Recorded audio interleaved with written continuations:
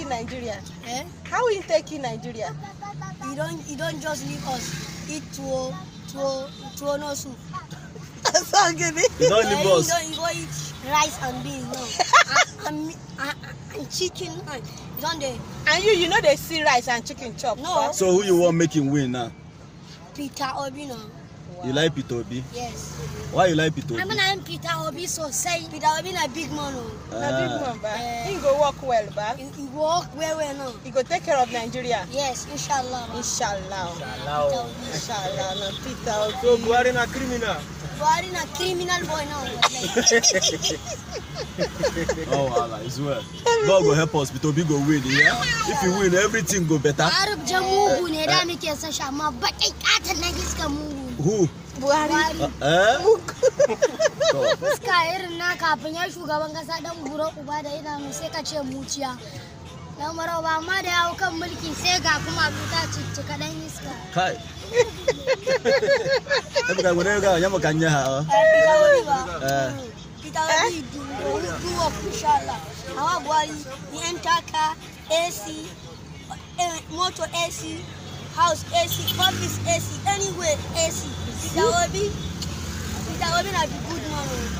I swear. By God's grace. Now this one I'm Peter Obi now. You like him, ba? I like him well. You like him? Now you go win, no? By God's grace, everything go change for Nigeria. Now one Nigeria, everything go change, yeah? Inshallah. Oh yeah, now Mona take care. Buy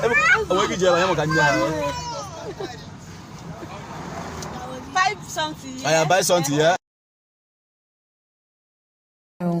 This Yaloja Abuja don't come again. Emefiele.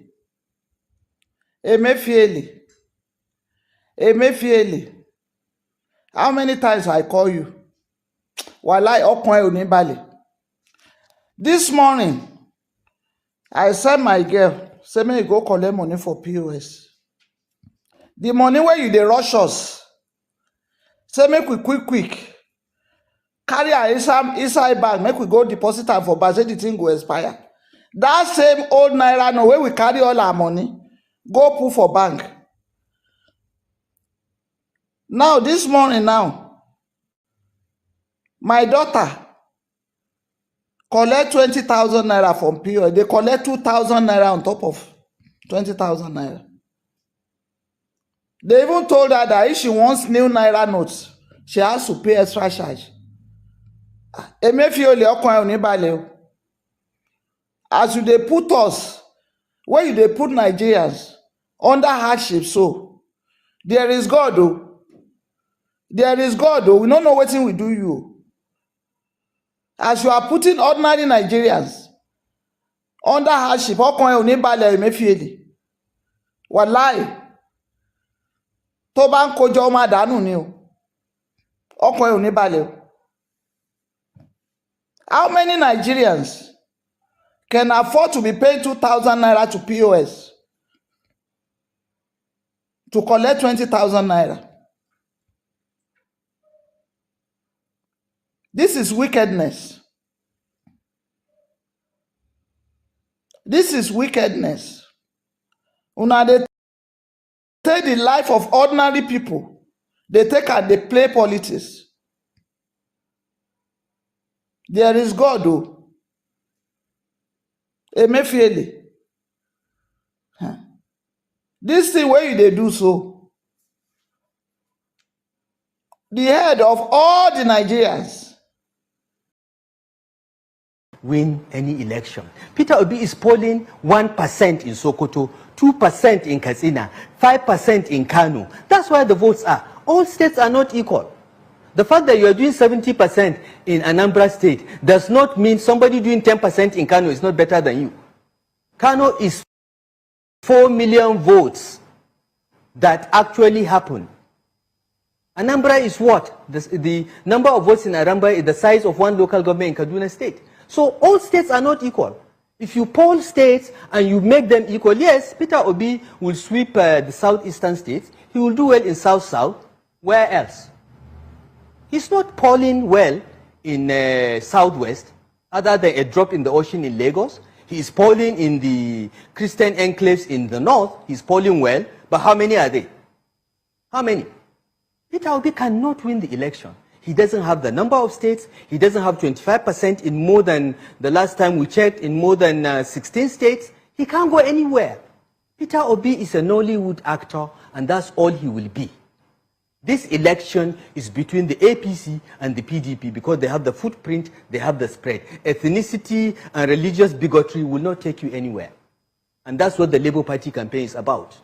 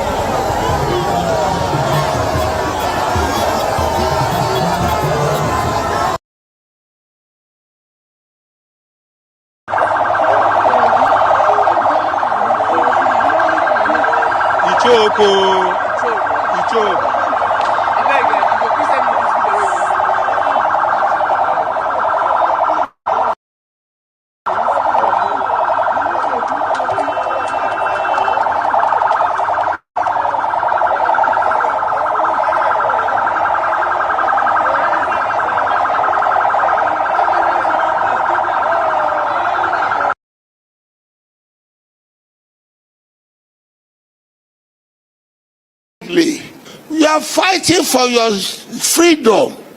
It's not another election you're having. If Obi does not win, forget Nigeria.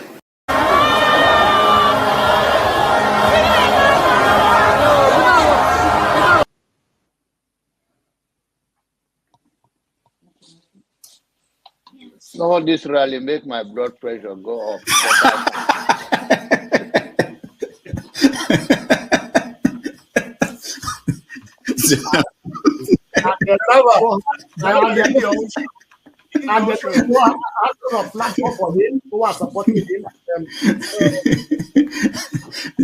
So you should get a filter sometimes. Filter your thoughts before you say.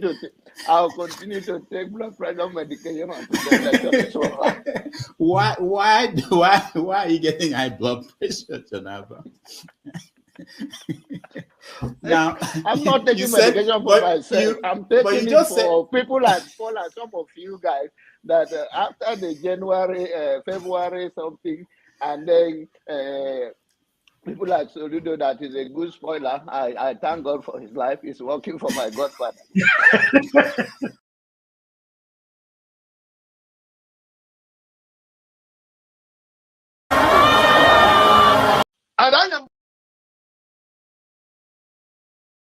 And I am ready to die defending Nigeria. Tinubu is a criminal.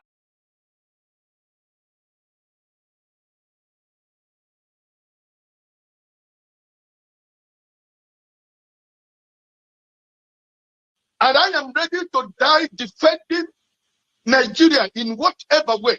When it is God's time for us to go, it is You not took what my we time to God. You are ready to defend Nigeria. I'm coming. Alexi, hold on. You already started. Welcome to the show. My name What I'm is saying, Rodolfo defending Conco. Nigeria It's is February my the time 4th, and it's easy to Saturday. defend. No, Alexi, I'm sorry. New York City. Alex, Here we welcome all of you to the show.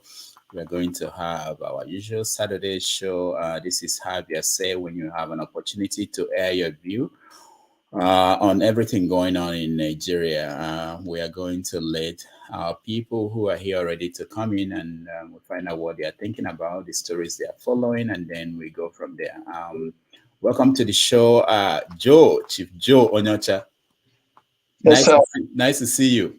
Good morning. Yeah, good morning. You as well. Yeah, from South Carolina. Yes. Is it cold there? Did you have snow there? It's a little bit chill, but no snow. We don't get snows over here. Oh, okay. All right. Echo, welcome to the show. Thank you, sir. It's nice to see you. I see you. Osi, how was your week? Very good. Osi, welcome to the show. Yo, Eshe. Yeah, it's nice to see you. All right, let's start by checking on everybody. What are you monitoring? What story are you following? For me, it's the choking that is going on in our place, in our land. The fact that our people don't have access to cash to do anything, either electronic cash or the physical cash, and that one bothers me more than anything. I fully do understand the reason for the policy. I think I get a big picture, but what I think that must have happened is that, like everything in Nigeria, we are not good planners. If we plan, we don't execute very well.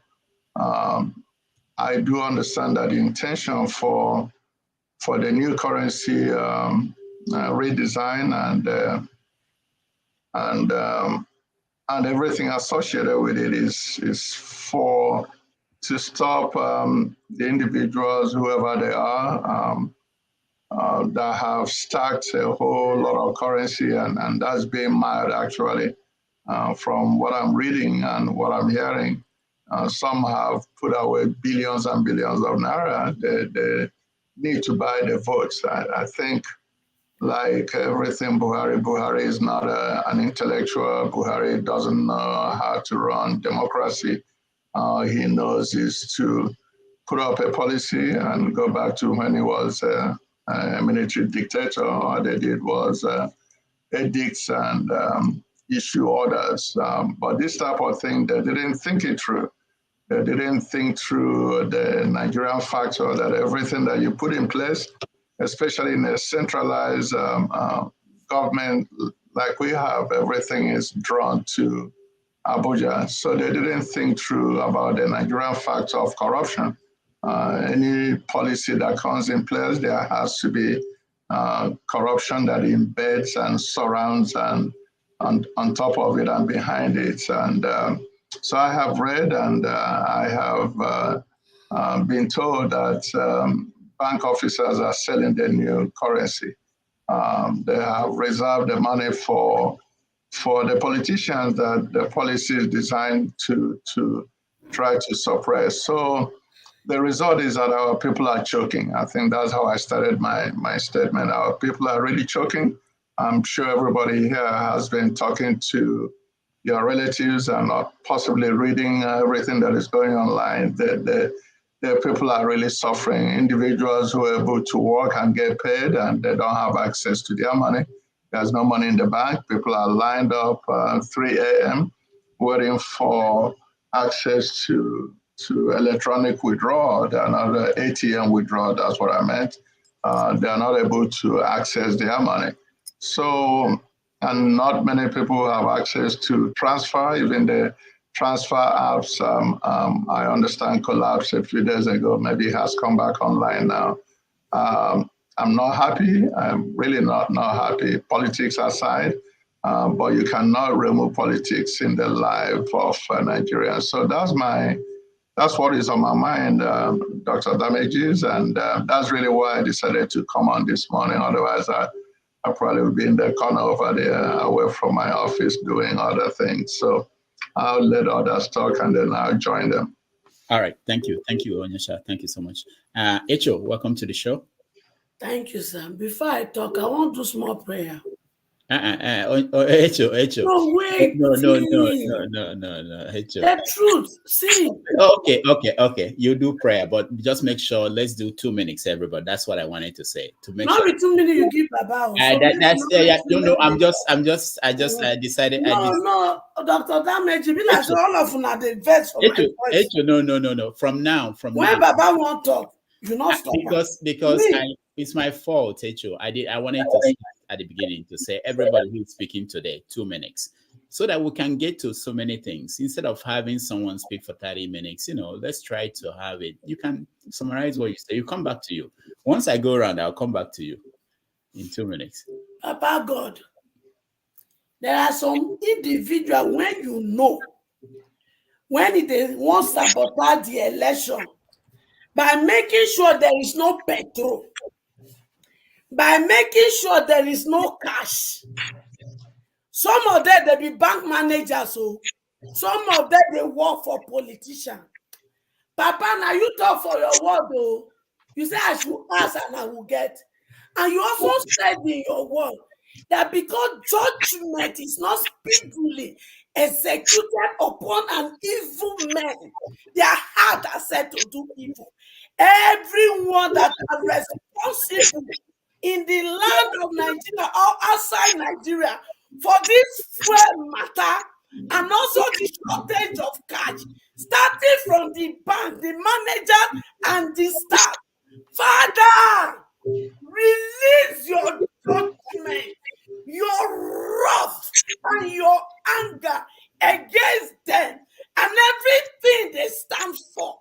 In the name of Jesus, there shall be no peace for the wicked. According to your word, withdraw your peace and give the calamity, give the sickness and sorrow all the days of their life, so that you can set us free from these barbaric and wicked people. In the name of Jesus. Amen. Thank you, H.O. Thank you so much. Another person. Thank you. Osi. Yes. Yeah, so I mean, there's always been this argument of whether or not Nigeria has become a failed state or in the process of failing, but with the event of the past few months to years, I don't think that anybody who wants to be truthful to themselves will begin to doubt that Nigeria has failed in all its ramifications, whether it's security, where the entire state's security architecture is collapsed, and what we have now is just a retailing of security, all man to himself. If you can protect yourself. So we basically defaulted to the probation state of, life being nasty, brutish, and short. We're also talking about a country where, there's basically no money. Unemployment is, I think one source quoted it about 33%. And if you factor in the youth, you're talking about something in the neighborhood of 45%. We are a country that, the only one of the biggest thing we have is oil. But, you look at the queues everywhere, there's no even that oil. I mean, for reasons we know, because even though we produce the crude, but we don't refine it, and then we talk about the massive corruption that happens with importation and all those things. So we've gotten to a place of what somebody referred to as total state capture by some criminal elements. And when all these things happens, what you ask yourself is, where is the government? Where is the government? Whether you're talking about the city, this policy. I mean, the idea of running a cashless system, which, I mean, in actuality, there is no system that is actually totally cashless, but trying to convert more to an electronic system, it's on the face value of it, it looks good. The reason behind it is good, but we've always known that there's a huge difference between having a good reason and the implementation of it. I mean, this is not the first time that we've tried to change our currency, and it's always been chaos. It seems like we'd never learn anything, So at this point, my prayer is just that Nigeria doesn't become a Sri Lanka in the making, where people at some point just got fed up, marched into the presidential palace and chased everybody away, or what is happening in our backyard, the Sierra Leone. So I think everybody has every cause to worry about what is going on at home. I don't know how to fix it, but hopefully the election will come and go, and things will start to change in that country. Thank you. All right. Thank you, Osi. Femi, welcome to the show. Femi. Good morning, Dr. Damages and everyone.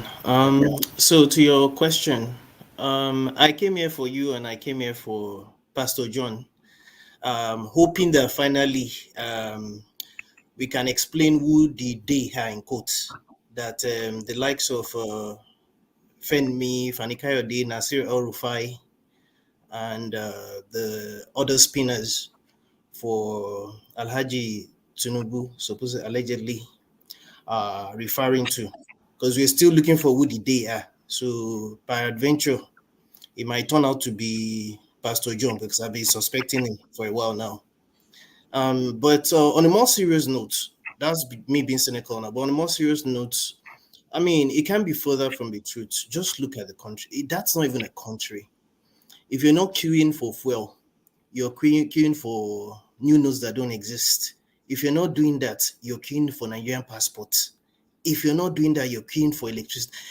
I think at some point, we would have to come to the realization that we would have to actually define our togetherness, because it doesn't matter who wins. There's no method to this madness, and we'll just continue going around in circles. And for me, as if to summarize, it's not enough to keep blaming the colonizers and the West. Sometimes you have to introspectively look at yourself, first of all, before you start blaming other people. I'll keep it that way for now. All right. Thank you, Femi. Austin N., welcome to the show.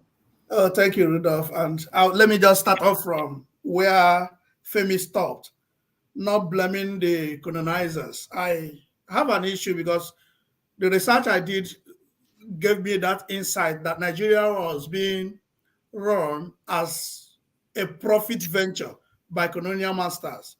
Now, when they handed over to us, we didn't sit down to say, this is our home. So they continued immediately running it as a profit venture. And that is why you see politicians are stinkingly rich. And that gives me to the point of this cash policy. I remember last year when there was an issue in Ireland, in Lagos, and the police officer was sent from Abuja, and the governor of Lagos State was trying to give him instruction. He told the governor of Lagos State, I don't take instructions from you. So my worry here is, who takes instruction for Nigerians? Like this policy, cashless policy, the politicians, the police officers, the drivers to these politicians, they know where these monies are being stacked. They know that this money, you see a governor having billions of dollar, euro, naira in a complete, I'm not telling you what I heard. I've walked into a room that money is stacked in a story building. Every part of the building by a politician. So what do they want to tell us, that the bank managers that organize this cannot fight for the country? And we are being treated, we are being insulted, we are being humanized, and we call ourselves a people. Look at now El-Rufai, look at El-Rufai talking this week, grandstanding and pushing us to anything. And that takes me back to what he did while he was in Abuja. So the people he destroyed their property was just for politics' sake, not for the good of the country. Because then I was thinking that he was trying to make Nigeria to be a same place. Now, if that was his intention then, why is he behaving the way he's behaving now? Why is he playing a politics of, you can't even understand the kind of politics he's playing? We'll get to that. We'll get to that. That's our first topic. But let me play this before we continue. Let me show this to people. Talking about Austin and so they should go and look. Yes. Look at it. You have so many new notes. Bring them down. Bring them down. You have so many. These are see new notes at the back. Yes. I want to bring them down so that load all your machines. I do not want to hear it because we'll keep continuously be checking. Yes. Make sure that your machines are working. So make sure, bring them out and load. That's all. Austin N., is that the kind of money you saw? Yeah. Okay. I don't want you to tell us the name of the person that the house you saw. Austin, welcome. The original Austin, welcome to the show. So the original one. All of us are original. Now, I'll say I will speak like Mr. Joe. To be truthful to you, there are some things when you go to bed and you sleep, you may have horror in your dream. Yesterday, I had horror in my dream. Why? Thinking of, you know, when you are sleeping and you have nightmare as if it's real. I was sleeping and feeling so bad, and I was dreaming about the bank situation. I had to call my mommy yesterday and ask her what's happening. It's not about sending. Hello. Sorry, I'm not sure what happened, but sorry, there was something I wanted to play long ago. It's just playing now. Go ahead. Okay. Yeah. You know, I had this horror. How will I call it? You are sleeping and you are dreaming of things happening in Nigeria. I had to call my mommy and say, "What's happening? I hope you are fine. At least you have the ones you can eat." Because if you send the money, you don't know whether it will reach. But my point is that I came to this conclusion that while we are flogging the leaders for doing something bad, the citizens are also wicked. I'll tell you the truth. The citizens are very wicked, beginning from the ordinary school teacher to the university lecturer to the bank manager to everybody, every strata of the community. Very, very wicked. Because you see the way we treat ourselves. Let me ask you a question. Does Buhari come from Aso Rock to employ people in organizations? No. And I don't know why we treat ourselves that way. That a bank manager will keep money and will not want to dispense it. And must we always react to violence? Must the people carry sticks and brooms and hit before we know that we are supposed to do the right thing? Trust me, I'll tell you the truth. I'm sorry, but I'm that kind of person who they will say I behave like the woman who is in the justice system. Anybody who is found culpable, Nigeria should make it a situation where if you are found culpable, you are going down. Not a situation where we'll be pardoning evil. You are pardoning evil. And let's forgive. That's why I'm a staunch Christian. I'm a staunch Roman Catholic. It did inside my blood. If not for certain things, I could have been the Reverend Father. But the truth is this. Hold on. If not for my love for science and technology. Oh, okay. The Reverend Father. Okay. All right. I thought you said for certain things. I wanted you to define, but okay, it's not that thing. Don't worry. It's not that no, if not for my love for, because I know that I was given the opportunity even by Reverend Fathers to join them. I'm an altar boy up to today.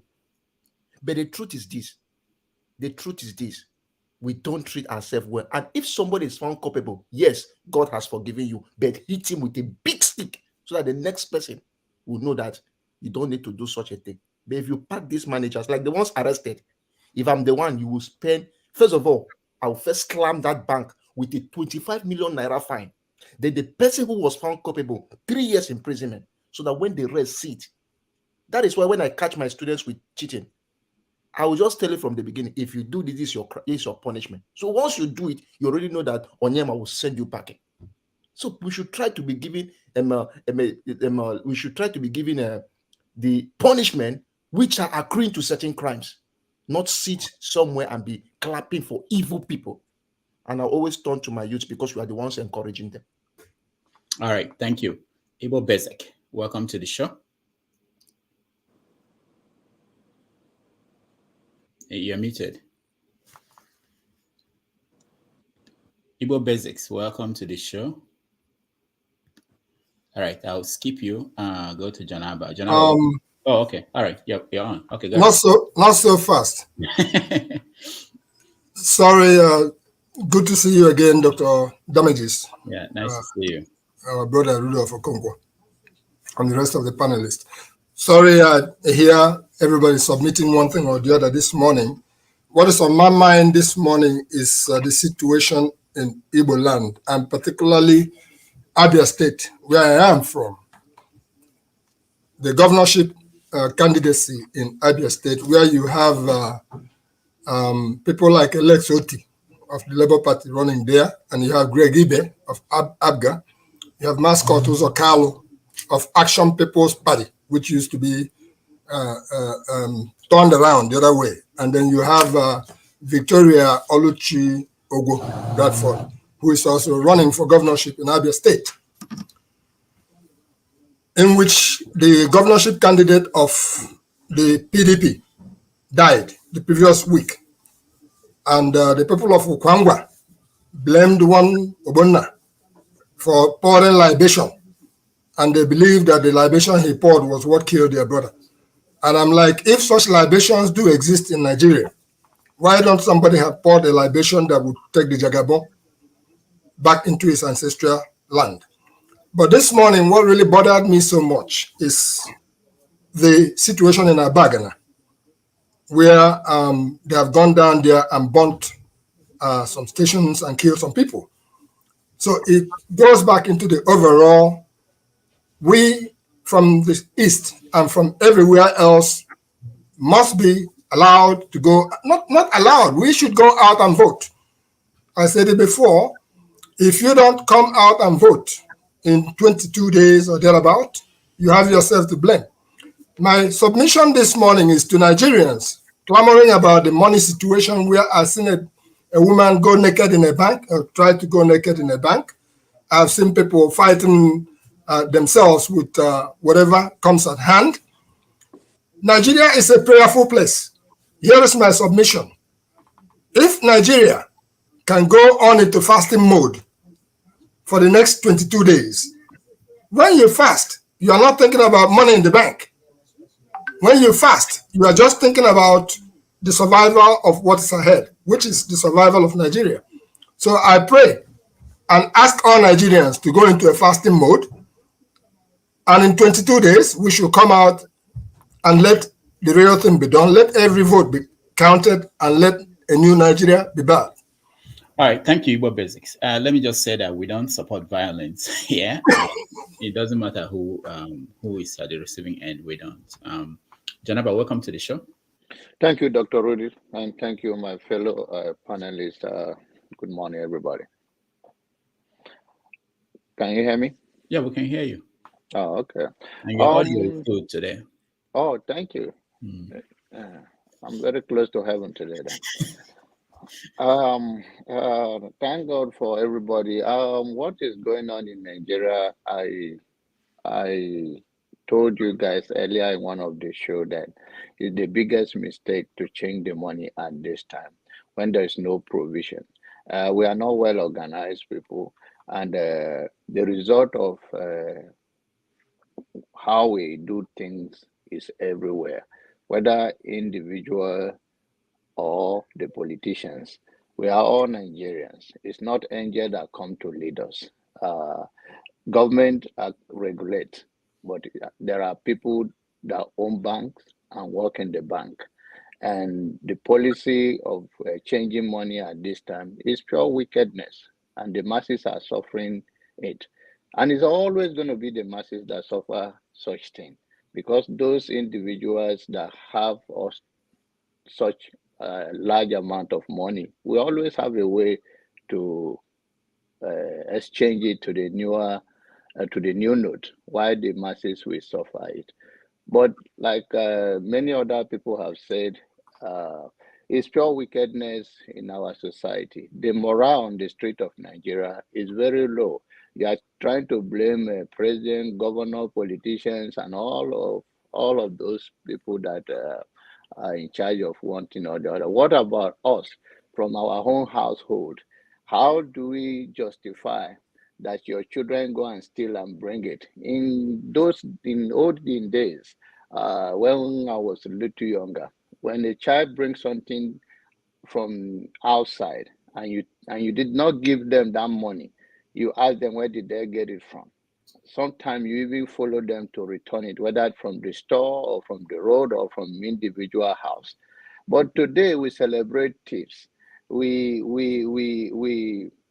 enjoy those things. Our children will bring anything in the name of poverty, no integrity, no character. We manipulate everything and we justify. And another thing I would say, let us nobody pray for a death of anyone. Death will come to us when it will come. Your prayer of death or wishing somebody to die, how does that one change our society?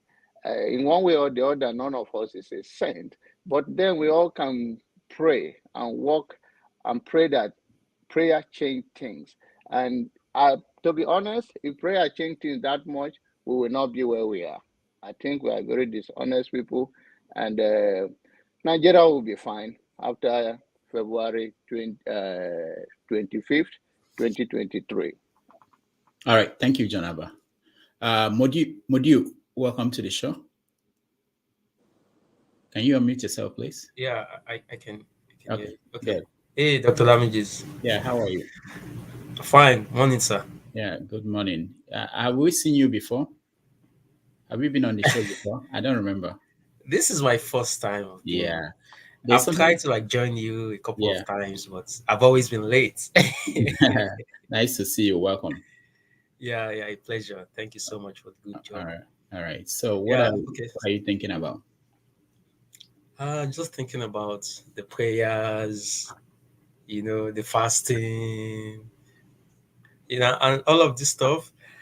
And I think that they are just, and this is not to go against anyone, but um, I think religion has really done a lot of damage. Um I I read an article a couple of hours ago. The article was written by Wigner. The man used to be a mathematician. He titled it the unreasonable effectiveness of mathematics in the natural sciences. So basically, his idea was, okay, for example, let me give you a very quick example, if you permit me. This planet, Neptune, was discovered. It was discovered before it was found. And this is not to confuse anyone. So basically, what the article was about was, how is mathematics so effective that it's been able to predict natural phenomenon, and why it does that so well, and it confirms even the work of physicists, for example, the work of chemistry. It has become so much aligned with what scientists find that they've kind of like relied on it. How come, you know, mathematics as an output of thoughts, how does it become so consistent with scientific process that they need their discovery that are perhaps consequences of observations of experiments? So what I'm saying is, this world works on the basis of cause and effect. You go to the toilets because you eat. You pass urine because you drink water. So why do we think prayer is going to solve our problems? It's cause and effect. We all know what is wrong with Nigeria. So asking us to pray, we are just trying to, like, you know, finding a way to escape from the mess that we have either created or they've created on our behalf. So I'm not sure prayer is going to solve. I mean, sorry, the field you went to was just... No, wait. Austin, wait, before I forget what I wanted to say. What you just saw here now from him, from Modio, is not, you can't see this on Channels TV or on Arise TV. You know, he brought science to the conversation. So it's wonderful. Thank you so much. I'll be glad to share the paper with anyone that wants to read it. You know, I mentioned something on Neptune, for example, and basically what's I'm sure Dr. Damages can relate with this.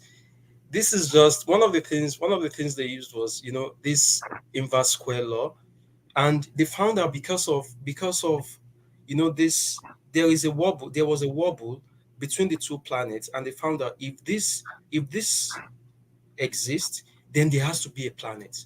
So they had discovered Neptune mathematically before they even saw it up there. So yeah, so that was the argument of Wigner, that the effectiveness of mathematics is unreasonable. How come it's worked so well as to become the language of science? And you know what I also mentioned, we can check this out in Fanon's The Wretched of the Earth, where he talked about cause and effect. The fact that we do all of these things, the fact that perhaps I could wake up tomorrow with a stroke, and if I'm taken to the hospital, the doctor could ask me, "Oh, do you have it in your family?" All right. Perhaps if they trace my medical history, they could see that, oh, perhaps there is this resurgence in you. How come we do all of these things and we are able to attribute them to physical causes, but when it comes to Nigerian situation, we want to ascribe it to God? Thank you. Just to add a statement to that. Yeah, go ahead, Austin. Yeah, so in as much as I believe is scientific proof, that the scientific proof does not in any way negate faith and religion. So you talk about faith and reasoning, because if you talk about cause and effect, in the hospital, I've seen people that have been eating for weeks, they've not been able to go to toilet. So you don't also remove the fact of faith and religion. So, but cause and effect is true. Science is not against religion, and religion is not against science. Both of them work in pari passu.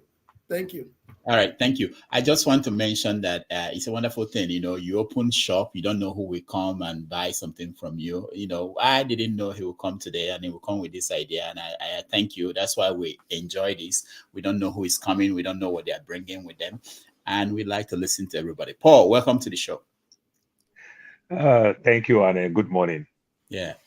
You woke up too early in Arizona. Is everything okay? Doctor, I say let me do some work now since we're enjoying good weather. My weather is too juicy, lovely. What is the temperature? 78. Too sweet.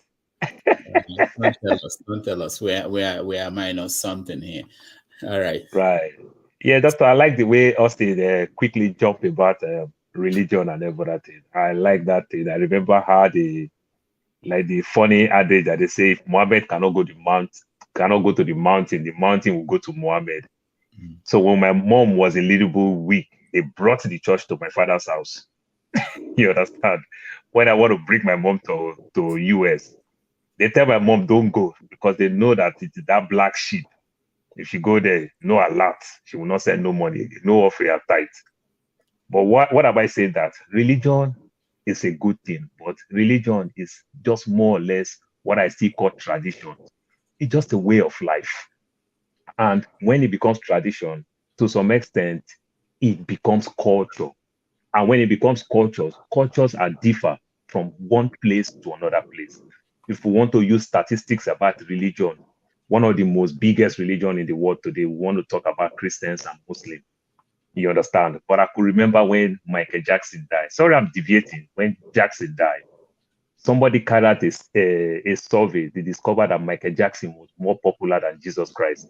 God, the Christian faith, fights it because it is easy for us. For example, places in West Africa will believe that Jesus is more popular than Michael Jackson, but only for them to carry out this survey to discover that places in India, when the percentage of Christian is less than 2%, they know Michael Jackson there. In China, where they don't know Christians, they know Michael Jackson there. You understand? In Japan, where they practice the Shintos and the likes, they know Michael Jackson there. In the Middle East, where Muslims, they know Jackson there. They don't really know Christ like we might think they know. So this is how they bring out their facts to discover that Michael Jackson was even more popular than Christ. So it becomes from faith-based, it becomes culture and tradition. So from one culture to another culture, things get a little bit different. I used this funny phrase the other time that I came. The Igbo man calls Yoruba man, say they need to eat better food. They eat only pomo, and amala. But when the Igbo man started eating pomo, Yoruba man can't begin complain. Pomo can cause pass better meat now for Nigeria. Pomo now on a big boy level. Yoruba can't complain again, say, when Igbo started eating amala can become big business. Yoruba man now need to travel from Lagos to Ibadan to eat cheap amala because Igbo don't bring business into it, which is a good thing. But why am I saying this? What the other Austin said, the one that gave me privilege to come into the platform, I subscribe. Doctor, we are very, very wicked to ourselves. A situation where exchange rate of Naira is more even, the inflation is more than dollar in Nigeria. This is the height of wickedness. In the bank, in the everything, I will see the CBN governor coming to address people without no sanction, no nothing. Doctor, I keep deviating everywhere I go today. Look at the African America. Anything will happen to them. They come with the same faith base. They forgive and they try to forget even when they don't forget. That's why things happen like that. You see the Caucasian people, if something happened to them, they want to fight a just cause for justice to prevail. You understand? For justice to prevail. Maybe the other people is thinking of how they will settle out of court to make money and everything. The white people want to fight for justice to prevail. Tell me any sanction that you hear. Tell me any of the bank manager that they brought to TV and shame, like they shamed the picking pocket that will steal money in Oshodi, in My 2, that they will shame, they'll bring to TV and everything. Tell me any bank that they've shamed that is causing all this wickedness and the likes. This is the height of stupidity. We can never grow like that as a nation. We will never grow. You know, we don't take precedence. In my place of work where I work, the CCTV cameras and everything, the guys that control these things, some of them are in Minnesota, some of them are in Nebraska. They are only doing their work. You pick up your phone where you are not supposed to pick up your phone. Somebody will see you and report you. That is his job. You understand? If you already know that, don't take your phone while you're on duty. You understand? They are doing their job. But in Nigeria now, I'll pick on phone, I'll call up and say, Dele, I don't tell you now. Why they do like this? Dele, no, they use your phone. There are no verse. They call my mama no way. They are doing their job. That's why we use the word system. They put system in place and system work. They've not bring any of the bank. They've not bring anybody. Neither what we see. We just waste our time for some of us that don't have work to watch all these things in our timeline. Instagram, WhatsApp.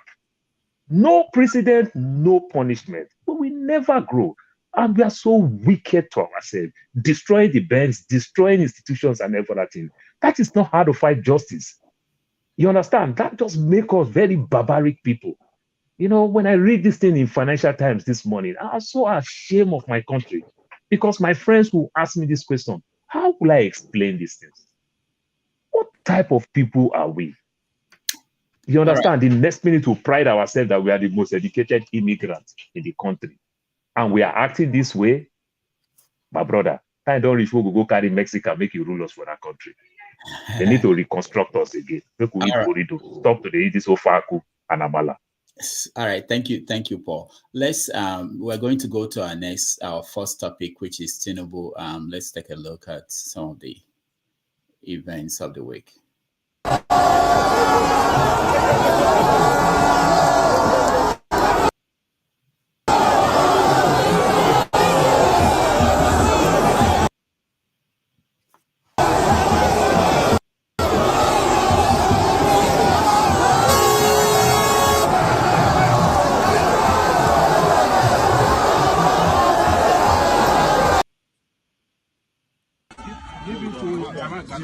Thank you, Chief.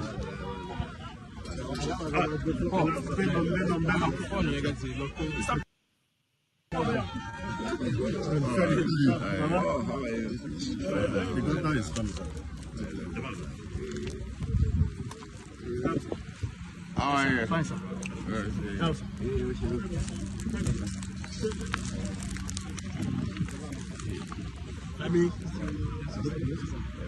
ṣé a ló bá chopper padà lọ? No. No, padà mọ́.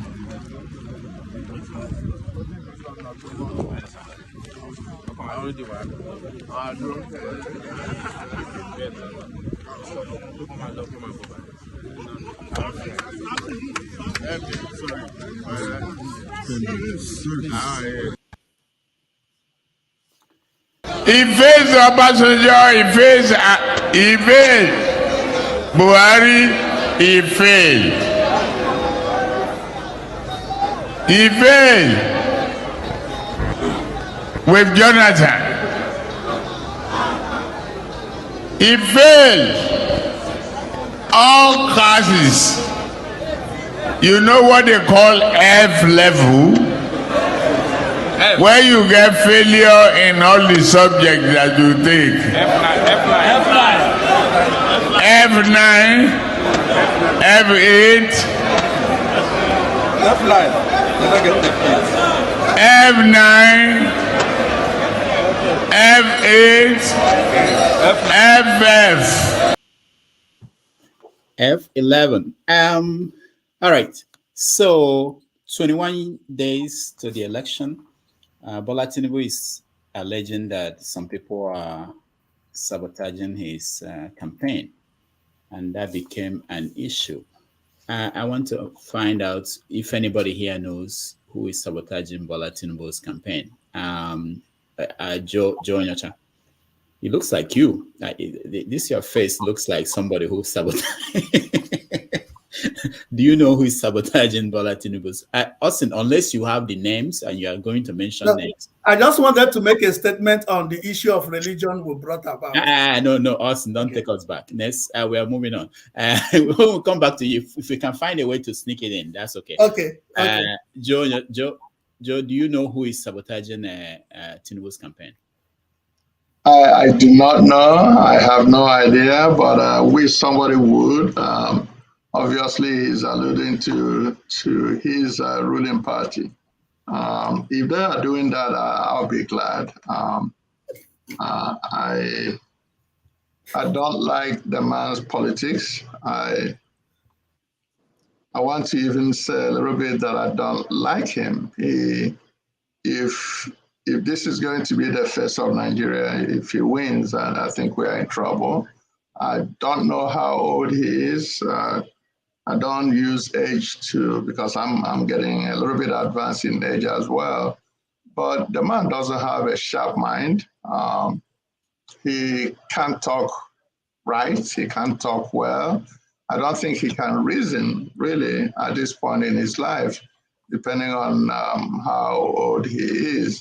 So the intellectual part of life has left him. He doesn't deserve, despite his allusion to this being his time, he does not deserve to be the person who will steer the ship of Nigeria to a particular place. He wants to force himself to the presidency. So if anybody is sabotaging him, they may be true. I'm not there. I have no idea who is doing that. But if that is true, if they are doing everything in the world to make sure that he doesn't become president, that's all good for the country. Anybody but Tinubu, as a matter of fact, he has nothing to, I am Igbo, by the way. You may pick that up from my accent, but it has nothing to do with my ethnicity. Really doesn't. Anybody but Tinubu, Atiku, I really don't care about him that much. Obi, at the beginning, when he started making this move, and he left PDP and got into Labour Party, I was a little bit apprehensive. I was one of the first that used the word structure, that he really doesn't have the platform to run. But I have slowly been proven wrong. That this man, it looks like the current state of affairs is designed to get him to the presidency. This Naira issue and all other issues, and I had this discussion with somebody last night, that it may be all designed to get this man to the presidency. I am really, at this point, I am really convinced that Obi may change Nigeria a little bit for the better, because it's going to take a long time. Oh, how many minutes do I have before HO? Yeah, you're done. Yeah, done. Okay, before HO kills me. So we have 2 minutes, right? Yeah. Okay, so my 2 minutes are over? Yes. Oh, shucks. Okay. Next time. All right. We skip HO. She's on the phone and talking to Osi, you're next. So who are the people who are sabotaging Tinubu's I think I have a very good idea. Oh, good. Yeah, yes. And I'll add 2 minutes from HO to you. Use the 2 minutes if you have. How you go carry my minute giver? Not try am. You think some here not there to that the talk is smash break there. All right. Sorry. So go ahead. So I think Tinubu should just look in the mirror, and he probably won't be surprised to see who is actually causing the problem, because I believe it's Tinubu himself. We only talking about Tinubu because we are in Nigeria, we're in Africa, we are Black people where, anything obtains. But I think Tinubu is in the league of these Cameroonian president that went to Washington and got confused on the platform. I think that he's not too far from I think it's Paul Biya. Yeah, but because of the nature of our system, even if you bring a log of wood and place it there, those with vested interest who actually know exactly what the plan is and what they stand to gain don't care about who's there, especially when the idea is that they will have another Buhari there who is going to just be there. Then you have some proxies acting like the president, because obviously both physically and mentally Tinubu is not just there. Now, this guy is, I think it was Bola, the late Bola that talked about the 5 fingers of a leprous hand. Tinubu is the problem of Nigeria exemplified. When we talk about vested interest, when we talked about the state capture, I referred to, earlier in the discussion. Now, this is a guy whose biggest strength is that he peddles influence and he stores people, which is to say that he's the one that installed Buhari that is causing all this problem, But we also know that before now, he's been supporting every Buhari move, every APC policies, But just like Donald Trump, his complaint is situational. Donald Trump will tell you that he's the most pro law enforcement officers in the the president of the United States ever had. But when it came to the point that one of the guys that protested in the U.S. Capitol was shot by the police, he called the police officer a thug. So, so the position that he takes is very, very conditional. That is exactly the same thing with Tinubu. He's all about Buhari, he's all about APC. But with this Naira change and all the other problems close to the election, he somehow feels that it's, the whole point, the whole thing is targeted because he believes he's the guy to be, the guy to beat in this election. And what it reminds me is just what one Nigerian said. He said that, let me try to phrase the exactly. He says that personal success cannot insulate you from the failure of your society. So you might be this big guy, you might have all this influence, you can do all these things, but at some point, a bad system will catch up with you, no matter how highly placed you are. I think that is what is being experienced now with Tinubu and his cronies. Thank you. All right, thank you. Echo, do you know who is sabotaging Tinubu's campaign? We're really serious about finding out. So when you cook soup, you can't put poison for some people. You can't keep your own. There's somebody where cash you can't change her. You two can't partake of that poison. And they happen. All of them. Look at El-Rufai when they open him mouth, they talk. Not be that cause the problem when they grant. The shortage of fuel, not be that they behind. The short of cash, not be that they behind. Make all of us feel the brunt.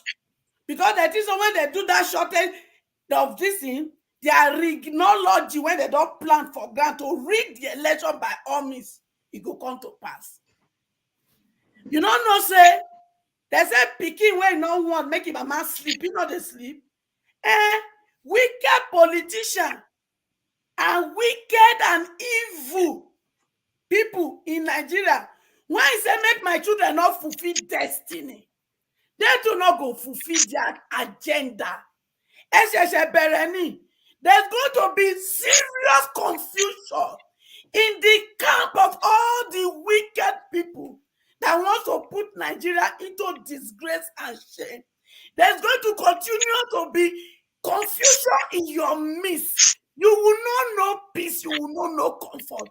You will not enjoy this money you stack together so that our people will continue to suffer. Nigeria, lie. Una go so carry cane, they flog una self. Una go see come public, they run una mouth, ta. How na plot evil to hold us hostage for life. There shall be no peace. No peace in your camp. No peace in your family. All the money wanna stack together. It could be like dust. Dust, it will continue to be. How dare you? How dare you choose to play God in the life of over 2 million people? Some of you call yourself cabal. Can you even see the audacity? Because they say, make the MFLA Buhari say on the 10th is the deadline. They carry their ben leg, called themselves Governor Forum. They went to Aso Rock to go and confuse Boo Boo, make it change the matter. Those useless, idiotic people. Why una not carry una bend leg? Go to Aso Rock. The time when they kill my children for the toll gate. Why una not carry una bend leg to go find out who ordered them to kill my children? Not worry, Pereni. You see the blood of those children that you see in what do they call that place? Leke Gate, that blood and their spirit is fighting, and they will get vengeance. They are asking for vengeance. I promise you, vengeance we then get. And you jatty wicked. They're even wicked past the devil.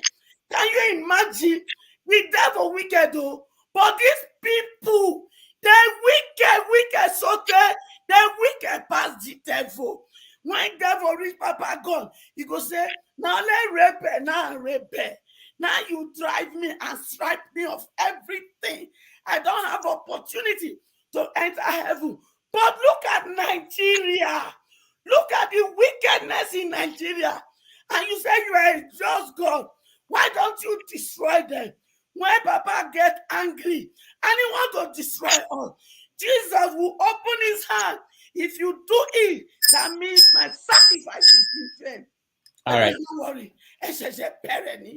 Thank you, Echo. Austin, I don't know if you can beat that. Do you know who are the people who? Sure, Mr. Paul, and I understand what you were complaining about last week. You would have allowed Echo to speak first.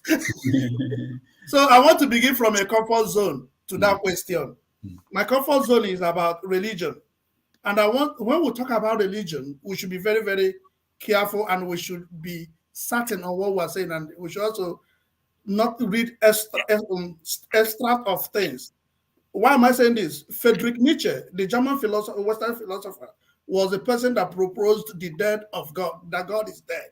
He's the only one that said that Africans do not have soul. But after research, he never stepped out of Germany. All his life, he lived in Germany. And the death of God was what gave birth to Idi Amin. So when you take away religion from the society, imagine what that society would be. No, hold on. You just said something. The death of God gave birth to Idi Amin. Yes, that proposition of God is death was what, because the story of the Oberman, the Superman, Idi Amin wanted to represent, because according to Nietzsche, the Christians are just there because they are weak. They are very weak. They can't fight in the society. That's why they recline to God. So now, for the great man to be, that's why Idi Amin came up to be the powerful man, the man that is above everything. So when we take away religion, imagine Nigeria without religion. There would have been war long ago. But because the pastors will tell you, calm down, God will settle it. And that's why you're having relative peace. So if you take religion away from the society will look at America. Hold on, Austin. Don't throw this at us. What about the Boko Haram people who are actually fighting for religion? So that takes you back to Karl Marx. When Karl Marx talk about the class contradiction of religion, the misuse of religion. People just go to Bible college and they become pastor and they start preaching. They don't understand religion. So that is a misuse. And you cannot use misuse to equate the use, and will not take away the use. So let me just stop on that and go back to our question. For me, the greatest person that is dealing with Tinubu is greed. I was reflecting on that this morning. Imagine if Buhari had been as powerful as he used to, he would have succeeded in bringing somebody, because it is obvious that Tinubu is not Buhari's choice. So if Buhari had succeeded in bringing his choice, all these policies would not come up.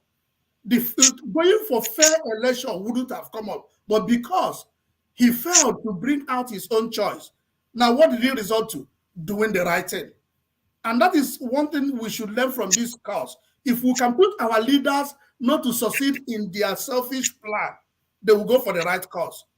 Because if he had gotten his own man all this design would not have happened. All this fuel would not have happened. So it is greed. And the question I ask also, they are complaining about fuel. For this number of months, we're having fuel scarcity. Nobody have released the amount of fuel that is being consumed in the country. How much we are spending in subsidy. Are we still paying the subsidy with this scarcity? So this greed have really reviewed because Buhari wanted his own person, Tinubu wanted to be there. Now, since he didn't favor Buhari, now Buhari said, let us resort to doing the right thing.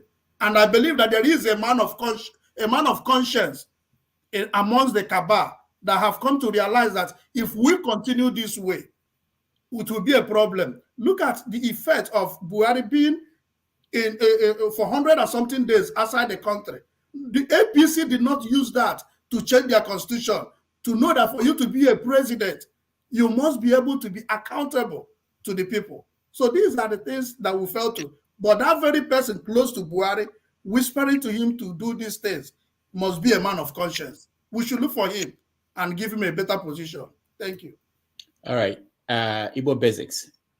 Do you know who is sabotaging? And what is the implication? Let's go beyond who is doing it. What are the implications of sabotaging Tinubu? If Tinubu should lose this election and he comes out to say he was sabotaged, what are the implications?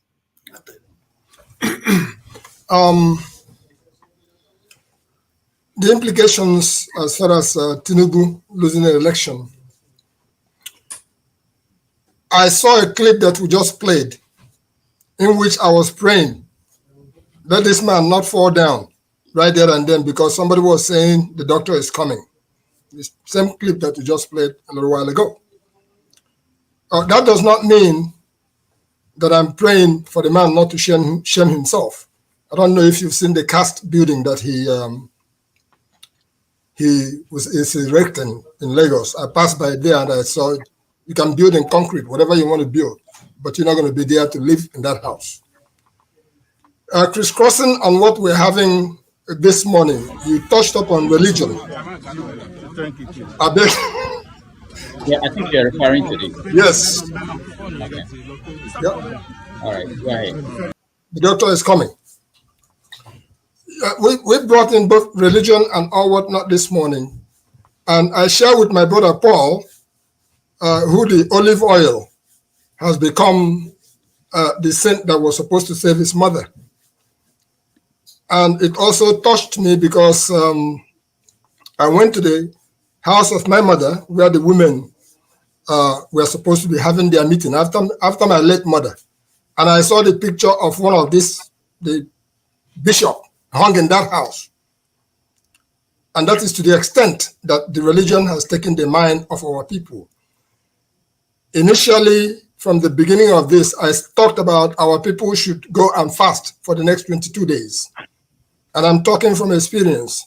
Before Tinubu, I was in Ajegunle for 3 straight months in a church. That's after going to school in America, trying to find out what is it that is really going in here that makes our people so, I won't use the word dumb because they are not dumb. They are not dumb. It's just an opium that everybody has taken on to religion. But what is happening now is that when I look at Tinubu trying to fall down there and I see all those people behind him, I am truly ashamed.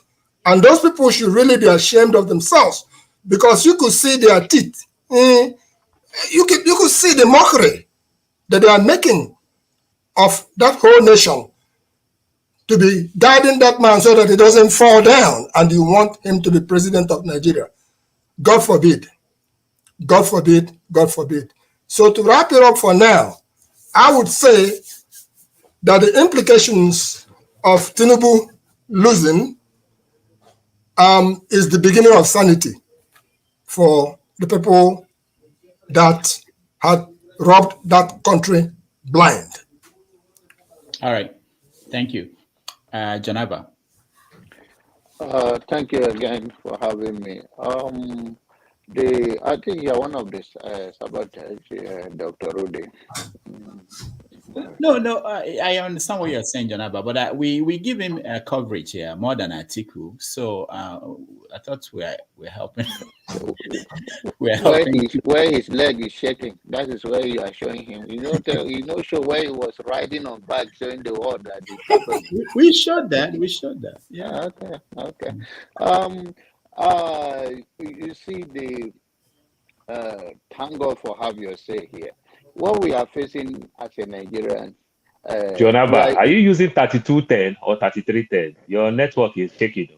Yeah. No, the audio. Your audio is bad now, Jonaba. No, you guys will come again. Maybe it's Tinubu that is affecting your network. So, well, let's say it. What it is that all Nigerians, like I said in the previous one, we should examine ourselves. The level of wickedness that consumes from us to issues is unbelievable. No one age is part of life. Sickness and disease is part of life. We're all going to die one day. We are praying that there should be an institution that will work for all Nigerians. And that is the end of it. If Buhari leave power, one of those people will come to become the president of Nigeria. But what about ourselves, the citizens of Nigeria? The level of we wish each other bad, so bad that we call people ghosts. We call people ancestral, they're going to die tomorrow. Irritate other people, and of course, everybody is entitled to their own opinion. But there are sympathizers. When you go too far, that will turn some people off. Say, okay, we're all going to die one day. And then when it comes to my brother Austin and the fake Austin, I think that's what Rudy said. I'm not the one. The religion, all of those things is all politics in a way. But the point is that these are the people. When I hear you, I remember when I was in Maiduguri, when we want to carry out some protest, they will calm us down with religion. Freedom is not free. And freedom is not for the coward. If Nigerians can fight and let some of us reduce our number and the rest of the Nigerians can lead Nigeria to a prosperity in 21st century, there is nothing wrong with it. Nobody promotes violence, but freedom is not free, and freedom is not for the coward. All right, Jonaba is gone. We can say all we want to say, but then end of the day, Nigeria, all we need is to wish each other well and find a way we all can work together as a common Nigeria. All the wickedness, thought, and all the prayer, if prayer will help, we will be heaven on earth by now. I'm not saying individually we should not exercise our faith. I'm a man of faith, but in terms of system, you can't keep praying and keep praying and keep praying. And in your 60 years, your prayer will still be there, but you still need to do more. So let us join faith together, but more importantly, let there be a system that anybody can come. Even in the Bible, 7 years old become a king. What does 7 years old know? But it's the people around and the system that they promote, and then everybody was fine.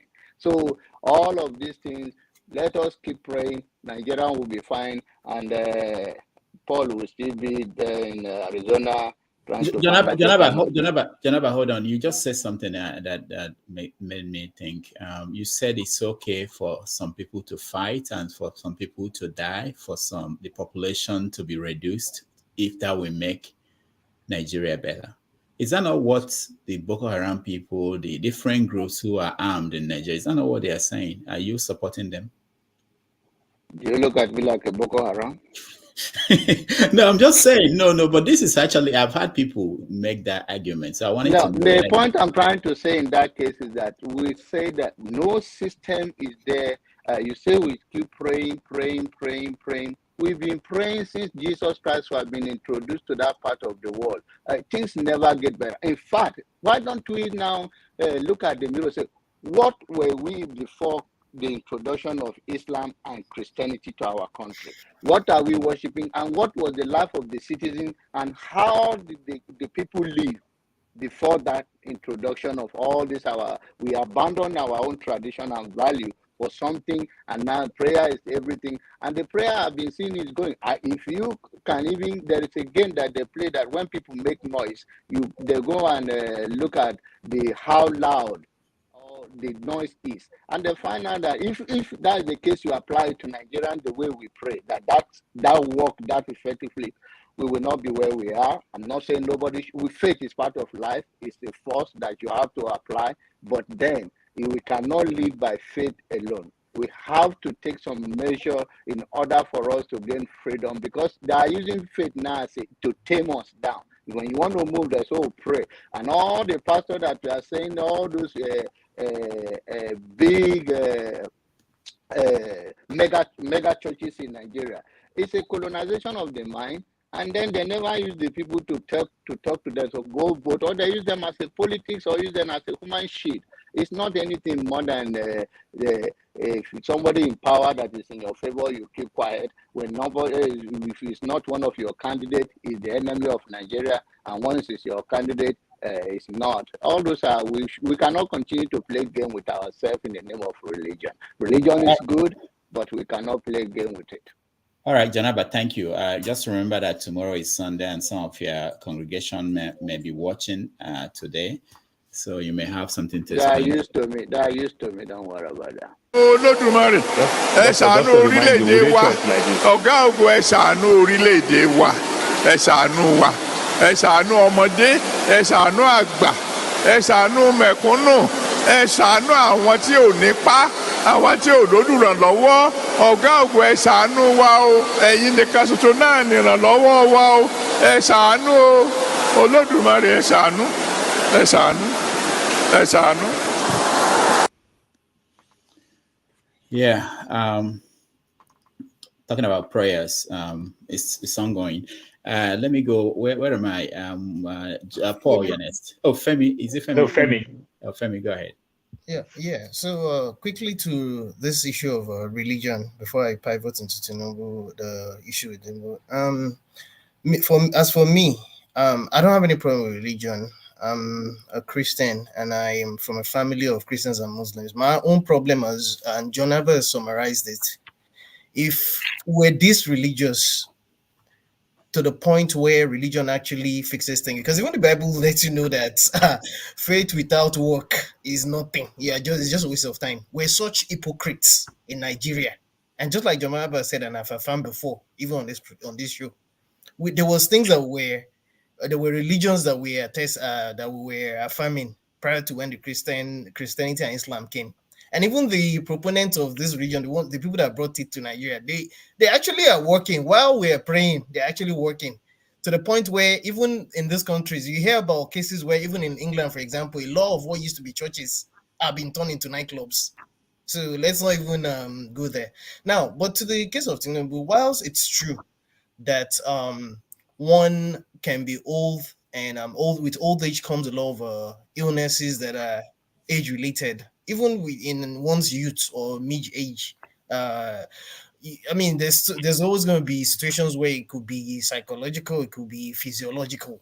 But the point I'm trying to make is when I look at the likes of Paul Biya and the president of Sudan, and the fact that, and juxtaposed with the fact that, see, whether one likes it or not, it's better that this man and his ilks go and rest and just because how can you rule a country that's sick already, and it's quite obvious that you don't have that, because people will tell you it's not it's his brain that is needed, even when you can obviously see with the gaps that there's something not right.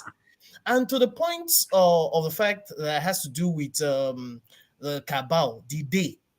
When I watched Femi Fani-Kayode when he had this interview with Seun Okubaloyi on channels, in fact, I know there's been this comedian that mentioned the fact that one day they will beat this Seun. Even Seun was in Nigerian parlance, he weak Seun. The kind of arguments, the kind of spin that, and you, of course, Femi now he's been quoted to be the type that's just give Femi food.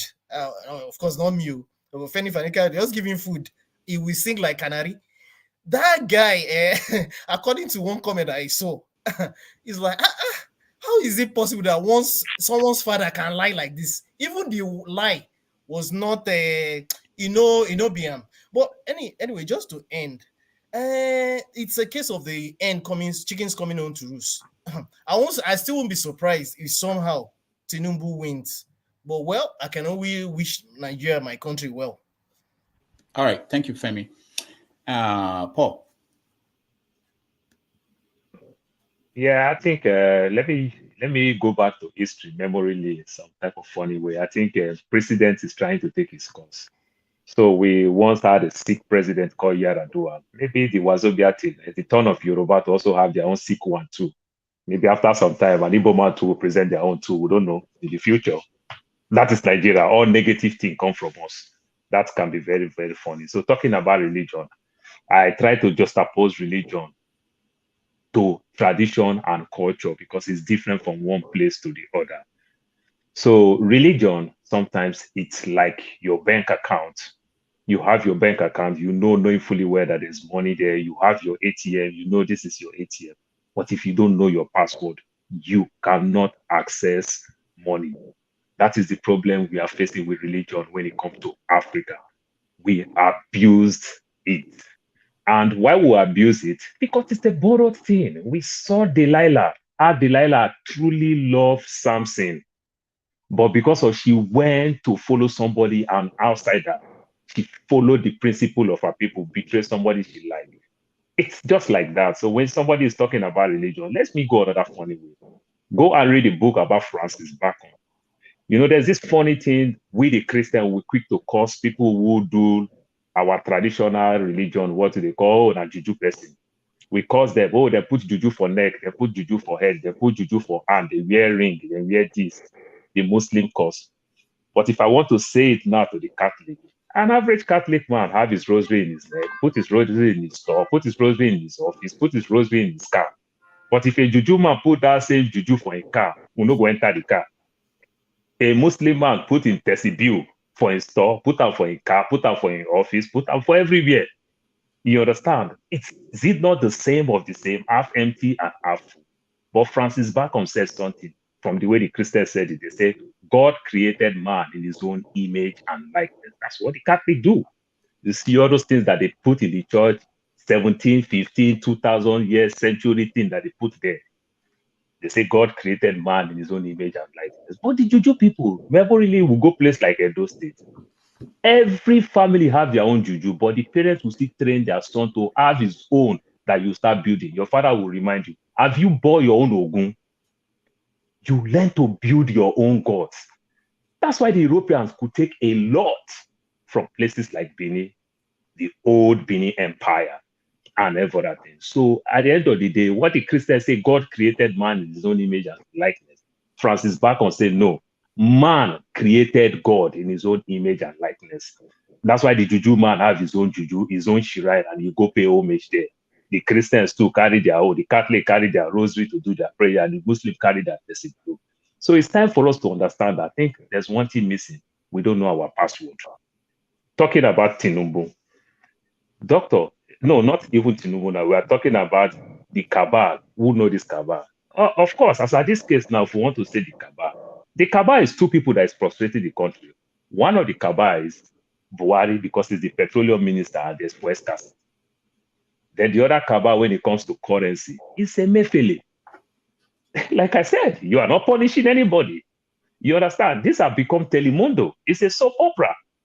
You understand? Fella said it. If we not feel cry, we'll go to laugh. Doctor, look at we no get work. Some of us here, maybe like myself, too, I never even watched it this morning. I don't do online, they talk rubbish. And everything. This is the type of people we are. It's painful. Emefiele is the cabal. And guess what? That is that El-Rufai is trying to micromanage. Emefiele is APC. He even bought the ticket to contest for president. So it's APC. So it's an APC thing. So telling us that it's not in the manifesto, Oga, the age why I did, my mama no go carry me for back, go 5 man. Now my little 2 years son, they go carry him for back, go 5 man. They go give her ice cream. They lick the ice cream where mama gets for the middle side. You understand? I don't pass the age. So El-Rufai should shut up. That's my take. All right. Justice, welcome to the show. Thank you, Doctor, and thank you, everybody. all this religion, I don't know why we always, when we want to talk about things, we bring religion up. For me, religion is the instrument of oppression, because religion is something these colonial masters used to work on our psychology, and that is why we are being messed up as a people. So all this religion, go and check. 36 years ago, Kumuyi told us that Nigeria will be great. 36 down the line, Nigeria is snow diving. Adiboye on his prophecies have always prophesied of how Nigeria is going to be built and this and that. But in his church, he have billionaire club. And up till now, Nigeria have never worked. So Pastor Tunde Bagari prophesies that he's going to be the 16th president of Nigeria after Buhari. I was in the church that day when he said it. Not that I read it from the newspaper. But it's so unfortunate today, nobody is seeing Bakari in the game of politics or let him show how God is going to do that. So when you look at all these things, it's just an instrument of oppression. Both Islam, both Christianity, all these things are made up to just to keep you not to fight for your freedom. Hold on, Justice, hold on. Okay, let me ask you. You said you were in the church when Bakari said that. Yeah, I was in his church at the time he said, I think it was January. I was there January last year. What were you doing there? I went there to hear him. I think there's a program he have. I think there's a program he had in his church when he said he want to unveil something. And I told my cousin who drives me, I said, can you drive me to this man's church? I want to see what he want to unveil about Nigeria. That's the day he said, he even make a reference of the steps in his father's house, you know. So all these things we have been there and we hear them lie. Are you talking about Oyedepo?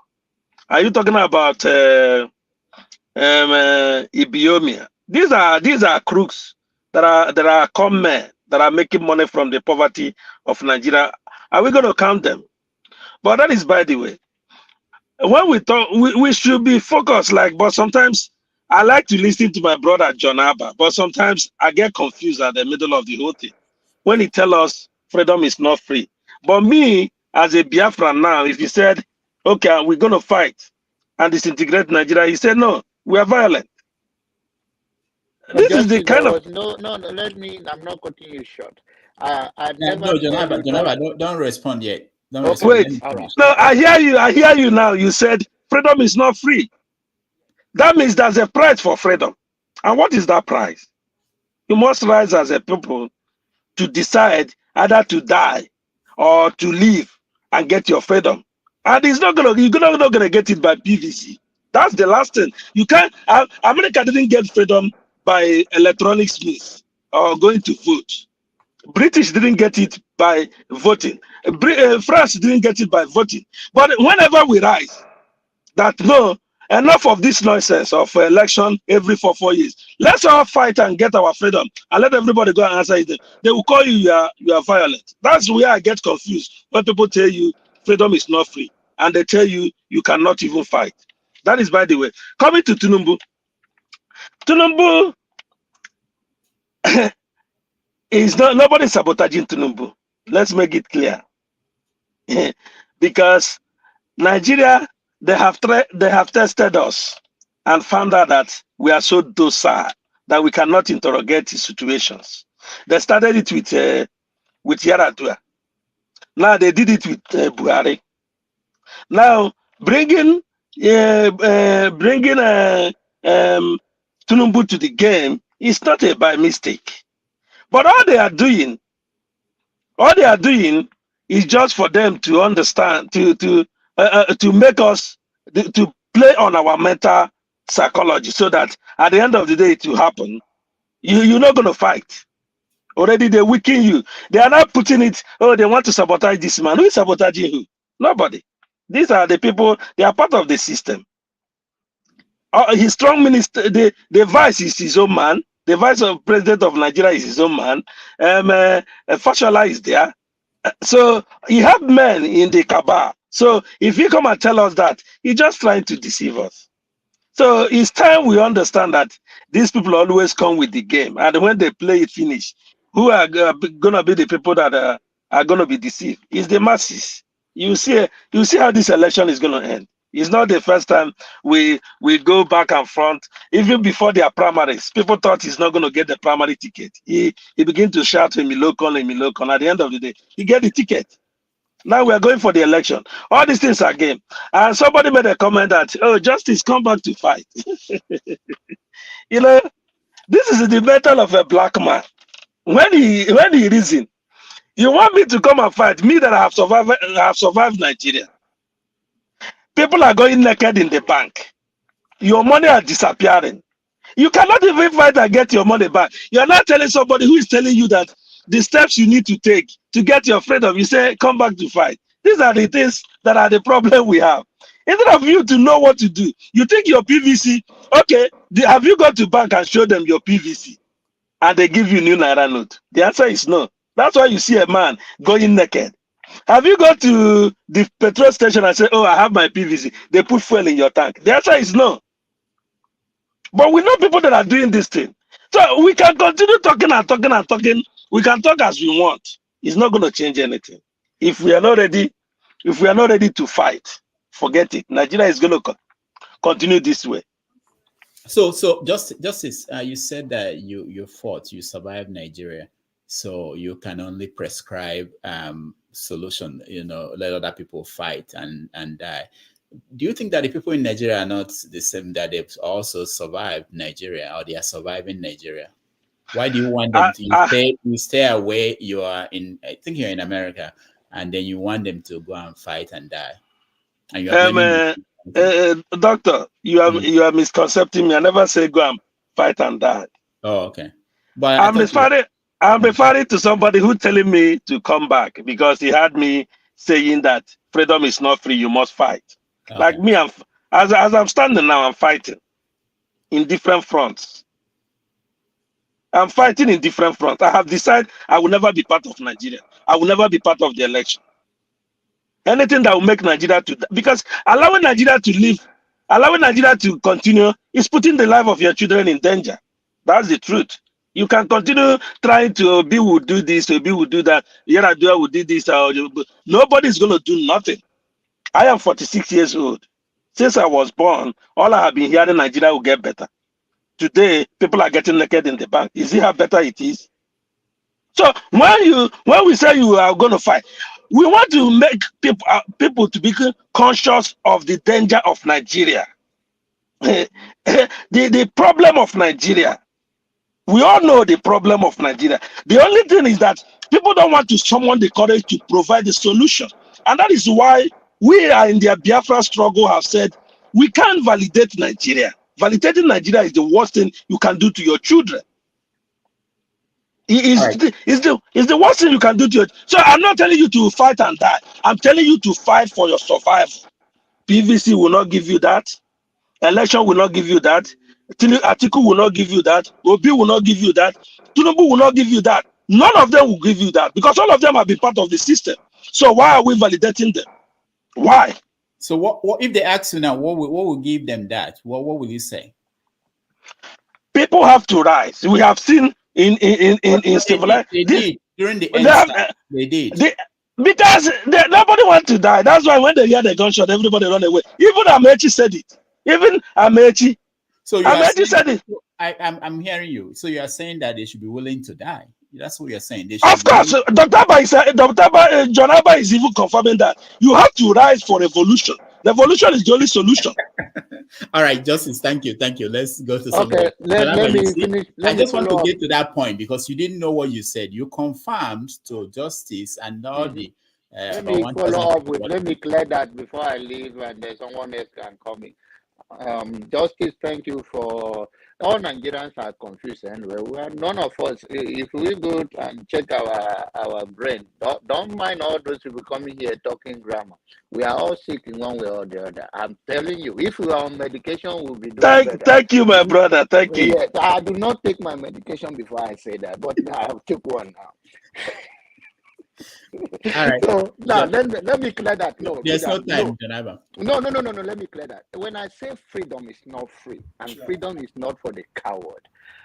Like you say you are here fighting in another way. But what I'm trying to say is that let us have a system, and you cannot break through to establish that system without a fight. And fight doesn't have to be that physical that somebody has to die in Enugu or Igbo man has to kill another Igbo man for that freedom to be established. In the process, whether we like it or not, people are still dying in one way or the other.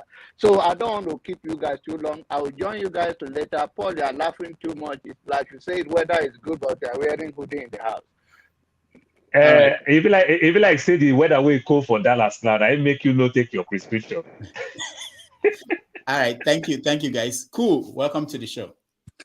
Hello, good afternoon, good morning, good evening, everybody, all our viewers and all the panelists.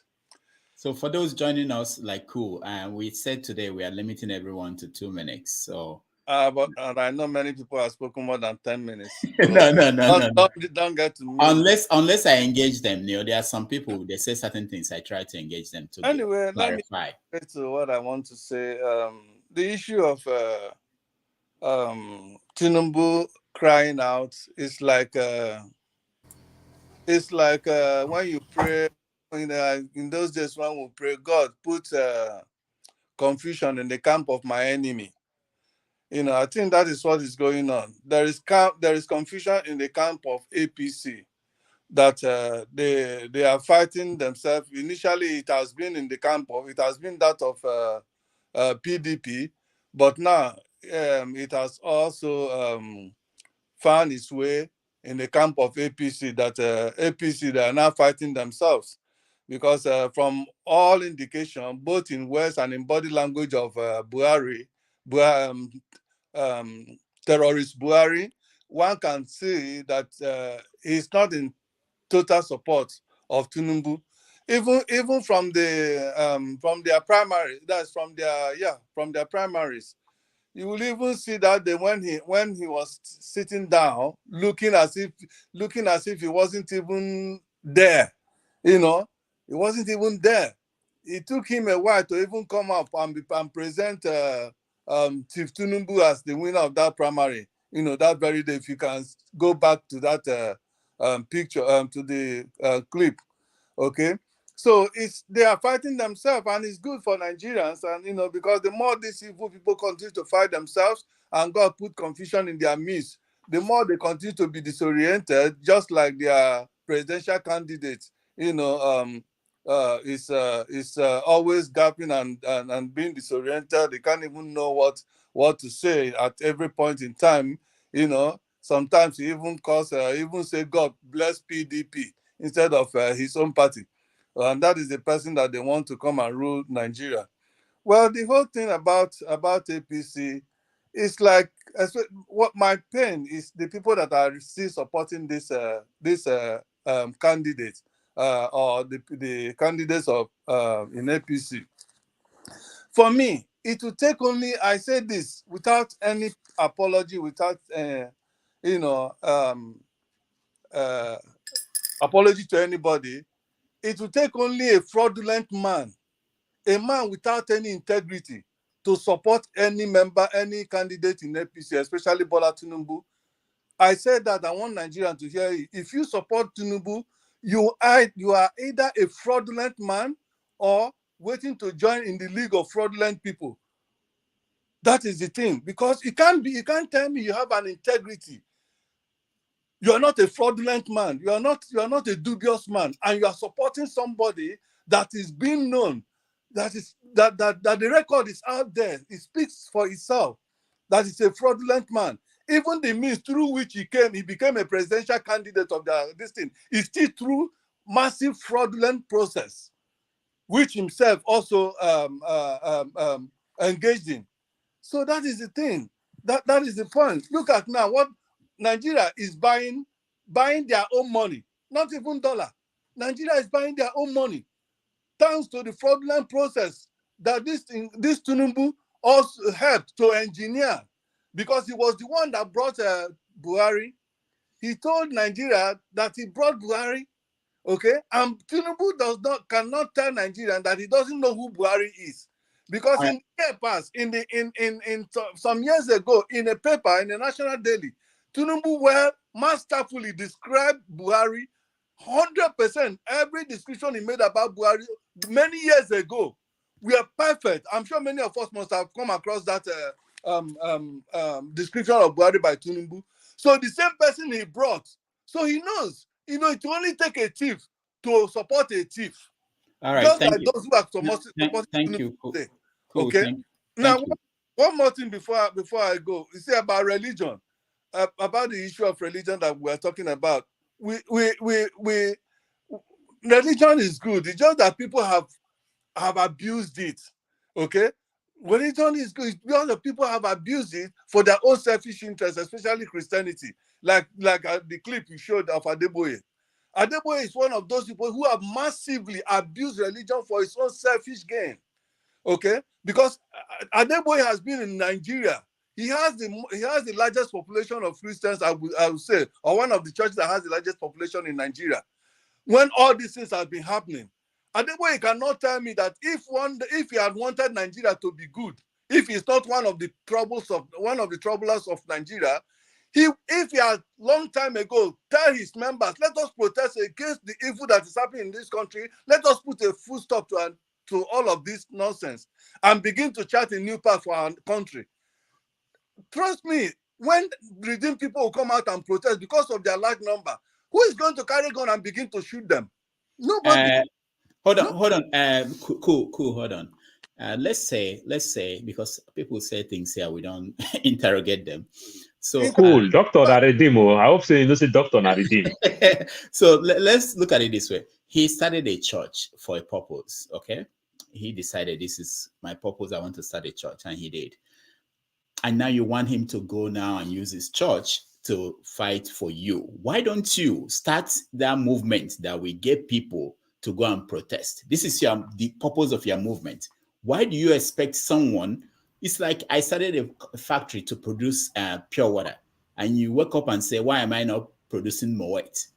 That's what I want my company to make. Do you understand that? Okay.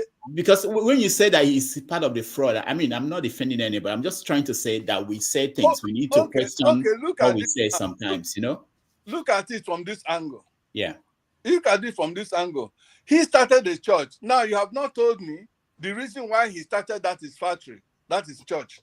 Now, look at the people, his raw material per se, which are human beings that worship in his church. Look at how impoverished the people that worship in his church has continued to be year in and year out. Many of them will take the last kobo. He will wash after brainwashing their brain. They will give the last penny they have as an offering in the church, and with promise that God will multiply. Has God really multiplied all of those? But has he not been cashing has he not been cashing to the bank every day? And then taking over right now. Hold on. So what that tells you is that there are a lot of people out there, millions of people that anybody can actually convince to support anything they want. Oh, sure. So that's what it tells you. So the question is this: you have an idea. Your idea is that how do we fix this country? Mm-hmm. So why don't you go out there, convince these people? If Adeboye could convince them to come to his church and give him money, you can convince them to fix Nigeria. Why don't you? But doctor, that's exactly what we are doing here. If Adeboye can betray Erastus Akibola of Intercontinental Bank and Cecilia Ibru of Oceanic Bank that bought him his first private jet, when Lamido Sanusi take these people out of the CBN bank, and Adeboye could not do anything for people that bought him jet, the 1% of the 1% of Nigeria. I don't think he would do anything for the ordinary man who give him 10. He did something. He did something. He don't even need Paul, I didn't agree with you. He did something. Paul, he did something. He didn't allow them. He didn't allow them to go to jail, but they lost their job. You try. All right. Hold on, guys. We moved away from our topic. We'll come back to this, but I just want to make sure that we say certain things. You know, when we interrogate those things, it may not stand. We're going next to. Hold on. Let's go to someone that we have. Austin. Okay, go ahead, Austin. Go ahead. Okay, I'd like us to look at El-Rufai's statement. He said that some people in Aso were jeopardizing the effort. You know, in that interview, we were asked to have the boss and name the people. He said something that I will infer in my chemistry lab. I will infer. He said that people who are sabotaging the effort, they were not APC. But he also made one statement that he said that every government of the day always supports the ruling party. But he feel that some people are not supporting the ruling party. They just go and selling it into Buhari and he accepts it. If I need to infer from that statement, it means that he expects that the powers that be should use the machineries of state to help to push him to Aso Rock, but he's not feeling that machinery. So if I try to really look at that very well, I feel that he's expecting the president or maybe in those in power to help make some policies that will favor him, but those things are not forthcoming. So I don't think anybody is chasing Tinubu or trying to bring him down. But because he doesn't have that full machine that let us do this thing illegally to help you, he's not seeing it. That is why he's crying and his members are also crying. Now, if I look at the second part in that what he said, because me, I like to look at all the sentences you are saying, then what they say. If we have Buhari and there is somebody somewhere, because I'll say he said people just go talk to Buhari, convince him, and he agrees that Buhari has good intention. But the CBN governor may go tell him some kind of things and he agrees. Some other people may go tell him some kind of thing and he agrees. It therefore means that Buhari may not have the depth of knowledge. Therefore, everything happening in the country is not being pushed by Buhari. There are some people who push their own intention and put Buhari as the figurehead. That is where the problem should now be. Because if there are some people driving the economy, driving the security, and they are not the commander-in-chief of the armed forces, it means we are now in serious problem that we expect. We're in very serious problem because you don't even know the faceless people. And if you don't know the faceless people, it means we are in serious problem. Let's look at it next month, next 3 months, next 4 months. Buhari will go. Let's go with Tinubu. The same thing is happening with Tinubu now. Those around him are the one pushing him. He came down from the chopper, did not even know that he just came down from the chopper. So it therefore means if we don't have the intellectual capability to reason what you are being told, assimilate it, then make the right decision. And you have people around you who are the ones making the decision, meaning we are entering another one chance boss that is coming in the future. So my own take on this whole issue is that Tinubu is very frail and unhealthy, psychologically not capable. That one, for me, I think that is one thing that I don't know, even without the drug cases and the rest, that already in my own book strikes him off because he will be like the Pro Max of Buhari. So nobody is chasing Tinubu. That's the first thing. He just needs the machinery of state to do his bidding, and it's not working. And secondly, if we decide to go with the Tinubu issue, the cabals will be now times 2, meaning we'll be in serious and more problem. One thing that also made me uncomfortable was that guy who was exchanging new Naira notes in the name of Tinubu. I don't know whether you saw that thing. There was somebody giving new Naira notes. It means I saw it. Some people have access to the Naira notes, but they are using it for some political gain. It makes it worse. So I just keep on praying that I hope, as we always say, that the youth are able to come to this awareness and try to do the right thing. Because if Tinubu and the normal way of doing things get there, trust me, in the next 60 years, we are not even moving an inch from where we are now. No, I'll stop there for now. All right, thank you. Osi.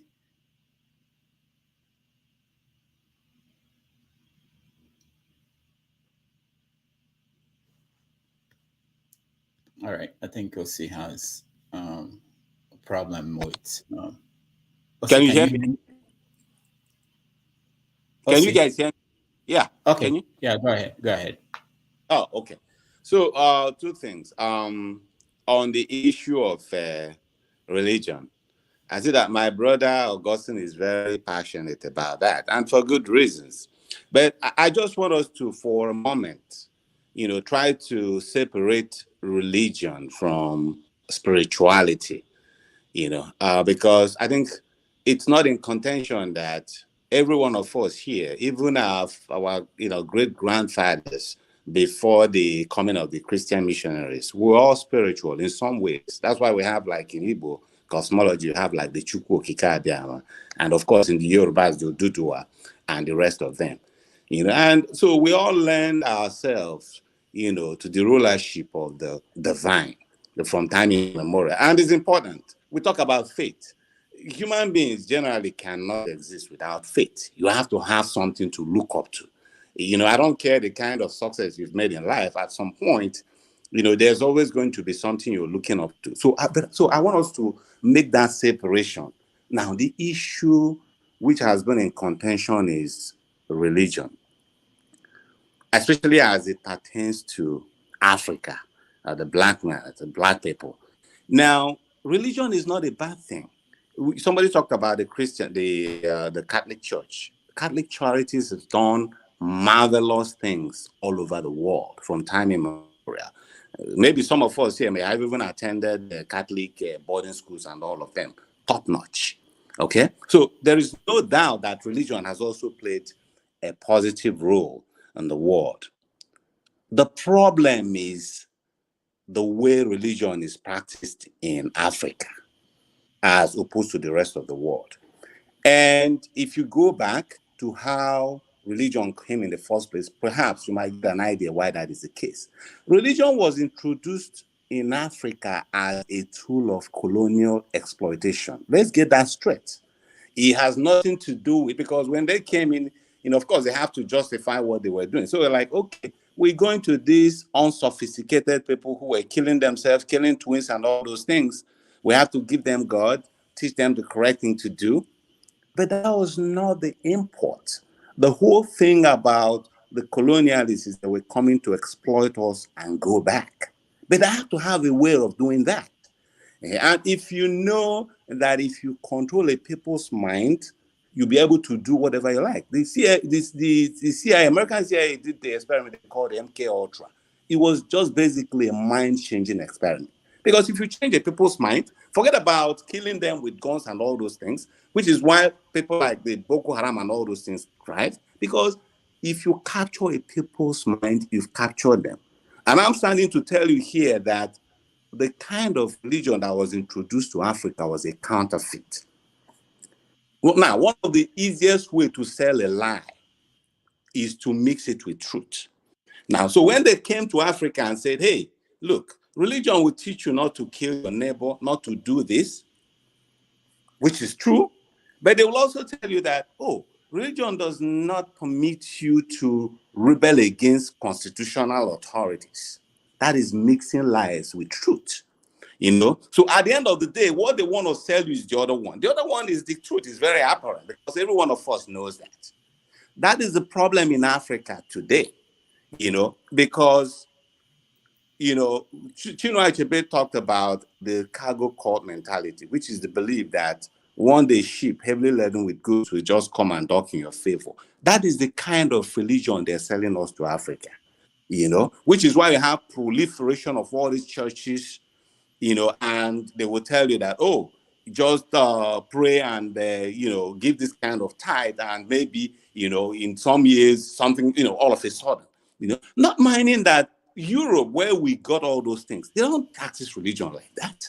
As a matter of fact, in Europe and the rest of the civilized world, religion is going down. And somebody talked about what kind of society do we have as if religion is there. Now, I would refer you to, if you go to the Scandinavians, all these, if not Scandinavia, if you go to like places like Sweden, Norway, religion is almost non-existent. But these people are very small. They're running trillions of dollars of economy. Again, they don't have religion, but that doesn't mean they don't have spirituality. So I want us to put all these things in context when we discuss issues of religion and spirituality and the rest of them. Now, that's by the way. Now, coming to, I'm going to be very quick, to El-Rufai. Now, El-Rufai, for me, his political leaning is, his political doctrine in two ways. One is to pander to the Lagos Ibadan press. He wants to be seen as an intellectual, very erudite. So he always liked to present himself like that way. In the other part is, I don't know, but there seems to be some Igbo. He seems to believe that anything that has to be about putting Igbo people in a negative light for some reason benefits him. Whether it's outrightly lying about the fact that when he came to Anambra when Peter Obi was there during the election, that Peter Obi, for some reason, was able to confine him to a room and actually got him arrested. These are things that has already been proven times and times and times and again that that's a lie. But he was not beneath this guy.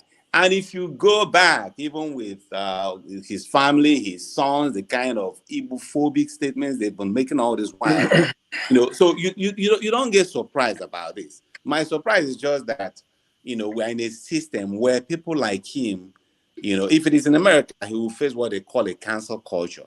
Because when all your campaign and all those things, talking about Peter Obi that, he's basically an ethnic candidate trying to propagate an ethnic agenda.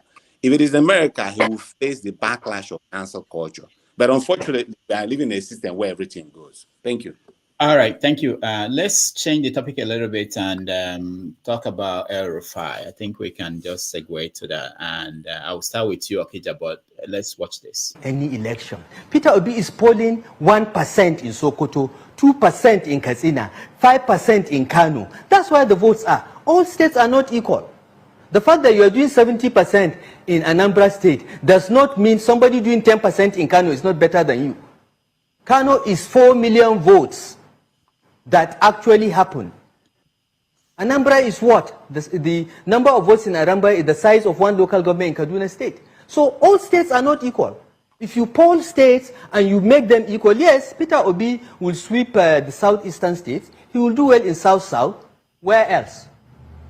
He's not polling well in Southwest, other than a drop in the ocean in Lagos. He is polling in the Christian enclaves in the north. He's polling well, but how many are they? How many? Peter Obi cannot win the election. He doesn't have the number of states. He doesn't have 25% in more than, the last time we checked, in more than 16 states. He can't go anywhere. Peter Obi is a Nollywood actor, and that's all he will be. This election is between the APC and the PDP. Okay. Sorry, Rudolph, can I go quickly? I don't hold up the space for too long. I just have my say and then I leave so that other people can come in. So can I go quickly? Okay. Yeah, but there are some people who are here already. Let them yeah, talk. but you are here. One man, take it easy now. Take it easy. Don't fight. Okay, hold. All right. Let me. To do as well. Okay, just for the purpose of us having peace. If people can stick to 2 minutes, there won't be a problem. It will be 1, 2, 3. In 6 minutes, you to get to 1 man. But the thing is that when I say I'll need more than 2 minutes, but I'll just have a say and then leave. You know that I don't hold up the space. Okay, 1 man, I give you. Okay, you go ahead. Doctor, with 1 man and man of prestige at the same time, is it not a debate one-on-one? Are you sure? All right, go ahead. Okija should go now. 1 man just came in. No, it's okay. Dr. Damage. I gave Dr. permission. Damage. You have to do it according to how people came to this space. I think there's nobody that is more important. You've already made a decision, Rudolph, so stick with it. All right. If he cannot be patient, then he can get off. Yes, thank you. 1 man, they were talking about you, but anyway, the 1 man should speak. I just for this time only. After I go back to Okija, 1 man, go ahead. Why that special? Why? Hold on. Why special privilege to him? Because I'm not here day and night. I have a say, and then I leave. So I just said it. 1 man and man of prestige simultaneously. You think we're all jobless? We don't have things to do. Is it okay? I'm not suggesting that's insulting. All right. I'll take my turn. If it's I'll reverse myself. Okay, go ahead.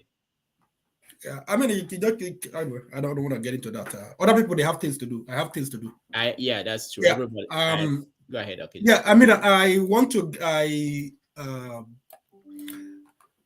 spoke with someone this morning, and I think the case of Tinubu is the case of somehow the case of becoming the case of Abiola. There are some pushbacks, not only in Aso Rock, in the military, they have been pushed back against Tinubu because of recent exposition, they were concerned about it, but it become, they are becoming more concerned since this revelation coming out. His cases in the US, if it's the CIA more, who's gonna hold it over him, Colombia and stuff like that. So the security branch in Nigeria, the Nigerian government, the military, the political class, they are lining up. They don't want this guy to be in power. So that's what is happening. And he has noticed that they are against him. So that's why he's been reckless. He says whatever comes to his mind. He doesn't bite his tongue anymore. Because he knows that they are entrenched. It's not like just some people in Asarok saying things. It's all over. They don't want to thrust Nigeria into his hand. So that's what is happening. El-Rufai thinks, the hubris, he's trying to make this into, ethnic thing or ethnic religious thing. But thank God that Nigerians from all over, they are waking up and they want to take over Nigeria. But if this was to be like a ethnic vote, vote according to your, where you are from, your ethnic group. Igbos will win this election, hands down. Igbos constitute about 40% of Nigerian electorate, registered voters. Igbos, people who are Igbo origin, they constitute about 40%. According to, maybe some of you, they've seen the video of this guy, what's his name, KOK. He was just giving you the figure just before that was when Nigeria was 89 million. I think now it's about 90 something, 93 or so. If you look at the data, he gave out 36 million out of 89 million. That's about 40%. 40%.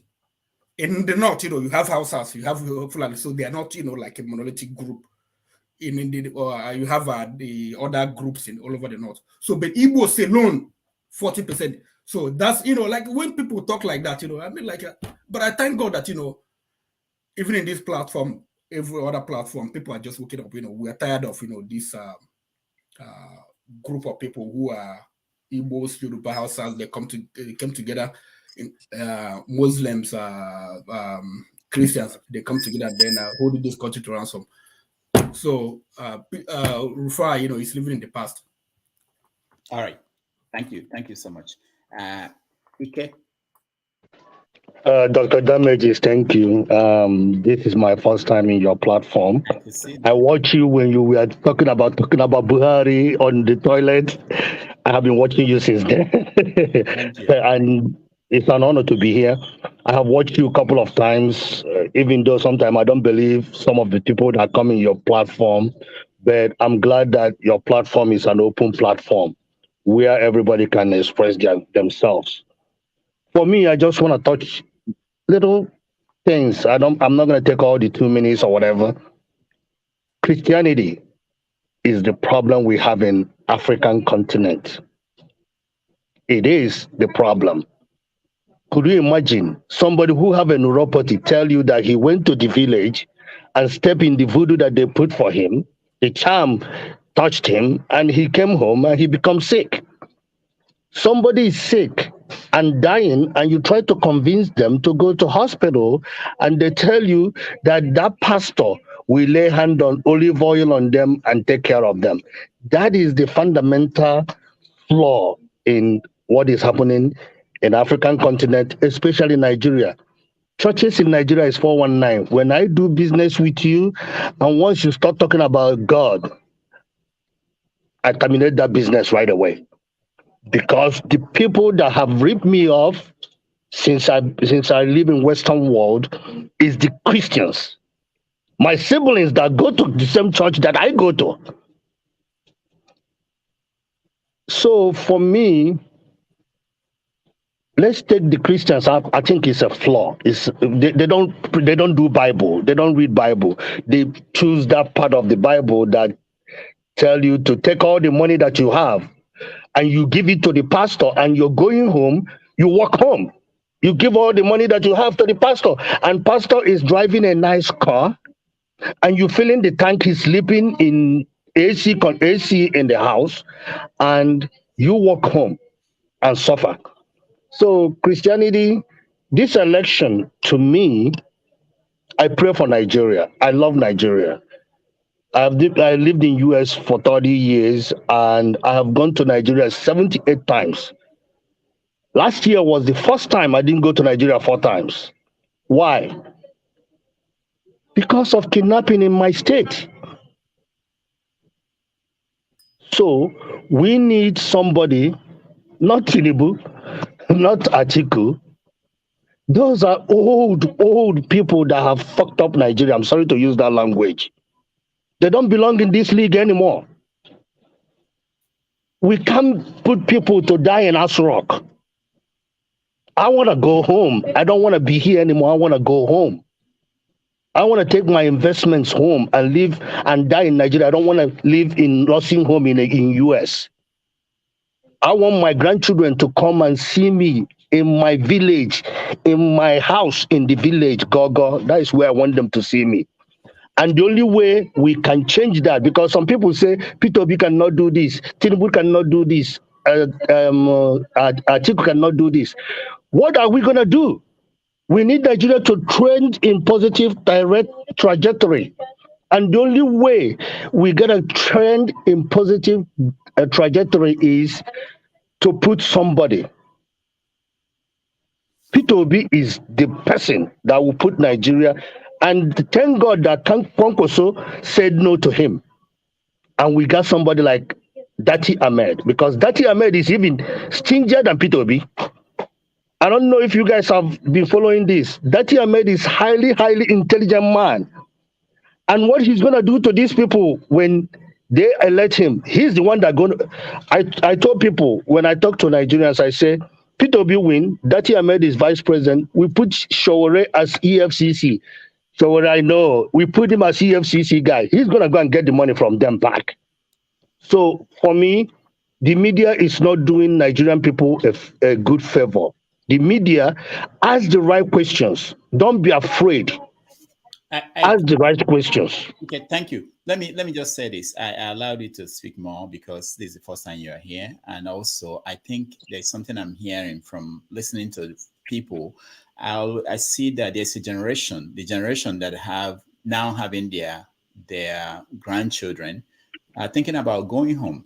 And this, what is going on at home, it seems to impact them more than others, because they are thinking about going home. For some of us, we can hang out for another 20 years, 30 without worrying about. Hey, Rufus, you're probably older than me. Me and you think differently, but yes. There are people. No, it's not just about you. Ike. There are people of that generation thinking about going home. They've built this house, they plan the retirement, but they can't retire. So that's a very interesting thing. And it's also a question for the people who feel they still have time, that if you don't do anything now, in 20 years' time, if the country is still the same way, you will deal with the same problem that people who are interested in retiring are dealing with now. All right. Thank you. But if you can hang out, we'll hang around. When we come back, we talk to you more on this. One man. Welcome. Thank you, guys.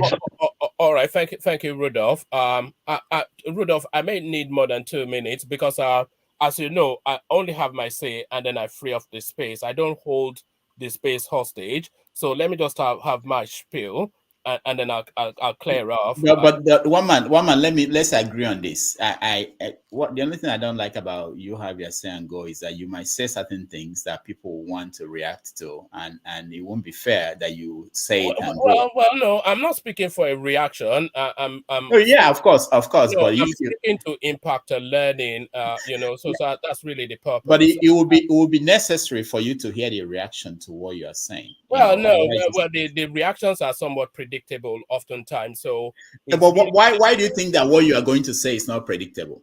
Well, why do you think the reaction is predictable? And I can actually tell you what one man. I can actually tell you what you're going to say. Give me the topic. Let me tell you, because I listened to you. I am going to the El-Rufai space. So you tell me what my all week I listen to my you. platform, of course. So you may understand that we have a different inflection on that space. Yeah. All right. Go ahead. Oh, all right. So as I said, and thank you, Rufus, for having me. So as I said, I wanted to speak really on the, I couldn't really abide what I was listening to. So that's why I really hopped on.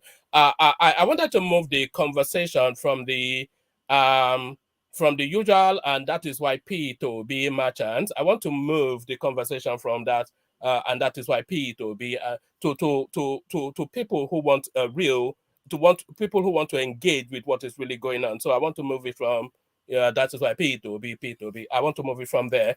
But one man, we have not actually talked about P2B today. Well, I mean, in essence, that's what we've been hearing. Daba daba daba daba, and that is why P2B. Daba daba daba, and that is why P. That's what we all hear. But the conversation is a lot deeper and more nuanced and more existential than the usual, and that is where P2B talking heads that we feast on here. So, what is going on? Sorry, apologies, Rudolph, but we've discussed this extensively on my platform, One Man Went to Mo, and what we arrived at is that there's a battle, there's an ideological battle going on in the North that is going to shape the future direction of travel of the Nigerian landscape. There's an ideological battle going on in the North. All right, the usual pantomime. So there's an ideological battle going on in the North that is going to shape the future direction of travel of the Nigerian state, and that ideological battle is going on within Aso Rock. So what we narrowed it down to on One Man Went to Mo is that it's a battle between progressivism and conservatism. That is what is going on. So there's a feudal, traditional conservative North that is arrowheaded by people like Malam Buhari, Maman Daura, Babagana Kingigbe, all of those traditional conservative, steeped in Fulanism characters that have been of a certain way within the Nigerian paradigm. So there is that. And then there is a progressive element that is battling for the jostling of that of the future direction of the North, which by extension will determine the future direction of Nigeria. And that progressive element is maybe not arrowheaded by, but the spokesperson of is El-Rufai. But within that chasm, you have Ganduje, you have Kashim Shettima, you have Babagana Zulum. So all of these futuristic, contemporaneous thinkers within the North. So now, the conservatives and the progressives within the North are battling for the Nigerian presidency within the Aso Rock Villa. The conservative North, arrowheaded by the elements I just described, and more. There's Zandon, Daura, you know the usual suspects. So the conservative elements within the North, they want to self-perpetuate by replacing Malam Buhari with the looter from Adamawa State, Atiku Abubakar, and by then solidifying and doubling down on whatever it is that they've been doing for the last 8 years. So that is the conservative North. But you may well think that all of the North will wrap around that narrative because it advantages them.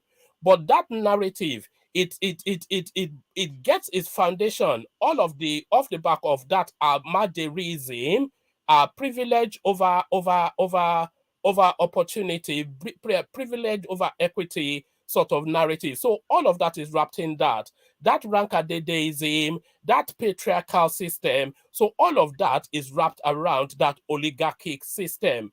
But the progressives within the North, I hope this is not so complex. At least I hope I'm cutting through to one or two minds. So the progressives within the North, they want a paradigm shift because they see that the world is evolving towards a certain inflection, and they see that even within the African cusp, you can see quantum leaps in development. But that feudal system that the conservative North is holding the Nigerian space hostage by is repressing, now regressing the country.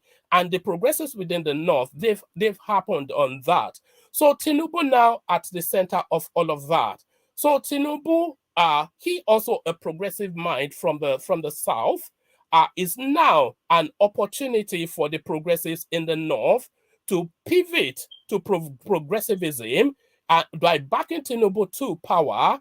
And if they succeed in that, and then that would then be not only a paradigm shift in the north, because El-Rufai said a lot of things on a lot of platforms, and he told us then that the battle is not only with elements within Aso Rock. He also brought in IBB into play, Abdul Salami into play. So those are the stalwarts of conservatism in the north, and that paradigm shift is where the battleground is. So it's nothing to do with, and that is why Peter Obi, and then there's nothing to do with that. On my platform, we run about 4 spreadsheets. Man of Prestige is here, so he was a participant in a lot of them. We've run 4 spreadsheets. We ran 2 spreadsheets that were presented by an independent statistician. We ran a spreadsheet that was sympathetic to Atiku Abubakar, and we ran a spreadsheet that was brought to us by an obedient. And in all of that spreadsheet, by varying margins, it told us Tinubu. Even the obedient spreadsheet ended in a dead rubber.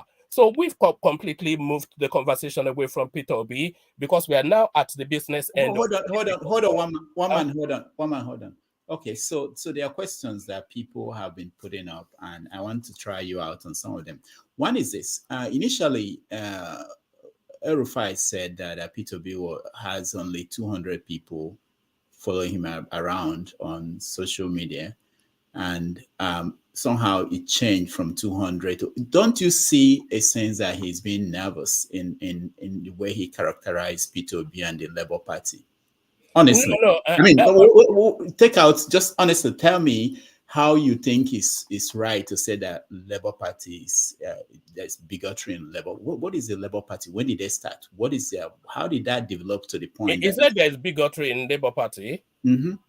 Well, there is bigotry in Labour Party. I'm sure you're aware. Oh, explain to me. Not just most people have not seen that. Most people have not. Define what you mean by the bigotry, though. Oh, he said it. It's not me. You are the man. And how did you understand it? You are the one Party who was a sectional party. What is it? It was built on bigotry. That was what he Yes. said I think in the video you can see it there. So I just wish this situation. Maybe I want to ask you. This happened. It shows bigotry. This happened. Should give us the reason to show that Labour Party was sectional and also a party filled with bigotry. Look, all of the political, we must not. I know probably, and apologies for speaking for everybody on the platform, but I suspect that everybody on this screen, they are speaking from one Western country or the other. So we must not look at the Nigerian landscape from the prism of wherever we are. We're a third world country, very much wrapped in an ethnic narrative, and of course, there is an ethnic underpinning to the Peter Obi narrative. You, Augustine, you will concede that, as would anybody with an IQ above 2 digits. So and that's not necessarily a bad thing. That is called a base, you know. So the base of the Peter Obi narrative, of course, is ethnic.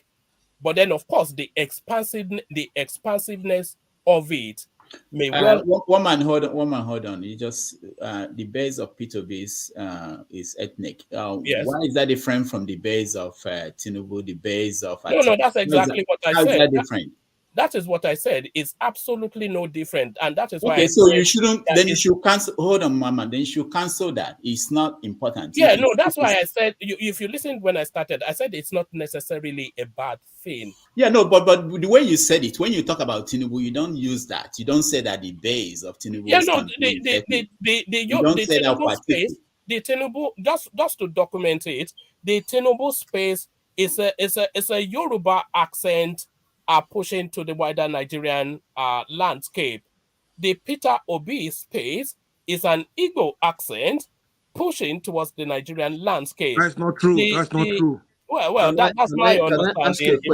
And also, I've also said before that even in the West, it's also based on ethnicity. If we pretend as if it's not happening in the West, it's a mistake, because even the Obama vote and all the rest, if you look at the voting patterns, there's always a base. No, all of them. There's always a base, and we shouldn't use that to describe Nigeria as a third world country. That's the reason why we are like that. We are like that because that's human nature. And also, I've been saying it for months that there's a division in Nigeria. So I don't know why you are associating it only to the north. There's a division in Nigeria in the elite class. Forefathers, hold on. You see, one man, you can't escape anymore, because once again, we are going to make you our accidental. Yeah, but only sensible questions, though. Yeah, no, you have to stay and take more questions. That's why you can't come here and say something and disappear. So now explain to us. So if you don't, because this is important, I'm not thinking about you just as one man, but there are a lot of people who think like you. But this is the point. If you most people do, not a lot of people, most people do. But yeah, okay. If you think that each time you mention Peter Obi, you bring in ethnicity, the same way that El-Rufai did. And if you think that is common across the board, why is it that when people mention Atiku, they don't talk about ethnicity? They don't the same way in the same sentence. Why is it that when they mention Bola Tinubu, they don't? Doctor, it's simple. If they call Atiku, they call only. Dr. Dame, I think that's Dr. a Dame, can I speak? Because one man mentioned my name. Let me respond. Man of President, you are next. Hold on. Okay, I'm going to respond to him. Okay, don't respond to me, man. You take me down the portal that I don't want to go. But no, I'm going to respond to you. You mentioned my name. So hold on, man of Prestige. I will come to you. Okay, I only mentioned your name to say that you were there on my platform when we were. Then I'm going to respond to that platform. Were you okay? Answer now. Were you there when we were? Okay. Yeah, I was there on that. I was there. Hold on. Let me respond. This is an opportunity for No, I'm not asking for your take on the spreadsheet. No. I'm responding on the platform you present. I'm not here to bash you. That's not important. I come to your platform. You can bash me if you like. I'm coming this evening. I'm coming this evening too. But the platform you're talking about, that was the way you presented. It wasn't factual, because it was 4 of them that was presented. One of them was presented with one guy called King Emeka or whatever he said. And he claimed that Obi is going to lose the whole Southeast by 60%. What a nonsense is that? Then the other two wasn't presented by an independent. It was presented by Kulata, which is a Tinubu supporter. So don't come here and tell us an independent, Kulata is pure Tinubu supporter. Right. And he came on the reason that Tinubu is going to win. So the two that he came up, they are all Tinubu is going to win. Even the one that he presented last night. Let me see. Even the one that he presented last night, he make us feel like Atiku may win, but at the end, it was Tinubu going to win. So what nonsense is that? So that's the numbers. What number? Number based on bias. Hold on, Kulata is here. Come in, Kulata, and speak for yourself. It's all praising. So there's nothing. Okay, hold on. Let's leave what happened at one man show. Let's talk about our subject, which is one man's take on El-Rufai. That's what we're trying to understand. So one man. Anybody has any question for one man? Anybody? Forefathers, go ahead. Doctor, I just think if one man need a time, let him pay for a paid time so that you bring him on Sunday. Serious. You already know. He's a scout. He's using your platform to look for the Peter Obi to come to his platform. So let him just get a paid section and they've already give him 90 minutes. All right. Forefathers. Let's hear Forefathers. You have any questions? I think by this thing, some of his submission seems to be coherent, but for months now I've been saying it that in Nigeria the political class, they are divided. It is beyond parties. You've heard the noise from Obasanjo, you've heard the noise from IPOB. All of them, some of them want a change in generational change in the next extent of Nigeria. And for you to now turn the analysis to between the North conservative, and I think that's missing the picture. You are not seeing the whole picture of what's happening in the entire country.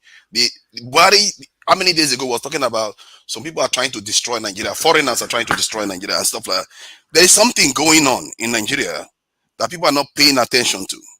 And I've been saying this for months, and that's why you are seeing someone like Obasanjo endorse Peter Obi, Afenifere endorsing Peter Obi. These are unusual movements. You are seeing things that shouldn't be happening naturally in the political landscape. That is what you are seeing. And the reason why this is what's in Buhari is not supporting Tinubu is for the same reason. It's not because some northern class happening in the south, in the north. You have to ask yourself what is happening, what is changing this. Why is it that they want to change? I believe that they want a political change and they want to change the narrative in Nigeria. There is something out there. Because why is it that all the political candidates now suddenly say they want to raise 1 million soldiers, and you see Buhari making moves to make Nigeria more self-sustaining? No, my point is that why do you make it only the north?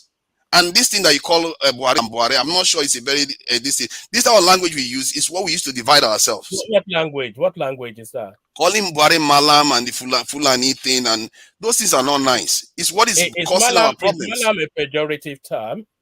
Is a pejorative term if you are referring to your president. If you are referring to your president, yes. Then you don't have an understand. Sorry, can I carry on? I'm not sure. I don't know. Can I tell forefathers one thing? The president just tweeted some minutes ago, and in that tweet, it was explicitly clear that it was in Nasarawa that Nigeria should vote for Bola Tinubu. So the rally, I think it took place today. So I just wanted to tell you that maybe what do you think? Because if I read through the comment, people said that it's just for us to cover to ease the tension, because people feel that the instruments of state are not being used to favor Tinubu. So maybe I'm just trying to tell you that because you made a statement that Buhari is not supporting Tinubu. But let's say from the tweet, if I can read it to the best of my ability, it was explicitly clear that Nigerians should vote for Tinubu. That was what was written there. How many northerners read that tweet? All right, I'll take my leave. Thank you, Rudolph. Okay, one man. If you don't have time anymore, thank you. No, I do have time, but I want to say something to one man. Okay, Justice, go ahead. Yeah, thank you. You see, the problem I have with people like one man is, they want us to have this one Nigeria, but when you see them talk, they come with this ethnic bigotry, and they want us to still continue in one Nigeria. And one man is a proof to some of my brothers who are still unity beggars. You come and you say Igbos have 36 million votes. You are trying like showing people you have the numbers. Then why are you begging for presidents? Why? These are the confusions we are putting in our head, and that will make Nigeria never to work in 1 billion years. You, on the other hand, are saying your numbers all over the places is over 36 million. How many votes do you need to win Nigerian government? And somebody like one man will come on the space. You will see it clearly in his face that he don't want to share the same space with me. He wants to dominate me and become the president. And every time, Igbos are the problem. So why should you want me to be part of these people? Why can't we make it clear? Why are we begging for this unity that does not exist? We keep deceiving ourselves. We keep praising ourselves. Nigeria is a great country. There's a unity in diversity. And you listen to somebody like one man and you want to make Nigeria get a progress? Where is he going to come from? It's not only him that have this idea. El-Rufai have the same idea. And El-Rufai is the governor of Kaduna State. You will know how many numbers of people in Kaduna State that have the same mentality. Tinubu have the same idea. You know how many people in Lagos that have the same mentality. Somebody like Kwankwaso, you said what he said about Peter Obi, they have the same mentality. But my point is to my people is that why do you want to share space with people who don't see you as a person? They see you as you want to dominate them. When you have not showed any sign of domination, you have always worked hard for your money. You have always, whatever you have, you earn it by your hard work. Why do you want to share space with these people? Because I just wonder how these people that will come and tell us that. Justice, can I respond to that? Okay, yeah, Justice, hold on, let him respond. Yes, sorry if anything that I've said has led you to form those thoughts. I certainly do not think that anybody wants to dominate me. I'm not sure how that can even be a possibility. But nobody is of the thought that the Southeast is out to dominate anybody. What is playing out is politics, and people have different belief system. A lot of it wrapped around ethnicity, a lot of it wrapped around the antecedents of some of the candidates, a lot of it wrapped around preferences based on your prejudicial choice. And that is what people are arguing for. If Peter Obi becomes the Nigerian president, I will be one of the first people to celebrate, because it will mark a departure from the old guard. With that, we said it on my platform, with that singular act of Peter Obi becoming president, it wipes away completely the old guard. That is the end of Tinubu. That is the end of Atiku. That is the end of Buhari. That is the end of Babangida. That is the end of all of the politics as we know it if Peter Obi becomes president. So it's a complete paradigm shift, a real sweeping away of the old guard, and it's a pivoting to a new space. So is Peter Obi a new generation politician? No, he certainly is not, because we all know his history. So we cannot say with any honesty that it's a new politician. But what Peter Obi is straddles that cusp between the old and the new. So he may well be that leverage that we need to completely shift away from those old. One man is enough. You know, when you speak this English, you try to convince people. No, justice. This is the fact. This too much English make it people think that no.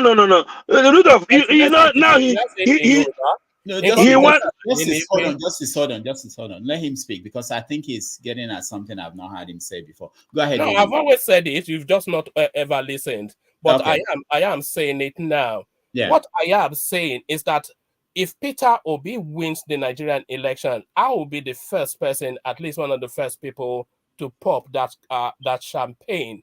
Because what I am suggesting and what I believe is that Peter Obi, he marks a paradigm shift from the old guard to a new space. So is Peter Obi a new generation politician? He certainly is not, because we all know his history. So I don't think anybody on this platform will say Peter Obi is a new generation politician. It certainly is not. But it straddles that cusp between the old and the new. And it might well be the leverage that we need to push through to a new way of thinking. Is Peter Obi going to be the best president for Nigeria? It certainly is not, because I don't feel he has the blue sky thinking that is required for that office. But is he going to do a near competent job? He might well do, because he's a pragmatic man. And maybe pragmatism for a period of 4 years might be a necessity. But is he the best man in the field that we have now? He certainly is not in terms of cranial functioning. Nobody can accuse Peter Obi of being especially intelligent. I don't think anybody has ever accused him of that. But is it the necessity of now? He might well be. There's an argument for that. But do we want to go with pragmatism to move away from the old paradigm? Or do we want to take a leap of faith into the possibilities of elegant thinking, blue sky thinking, that could pivot us not just away from, we will still be within the old guard, but an old guard with enlightened thinking that could propel us to where we want to be. So that is where some people are grappling with decisions. So that's where some people are grappling with decisions. So it's not all this loose thing. I have one question for you. One man, you are just speaking. One man, you are speaking more or less like a Fani Kayode. You are equally preparing yourself that if a Lucas, I thought you say raise your hand. My hand has been up for a long time. Okay, hold on. If a Peter Obi win, one man, you equally want to position yourself in that camp. You are acting like a Fani Kayode. That is what I'm saying. Then hold on. Why I'm saying that, because the way you talk, we understand that the original politics in Nigeria before the switch, it was a two-zone, north and south. Unfortunately, in south, we have two big, large majority ethnic groups, the Igbos and the Yoruba. It becomes a great threat whenever the Igbos is coming. The Yoruba will criticize, and the Yorubas know how to do that aspect very well. You understand, and everything.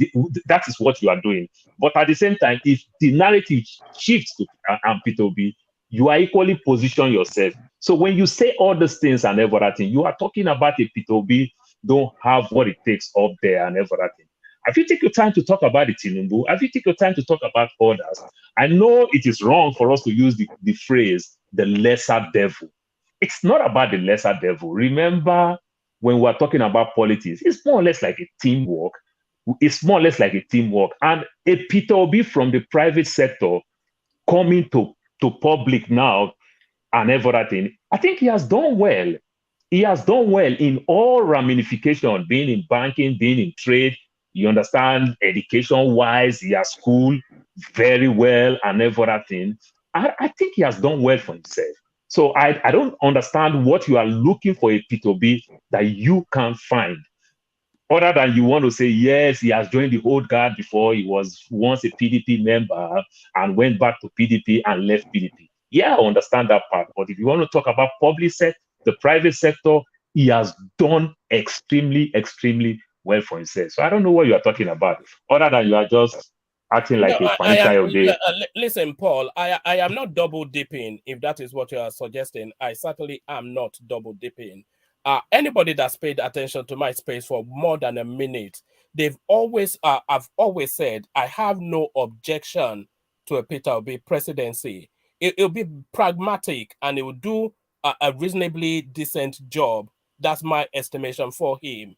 You know, one man, you said it several times. You even said Obi is not well educated. He went to a lesser school compared to Tinubu, which is completely wrong. So Tinubu that don't have, Tinubu have no brain. The brain is lost. The brain is lost. How can you call yourself an educated person? You want to bring Tinubu to be your president? Can we have a conversation? Henry. Let me address what Paul said. I have never said Peter Obi, and I've heard you regurgitate this around here oftentimes enough. So let me speak as the person who made the utterance for the purposes of clarification. I have never said Peter Obi is not educated, certainly not. He has some form of education. What I did say in that space when I made that comment was that Peter Obi is the least educated amongst you said it's a no school, University of Nigeria. That was your comment. School, which was what blew you up and then had you doing somersaults and whatnot, whatever it is you were doing at that time. Wait a minute. One man, you claim that Peter Obi went to Brokia University. That's what you I'm glad you memorized it. You said Obi went to a limited you said it. I was on your platform, so don't I didn't say it. Rudolph, when should you give me option to talk? Rudolph, I don't want to hold the space for too long. I have raised my hand for a long time. Rudolph, what are you doing now? Rudolph, what are you doing? Okay, hold on. One man, you can go now. One man, you can go. Thank you. You try. I think, for me, I think the foundation of every education started from your elementary and your high school. That is the foundation of every education. Where is Tinubu's primary school certificate? Tinubu don't have primary and secondary school certificate. He only has university, Chicago State University. Obi have primary and secondary school. Tinubu don't have. He graduated with distinction. One man, I just need to ask you a question. One man. Let me tell you something. Let me tell you something about that University of Chicago that he went. He ranked 146 in Chicago area. So it's nothing. Anybody can go there and get a first class. All he has is an accounting university, one man. Accounting degree. It's nothing. So don't come here and be... Hold on, guys. One man, I have a fundamental question. Okay, this is Ike. I allow Ike to speak now. After Ike. One man, you put a lot of things out, but I just want to ask you, do you think if Peter Obi was a Yoruba man or Hausa man, do you think he qualified to be a president? I'm not sure that the Yorubas would put forward somebody like Peter Obi. It's only because the richness of depth that we have in terms of, because if to put Peter Obi up. Hold on, ask the question. Let me answer. Hold on. Let him answer. To put Peter Obi up, then you have to set aside Osinbajo, Fayemi, Fashola. So it's just the richness of depth that we have within the Yoruba space. So I'm not quite sure that the Yoruba space would put somebody like Peter Obi up, just from the wealth of talent that the space has. All right. Ike, do you still have a question for one man? I have a question for him, please. Henry, I said you come next. I see you, Henry. Calm down. I think we should let him go because this is kind of an insult. It's starting to wind you up, have you? We don't want to get that. Is it jarring your senses? All right, doctor, give him your bill. Let him come on your 90 minutes. Give him your bill, doctor. Let him come on your 90 minutes. All right. Dr. Leo, it's my turn now. It's my turn. Hold on, guys. Henry, I promise you. Go ahead. One question for him. Okay, I'll take Henry and then I'll free up go the ahead. space. I think that's the last one. Starting to get wound up. One man went to Mo. Sahara Desert. I don't know. No, one man went to Mo. That's it. Whatever. Or went to space. Yes. So you want to tell me now, Tinubu, who lost his memory, is the best people have from Yoruba land to bring as a president? As educated as you are, do you think Tinubu with lost memory going to rule you as a president to be a president of Nigeria? Somebody who cannot even pronounce something. As educated as you are, that is the best person you have in your Yoruba land. Like you call Yoruba every time. All right. Let me address that, Rudolph, and then I'll leave it there. So that's breaking news to me, Henry. So you brought something new to me because I wasn't aware, of course, that Tinubu was suffering from memory loss. So we have to add that to the list. The Fulani woman told us he has Alzheimer's, he has dementia, and is mentally deranged. So now you've now added memory loss to it. So the list continues to pile up. So I certainly am not aware. Why Fulani woman? You could just name her. This thing that you do. Because I cannot recall the name. This is the bigot about him. Oh God. Sorry, what was even that? How is being a Fulani woman something? Why not just call her a politician, a woman politician? I mean, man, you are messed up in there. Rudolph, you are just give this man space. I mean, let him go, please. God. I mean, let him go. This guy are you starting to let me okay, hold on. Let me say this again. I think by now everybody's familiar with this. We encourage different viewpoints here. You know, we have to be able to listen to anybody that makes our time to join us, whatever their opinion is. We listen to that, and that's what we're doing. One man, thank you very much. Unless you have anything else. No, I just round off my thoughts on that, and then I'll leave it there. So yes. So Henry. So I'll invite and encourage you to move away from that narrative of his memory loss and all of that. So Tinubu is making master stroke moves within the political landscape, and it's playing out before our very eyes. The Agbado narrative that got him the ticket. A master stroke move. The next insertion in Abeokuta, a master stroke move. So these are master stroke moves, whether you like it or not. You know, I've already talked about the wealth that the political landscape has to offer. And with all of that wealth, this guy has landed himself one of the premier presidential tickets and has found himself at the front run of a presidential race. So that's what's going on. That's in real, actual terms. So all of this narrative, his memory is lost, Alzheimer's, you need to move away from there and confront him where he is. Otherwise, he will just coast to victory. Thank you for having me, Rudolph. Let me free up the space. I'll need to come to your show. Right. So thank you so much, one man. All right. So it's been interesting. I thought it's my turn. I can tolerate him, but it's just that he's just insulting everybody. I tell you, say one man they can't look for passenger for this show. Period. Okay, it's like Fanika or they put food for a match you go run. I greet everybody. Let's do the way we've been normally doing by order. Okay. Let me tell you, I'm a regular person at one platform. Every day I go there, and I was there last night. Okay, something happened. I just walk out of the platform.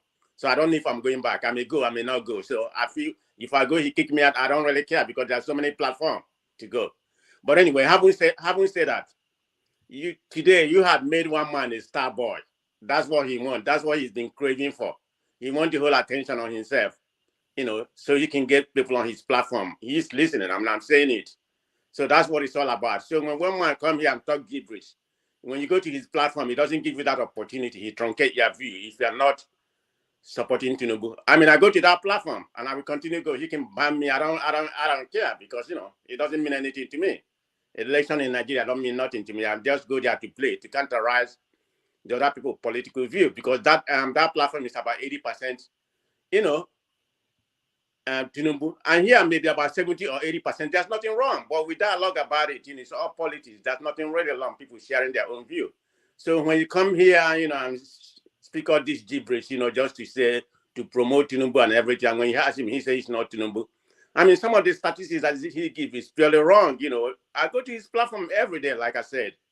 He come here and give us all these gibberish statistics and everything. It's his own political view. But anyway, having said that, here it's not about one man. So let's go to the present topic we are talking about. What do you want me to talk about Tinubu or what's going on in Nigeria? No, we moved on.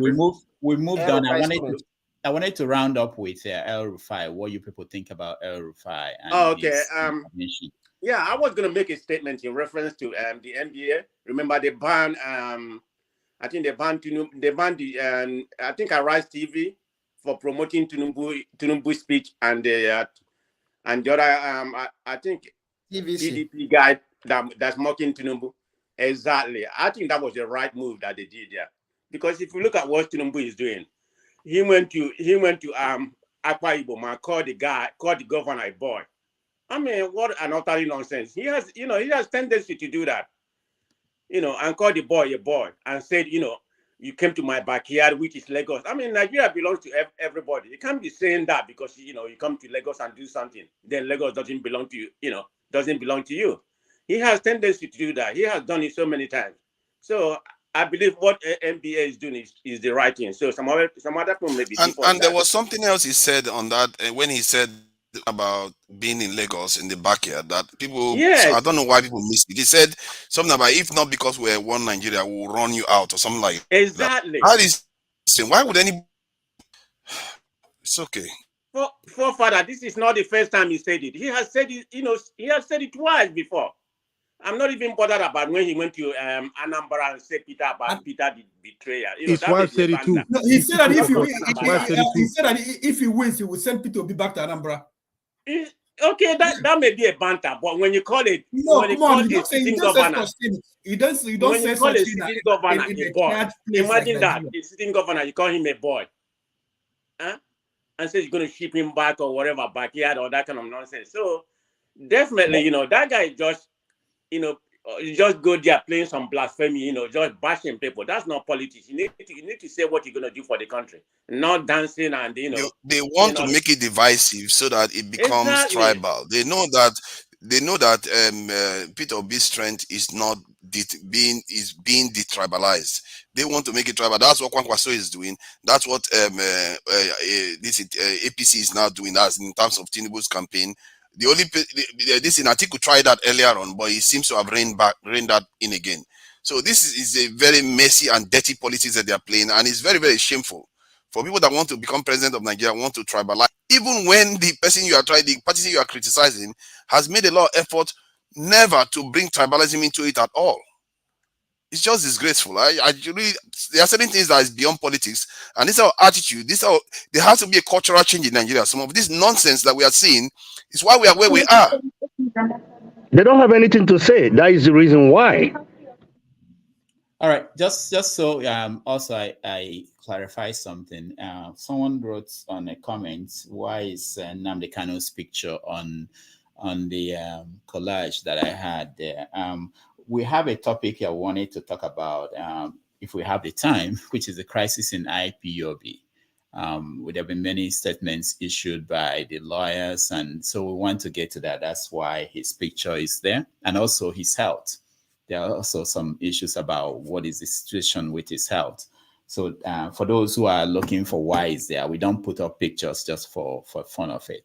And of course, the next topic we want to talk about is, of course, we touched on it in a way, the lack of petrol, PVC, Naira notes, and all the crisis that we are seeing in Nigeria today. We've been talking about it. People mention it as they talk about all the other issues. But let's see, Peter Obi and his campaign, we tend to forget about that because in tangents it comes up. But I wanted to know what people think about his campaign, how it's going, because a lot of things have been going on recently when he travels and places he went to. Let's take just a little bit of time. Not everybody, just if you know something you want to talk about, we come to you. But let me play this video first. to go on. But if anything happens to them, their family will never be alone. We will secure them. We will equip them and we will stand with them. We cannot go on the way we are going today. And I want you to tell everything I'm saying. So that you can answer that question. We're not going to do it overnight. But we're going to do it. I'll show you that we're going to remove this country from consumption to production. The most that they're done.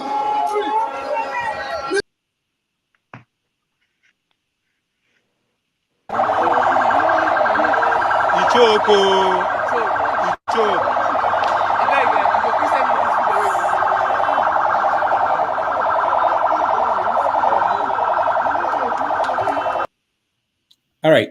Who has? Doctor, let me just say briefly, and so that I'll bow out. Okay. Briefly. Yeah, Doctor, this crowd thing, I'm not thrilled with all this crowd thing because crowd don't mean anything. Everybody gather the same crowd. This is a country where very many people don't have a job. So people just go there just to go catch fun, catch cruise and the likes and then for that thing. So I'm not too thrilled.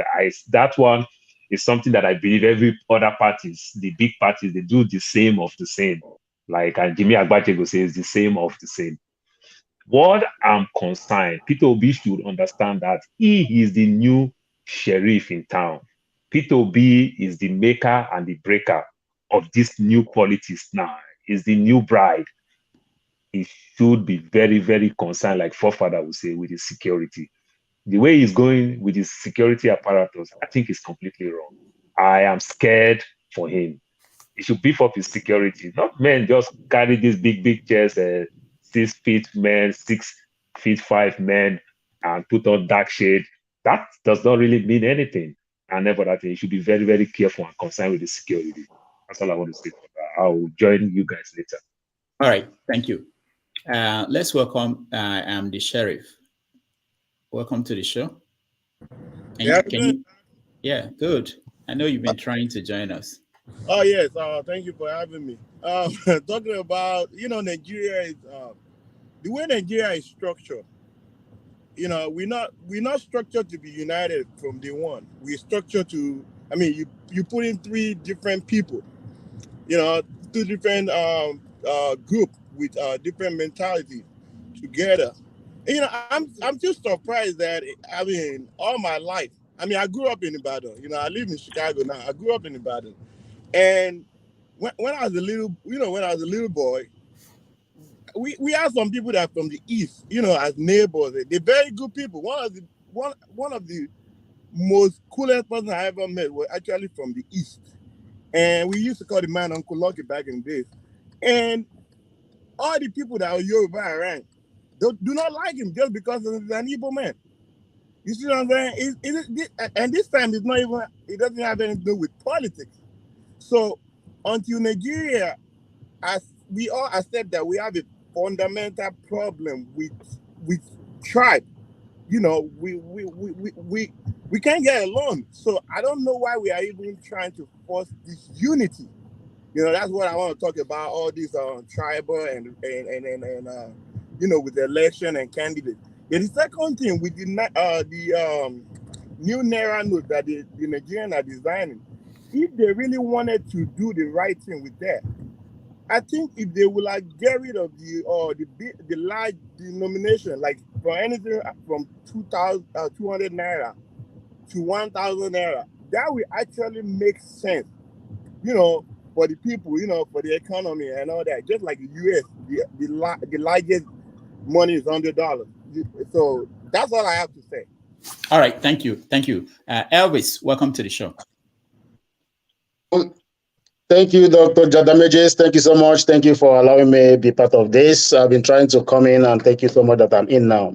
Okay. Well, what I like about this program is that you allow different opinions. You don't shut people down, and that is one thing I must commend you about.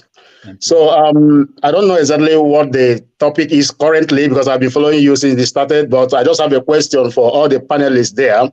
Since everybody is campaigning for Peter Obi, which personally I like him as a person. My question is, I have friends of mine, since Peter Obi is talking about moving Nigeria from consumption to production. So I have some friends, and including myself, we are planning on embarking on a massive agriculture, and we plan to invest in the land of this northern side because we have massive landscape there, and we want to start rearing pig farming in a massive way. Pig farming, and some of my friends want to start beer and alcohol production to provide jobs for Nigerians. So my question to the panelists here that is supporting this One Nigeria is, can we really do that?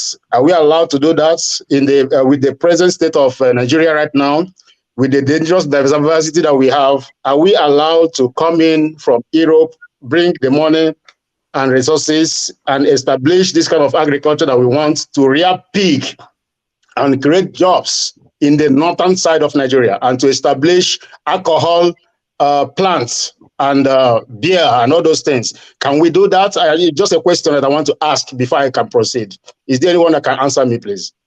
Who is a government official here? Thomas, I'm just kidding. Thomas, welcome to the show. Who is working for the government here? Sheriff? Austin, go ahead. Answer him. Okay, yeah. So for me, to live in harmony is also to live to respect people. So if we really want to invest in Nigeria, and if we really want to allow Nigeria to come together, the idea of this unity, I love what the last guy said. It is public in Nigeria, but if you get right mind, we can still cover it up. But you know that as Muslims, no matter where you go, Muslims in the whole world, they don't eat pig. So why would you go there trying to institute piggery farm? And you know also alcohol, they might take it publicly, they don't do it. So we respect them. There are so many other things we can do in that part of the land. So come up with that. If you bring pig, you can run it in the other side of the country. So that's also living with harmony and respect for each other. Thank you. All right, my brother. See, that is the point I'm trying to drive in. Am I coming out loud? Exactly. So, my brother, the thing is this. We have in Nigeria what we call dangerous diversity. You cannot operate in a system where you have two different types of constitution. You cannot operate in a country where you have two different types of constitution that not everybody can abide. In every country, we all are living in Europe. I live in Germany. I don't think that we don't have different constitution here in Germany. Anyone from Bayern or München or Düsseldorf can easily come to Berlin and establish any business as far as you're paying your tax.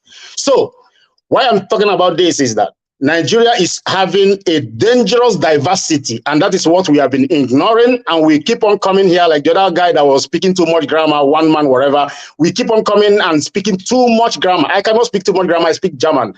We cannot be speaking too much grammar without going to the roots of the problem. The root of the problem is, from my own understanding, that we cannot coexist together. That is just the truth. It's just like when you are married to a woman. At a point when there is a problem, if you cannot exist and coexist and live together, all you have to do is to go your separate ways for peace to reign. It doesn't make sense when you have a wife.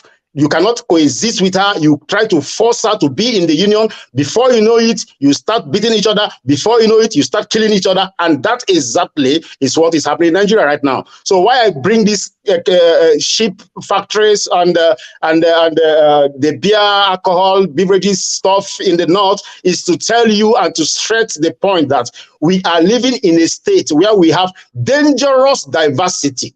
And because of this dangerous diversity, that is why you see a Boko Haram that have ransacked entire community, killed people in their numbers, sent people to IDV camp. He will be released. He will be released. He will put in a program they call Safe Corridor. They will pronounce that he is now repented, as if they are God. Then these people will be sent to the east to go and bomb a whole village, to go and put fire. Not even as if the Boko Haram now they are chasing criminals. No, they will bomb the whole villages, and all of us will stay in Europe and think it's okay. So let me just cut it here because I know time is limited. I don't want to overstretch my 2 or 3 minutes.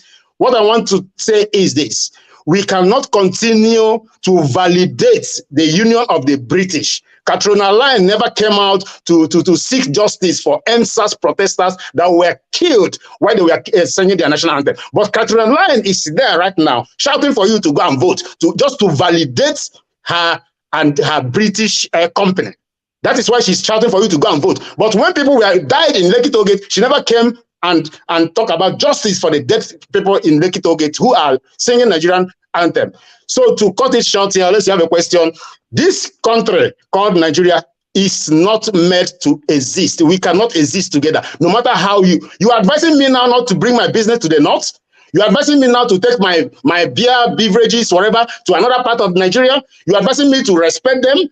But at the end of the day, when I start doing it in Owerri or wherever, the North will not benefit from the tax that I pay with this pig farm. They will benefit from the tax I pay from the alcohol. Then you tell me that that gold in Zamfara belongs to Zamfara. Listen, guys, this is dangerous diversity, and that is why we are dying by the day. Thank you so much. Thank you, Doctor. Thank you. Can I just say something? Clearly, he doesn't want to invest. It's a shame because it would have been beneficial. See, this type of thinking is what is wrong with us. If you think this is diversity is our problem, then you are closed-minded. All they are saying is that you should respect other people's this thing. Even when you are in so-called Southeast, you still have to respect certain norms. You can't just go in anybody's community and start violating their beliefs or their traditions. It's just how it is. I don't understand. Just because you have your own biases, because you don't want your own land to settle, because you have your own biases, you just mix stuff up and say that's the reason why we should never be together. Europeans slaughtered each other in the millions, and they still created the European Union. How did they do that? Someone like you, your head will explode. That concept it won't settle in your brain. How did they do that? Riddle me that. These are people, I don't understand where people crawl out from. You are in Europe yourself. You are in Europe right now. You are insulting right now. You are insulting right now. No. You are insulting right now. If you call this insulting, brother. That is insulting. You are in Europe right now. You are in Europe right now. And you don't even understand how they put their country, their nations together. You are enjoying the privilege. I will tell you how. Hold on. Europe have one constitution for the country. Europe doesn't have that. They have, I mean, like every country in Europe have one constitution, brother. Let me finish my point. Okay. You are enjoying the benefits of their diversity.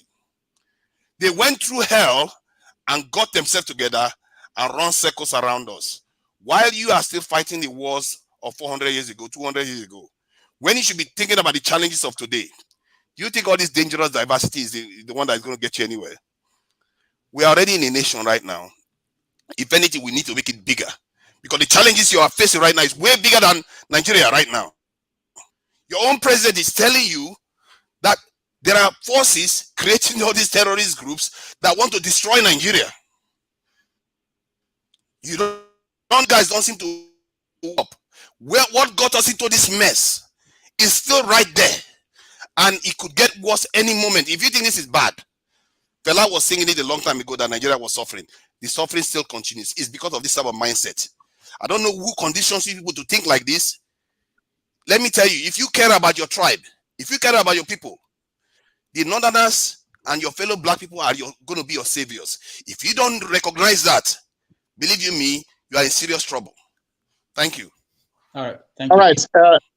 Elvis, 1 minute. I want to go to Thomas. Respond to him. No, there's what he said. I just want to. Just 1 minute, please. Go ahead. Yes, what I said. So, my brother, see, when I was talking, I never insulted anybody.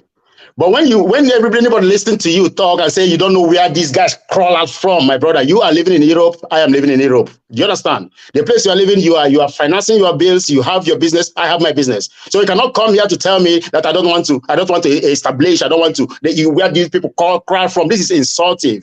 And if you're educated enough, I'm sorry I called you that, but it's no. It's okay. Don't interrupt me. Don't interrupt me, brother. If you're educated, you're supposed to bring a kind of maturity into this discussion.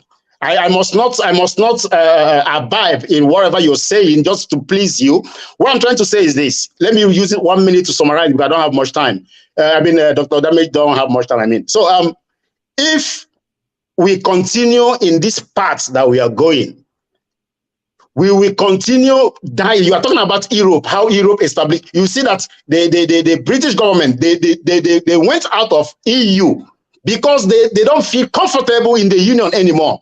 Do you understand? A lot of Western world, a lot of countries, they fought for their freedom. And when you talk about constitutions, in Germany where I stay, I don't know about your own country where you're staying, we have one constitution that is guiding every part of Germany. Let me tell you what, listen, brother, you cannot practice Sharia law in the north. Learn the wrong lessons.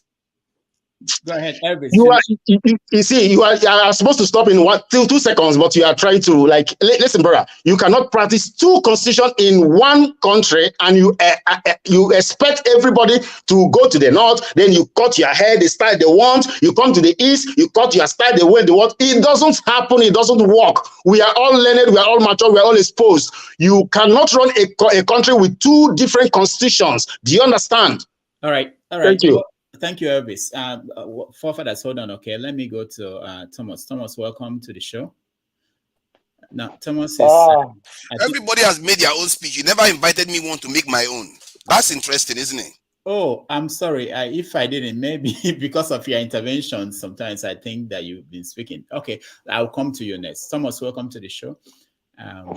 Thank you, Dr. Rudolph. Thomas is in Australia, and maybe it's Tuesday where he is. I don't know. We're still in. Go ahead. We already in Sunday, 5 a.m., 5:06, wow. Sunday morning. Okay. Yes. Thank you, everyone, and thank you for having me, Dr. Damages. I think what I've been listening all through is very toxic and very attacky and with people's opinion. With due respect to all panelists, I think we have to accommodate people's opinion. My opinion may not rhyme with your worldview, but it is mine. We should learn how to accommodate people's opinion. If we call ourselves a Democrat, my worldview is different from yours. That's what Dr. Domaji say. Come here and say what you want to say. What he don't take is people insulting. No, if you are coming to a public forum like this, keep your emotion in your pocket. If you are too emotional, you can't come in a public space. You will be stepping on people's toes. Please, my people, I'm not mad of anybody. You can see my voice is very calm. That people are being aggravated and speak. No, you can't. You have to temper your emotion. This is not about emotion. Your emotion, you can keep it to your everywhere you are coming from. But when you come to a forum like this, let's respect people's opinion. Let's welcome people's opinion. Thank you, my brothers. Yeah, thank you. There's no sister here today.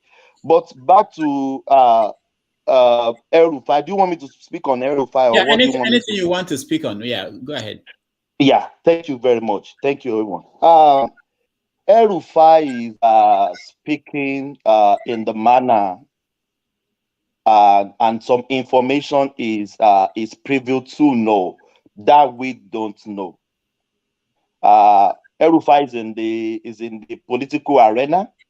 I can say categorically, he know more than me. I can't speak for the rest of 9 on the screen. I think he know more than me.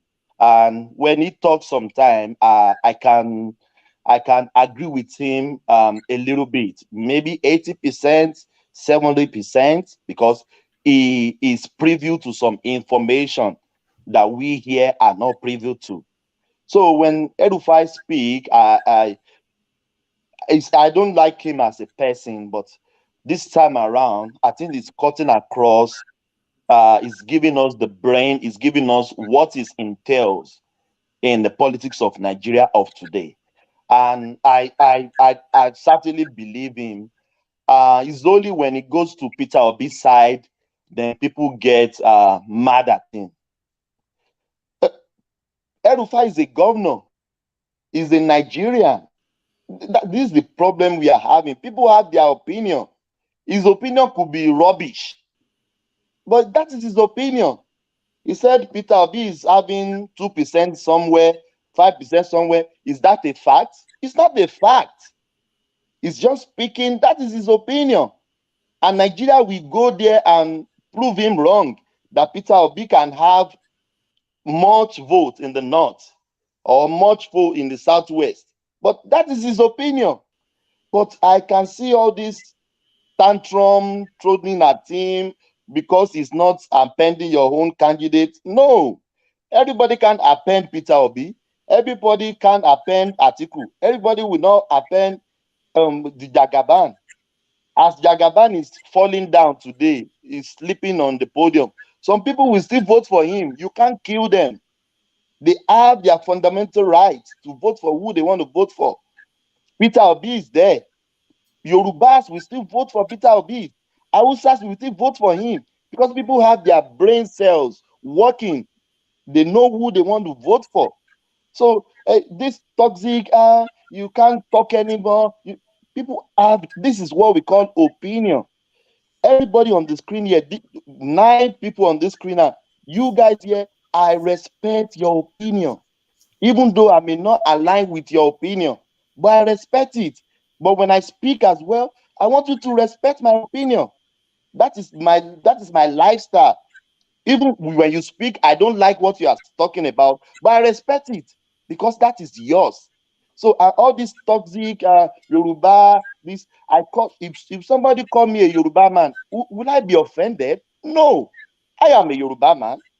So if I call you Igbo man, I don't think you should be offended. You are a Igbo man.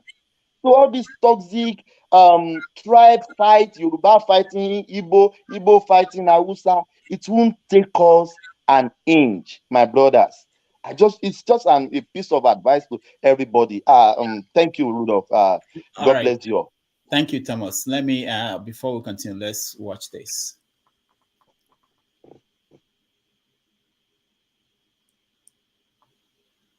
Okay. We'll be praising them and say that, oh, terrorism is happening. Jonathan is doing nothing. Well done, Jonathan. Are we supposed to do that? We are in opposition. Our job is to look at even good things that they are doing and say they are not doing it well. That is the job of opposition. So we have no apologies for pointing out to Nigerians that this government is incompetent and has failed to provide security. If you say we are politicizing it, fix the problem so that we can't politicize it. Okay? Are we politicizing breathing of air? Every Nigerian can breathe air. We can't politicize it because there is no problem there. But if you fail to supply petroleum products and we say you are failing, you say we are politicizing it. Fix the problem so that we don't politicize it. If you say that there is terrorism, we are politicizing it, eliminate terrorism. 5 years ago, nobody is talking about terrorism in Nigeria. Under Jonathan, it has become an industry. And we should not take advantage of their failings so that we secure the votes of Nigerians in the next elections. There must be something wrong with them. We have made suggestions to the government on how to improve security. They have ignored it. They have set up 5 different committees that have given them recommendations how to address this problem of terrorism in the last 3 years. They have not implemented one. They are incompetent. But they try to blame other people. So at this stage that we are right now with terrorism in Nigeria, what do you think is the solution, especially on how to rescue the girls? Look, the government has the solution to this problem. Several committees have given them recommendations. They should just implement the recommendations in their drawer. Okay? As for rescuing the girls, we have seen examples of what countries do when this situation happens. You should have military action on the one hand and negotiation on the other hand. You should not foreclose anything because the lives of your citizens are at risk and you don't want to lose one life. You don't want to lose the life of one person. You don't want to lose the life of 250 girls. So whatever it takes to rescue those girls should be done. If one of these girls was Jonathan's daughter, the story will be different. The only reason why these girls are still in captivity is because they are not the daughter of any important man in Nigeria, and we know it. And if you say I'm politicizing terrorism, go and rescue the girls so that I don't have a basis to politicize it. So are you in support of negotiation? I am in support of every option. When you have lives of your citizens at risk, you should not take any option. All right. Welcome back, everybody. That sounds wonderful. In 2015, But today, I don't know how it sounds. When I was listening to that in 2015, I was like, this is the man, you know. Anyway, welcome back. Let's move on. I wanted people to talk about. Oh, is there anybody who has not said anything? Okay, forefathers. You're welcome, forefathers. You have the floor, forefathers. Yeah, thank you, Rudolph. Thanks for having me, and greetings to everyone on the panel. And I regret that I had to use some terms to address the previous speaker, but there are certain things that I excuse myself to be emotional about. And I think this term that we use, emotion, as if it's some kind of pejorative term, is wrong. Emotions and passions is what drives logic. Without it, nothing works. And when we start excusing certain things and act as if it's okay to be making mistakes that has led us here in the first place, the mistakes, the wars that have happened before now, we keep repeating them again as if we've done it before. We've done it all before. It got us here. And around the world, learning all the wrong lessons. Like the gentleman that just talked about the UK leaving the European Union. Is the UK? No, the UK is not doing the UK. The last time people came together, they formed the European Union. They control the world till now. The last time they came together again, they had the Berlin Conference. They enslaved and colonized us. When people come together, it's common sense. How is it that this type of things is fundamentally too much for us to understand? Once I was having a conversation with somebody, said, "Are we low IQ?" And then I said, "Yeah, maybe, but does it take low IQ for? Why is it that we don't work together?" I said, "Because it requires intelligence for people to work together." Are you all telling us that we are not intelligent enough to understand how to work together? Why is it that our intelligence seems to be only focused on individualism, tribalism, but we don't seem to understand the greater picture? We have some of the highest constitutional professors in Nigeria, in African countries. We are highly educated people, but we just simply refuse to see the world for what it truly is.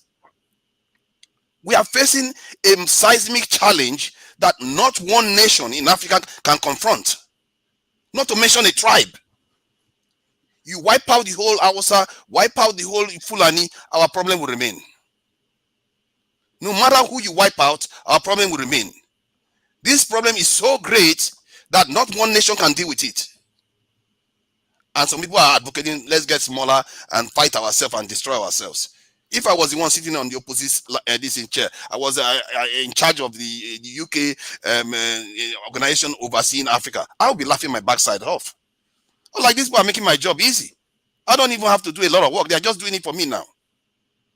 You have a country that cannot even run 4 refineries, that cannot build the simplest things. We always have to bring foreigners to do it for us.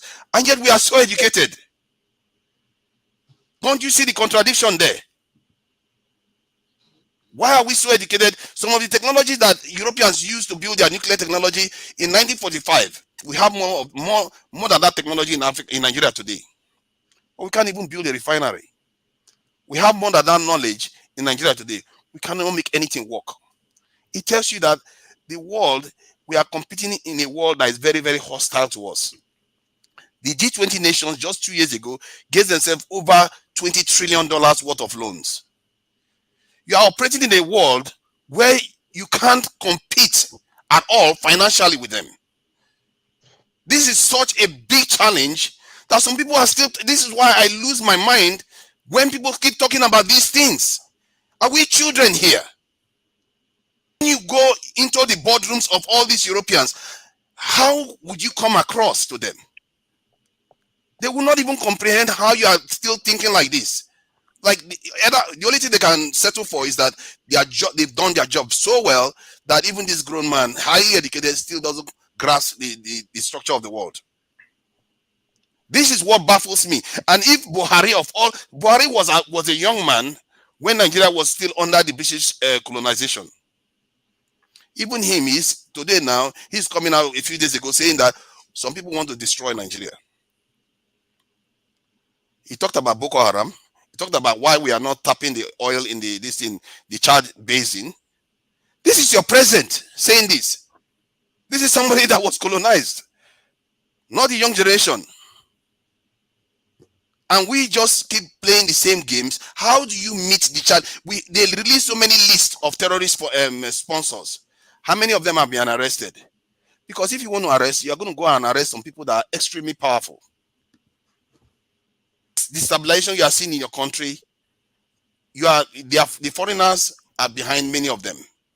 Because some of our people refuse to open their eyes. They think that, oh, is it North that is doing this? Is it East that is doing this? Is it Cameroon? No, Cameroon is having the same problem. Benin Republic is having similar problem. Go all the way to Senegal, you are having the same problem.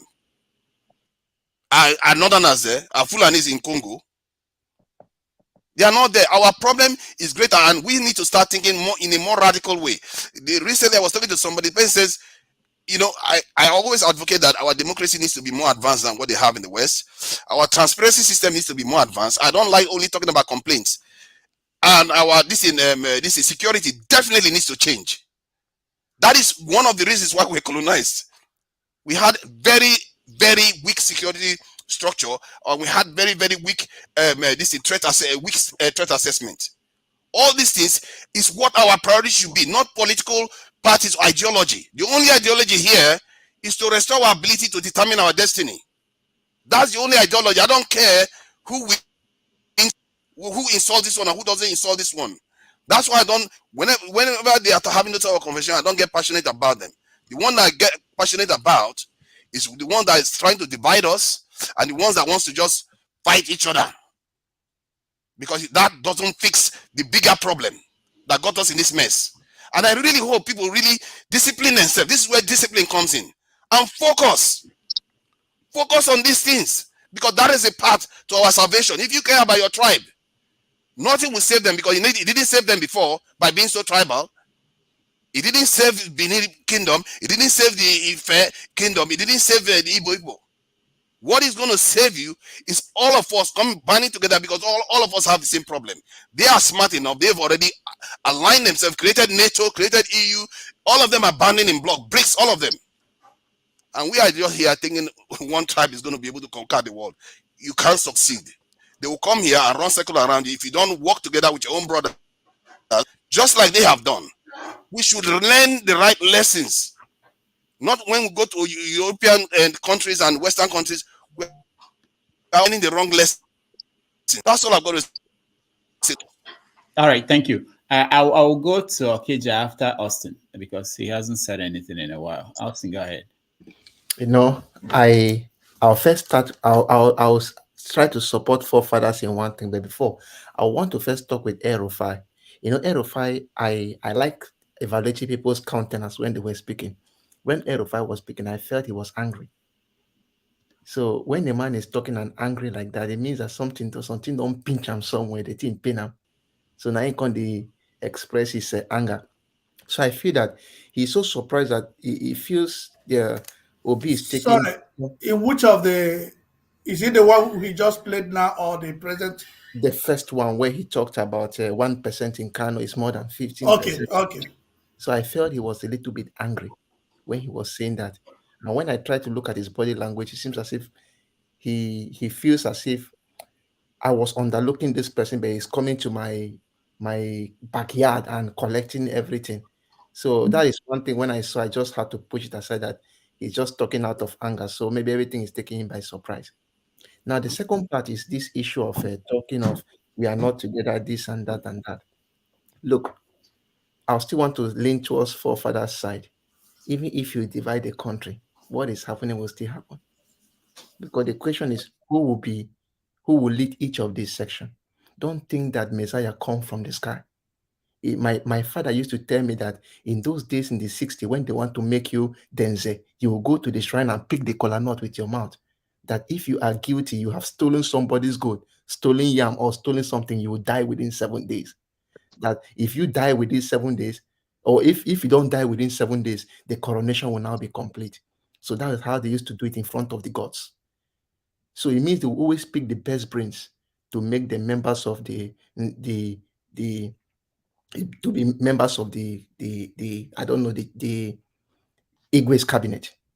So that is the first thing. So if you end up dividing anything you want to divide, those who will still be there as leaders of each of the sections are still corrupt.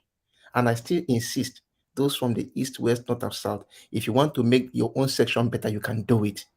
But it's just that we have the most corrupt people we always have in Nigeria. Now, I want to say one last thing. In 2014, there was this young man who got a scholarship to go to Germany. So when he went to Germany, people do experiments in Nigeria. So he got some promising drugs, things which can be drugs. So when he went to Germany, he did some experiment, the first phase of clinical studies. And it was noticed that those drugs were very potent, they had potential to cure cancer. So when the first phase ended, the second phase wanted to start. They now told him, the person he was doing the experiment, he was his PhD. The person who was just almost supervising was somebody lesser than him.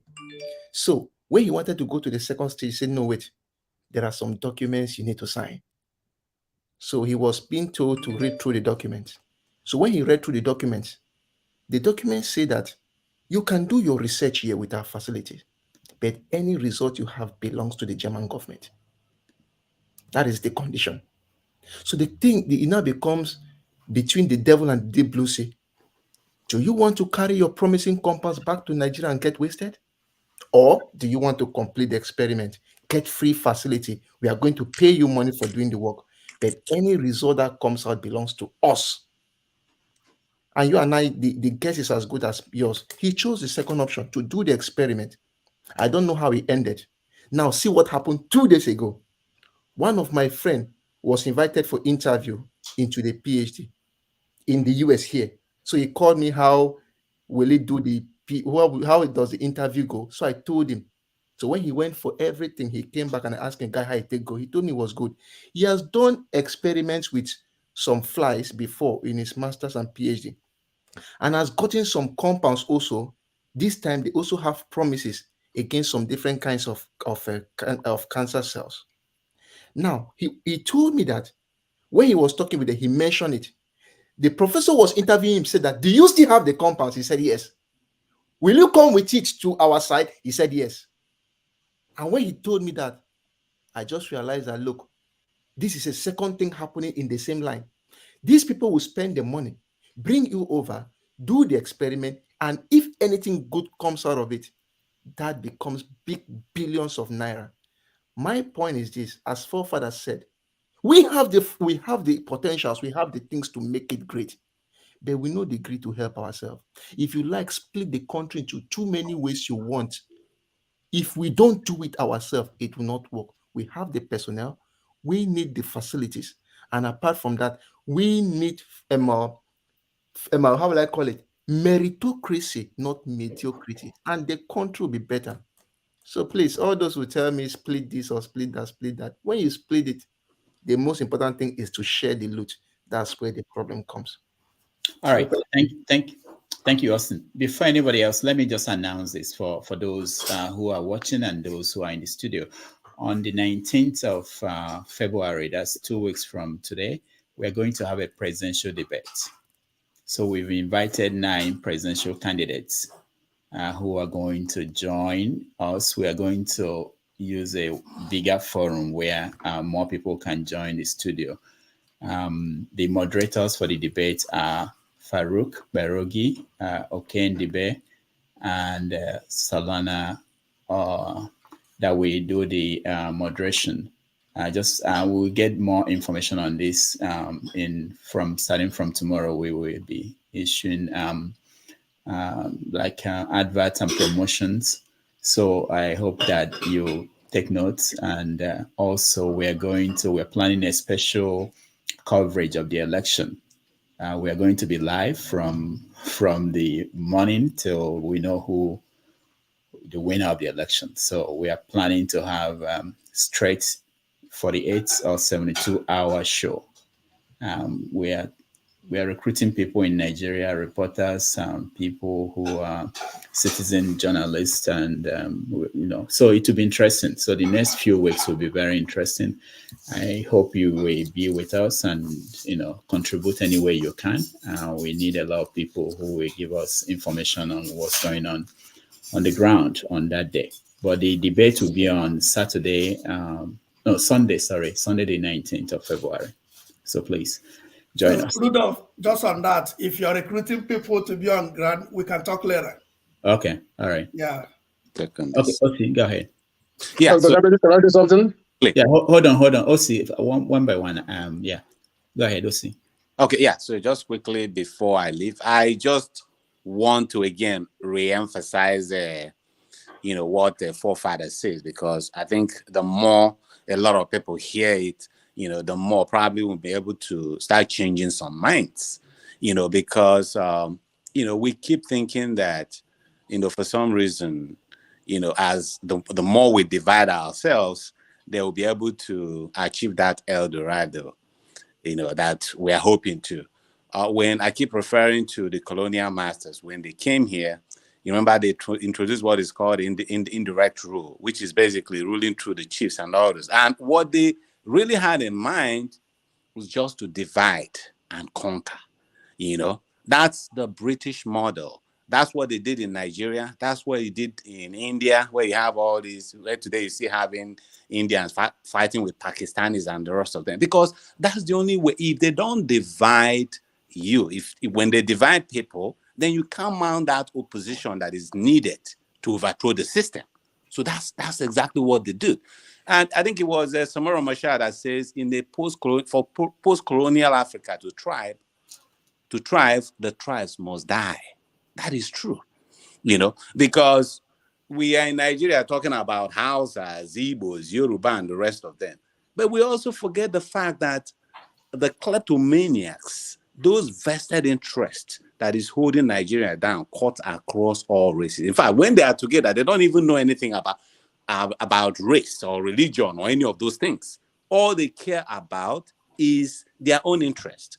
But then they have to sell us, they have to throw us some bones. When one of them loses an election, we'll be like, oh, okay, I lost an election because I'm an Igbo or because I'm a Yoruba.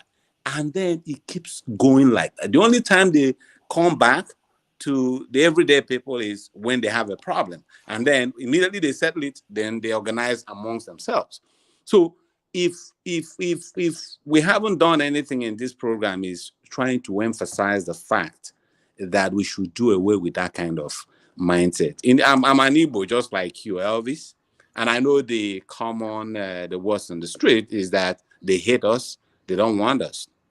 There is nothing like that. Let me put it across here that the world as it is a very unfair world.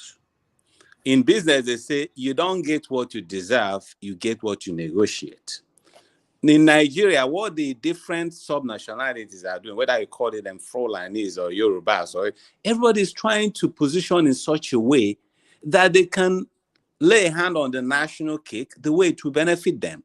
It's not the job of a Yoruba man or a Fulani man to make himself in such a way that they are vulnerable to the point that Igbos will be lording over them. They don't want that. So what do we need to do as Igbos? What we need to do is to come home, strategize, and know how best we can go and fight to be able to get what belongs to us. If we don't do that, you cannot blame anybody. Let me tell you, in Israel is about 9 million in population. Igbos, both at home in the diaspora, about 40 million in population. Israel don't have natural resources. We in Igbo land, we actually even have oil. So what I'm trying to tell you is that no matter what the federal government of Nigeria is doing to Ndi Igbo, and Igbos can come back home, okay, take ownership of their place, do things, we won't even remember there's a place called Nigeria, because we'll be able to live on our own and survive no matter what. Because you don't live because somebody likes you or doesn't like. No, you live because you're able to do what you need to do to carve a seat for yourself on the table. And that's just it. So we can sit down here day in, day out and thinking that it's Yoruba or Hausa. No, it's not like that, my brother. And that is that's the message that we should be sharing with all our kith and kins. And by the way, we are not worse off in any way, shape, or form. It's just that, we are blessed in some ways. We have issues that we're working, to overcome, which is that the unity. If we are able to gather and become a unified force. And one last point, when we talk about having one language or having one constitution, let me say that in the US where we reside now, it's a mosaic of cultures, of religion. You can get anywhere. In fact, there are places you go in the US, you don't even know you're in the US because all they speak is Spanish. Like if you go to predominantly Hispanic population, that's all they speak. Okay, what binds everybody together is the constitution, which we do have in Nigeria, only that it's observed in the breach. But the fact that you go to the north, they're covering the hair, and you come to the south, we don't cover our hair. That is not to say that we cannot be one country. Because like in the US, where they practice true federalism, the states actually have the powers. They can make their own laws and rules. So we can all coexist in a federation if we respect, the arrangement that it should be in place. So that what holds us together is something like foreign policy, international relations, and all those. But each state, each region will be able to carve out the kind of life they want to live. It is still possible, and that's what people do in organized societies. Thank you. All right, thank you. I'll get Kulata to speak. After that, we'll do the rant. I know Elvis, I know you want to speak, but let me get Kulata to speak, and then the rant, and then we change topic. I thought you said Akija was supposed to speak before then. Yeah, oh, you have not? What I spoke. All right. I'm sorry. I don't know what happened. How they took that chance from you. Kulata, just give me a minute. Let me hear from Akija, then you're next. Okay, go ahead. No problem. Yeah, I don't know. To be honest, I don't know which topic are we right now because we're just talking from. I just want to round up. Think of thoughts, Huh? Go ahead. Anything you want to say? I just want to. I don't know. Nigeria is what it is. I mean, Elvis. I mean, you're younger. I can see, you're younger. When I was younger, I used to think that, problem, outside people, outside people. But when you start getting older, you start having experience. You have sharing things. You are abroad. I don't know how they're treating you there. You came here. You came there. I mean, I came here to US, and there are obstacles. There are people that don't like it, but I have to work with them. I go to work, do my own part, and go home. That's the way.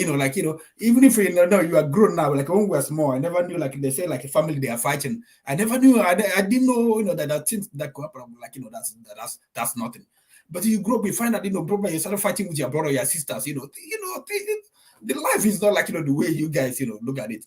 It shouldn't. It's not like I don't know why people. I don't know. Some people, they have legitimate concern or legitimate issue. In Nigeria, Igbos, we tend to we'll go home. We've seen the agitation that is going on and how it is being carried out, and opinion of people who are enforcing this agitation. Do you think that you will survive with these people? With your European mentality, when you come back, that this is right, and you see how they are treating people right now. Imagine when you disagree with them, just like El-Rufai, you disagree with him. He turns your community into a place to be plundered by terrorists. He said he knows that he's paying them. So that's basically what will happen. What's his name? The chairman of that coup, that political organization, the Imo State, the one from Akokwa, they went and leveled his bomb a lot of vehicles. So these are the things, it's not like easy that when we get Biafra, listen, Nigeria is not working, but I don't know who said that. If you want to work alone or whatever, if you want to work far, you work with people, so things like that. Every country has an issue. Canada has I didn't know, but my friend lives in Quebec, Canada, and they started telling me about Quebec. I'll be like, Quebec is small, but they control the whole of Canada because of what? Because there is constitution. They want this to be in the constitution, so they don't. They are French. They don't want their language or whatever to get away, so they load it on the rest. In UK, you're talking about Sharia. In UK, there's accommodation for Sharia in UK. People marry 2 wives in UK. Yeah, there's accommodation for that. So I don't know, like the thing is that we have to fight. Everything is fighting. US, okay, the blacks, they were persecuted, they were sold as slaves, and then there was freedom, 1860, 18 whatever. And then after that, there were like a deconstruction. They went back again, and they have to fight again for their for freedom. 1960s, they had all those civil rights legislation that changed things, but then it didn't change. But people still fighting up to today. Obama became president, I think, but still, he did not erase everything. People are still fighting. So there's no way you can just say that Nigeria will change. We have to, all of us, we have to fight for that place we want, for what that thing we want Nigeria to be. We have to keep fighting, Our children will fight their own, but we have to fight ours. All right, thank you, Okija. Kalada, welcome to the show. Thanks, Rudolph. I'm sorry I have to depart from I don't like talking about all this breaking Nigeria apart. It doesn't make sense to break Nigeria apart. I mean, anybody that can think through will understand that it's pretty silly. You want to balkanize the country, so we're weaker economically, we're weaker. I mean, it just doesn't make any sense. When it takes people different times to grow out of it, but eventually you will get there.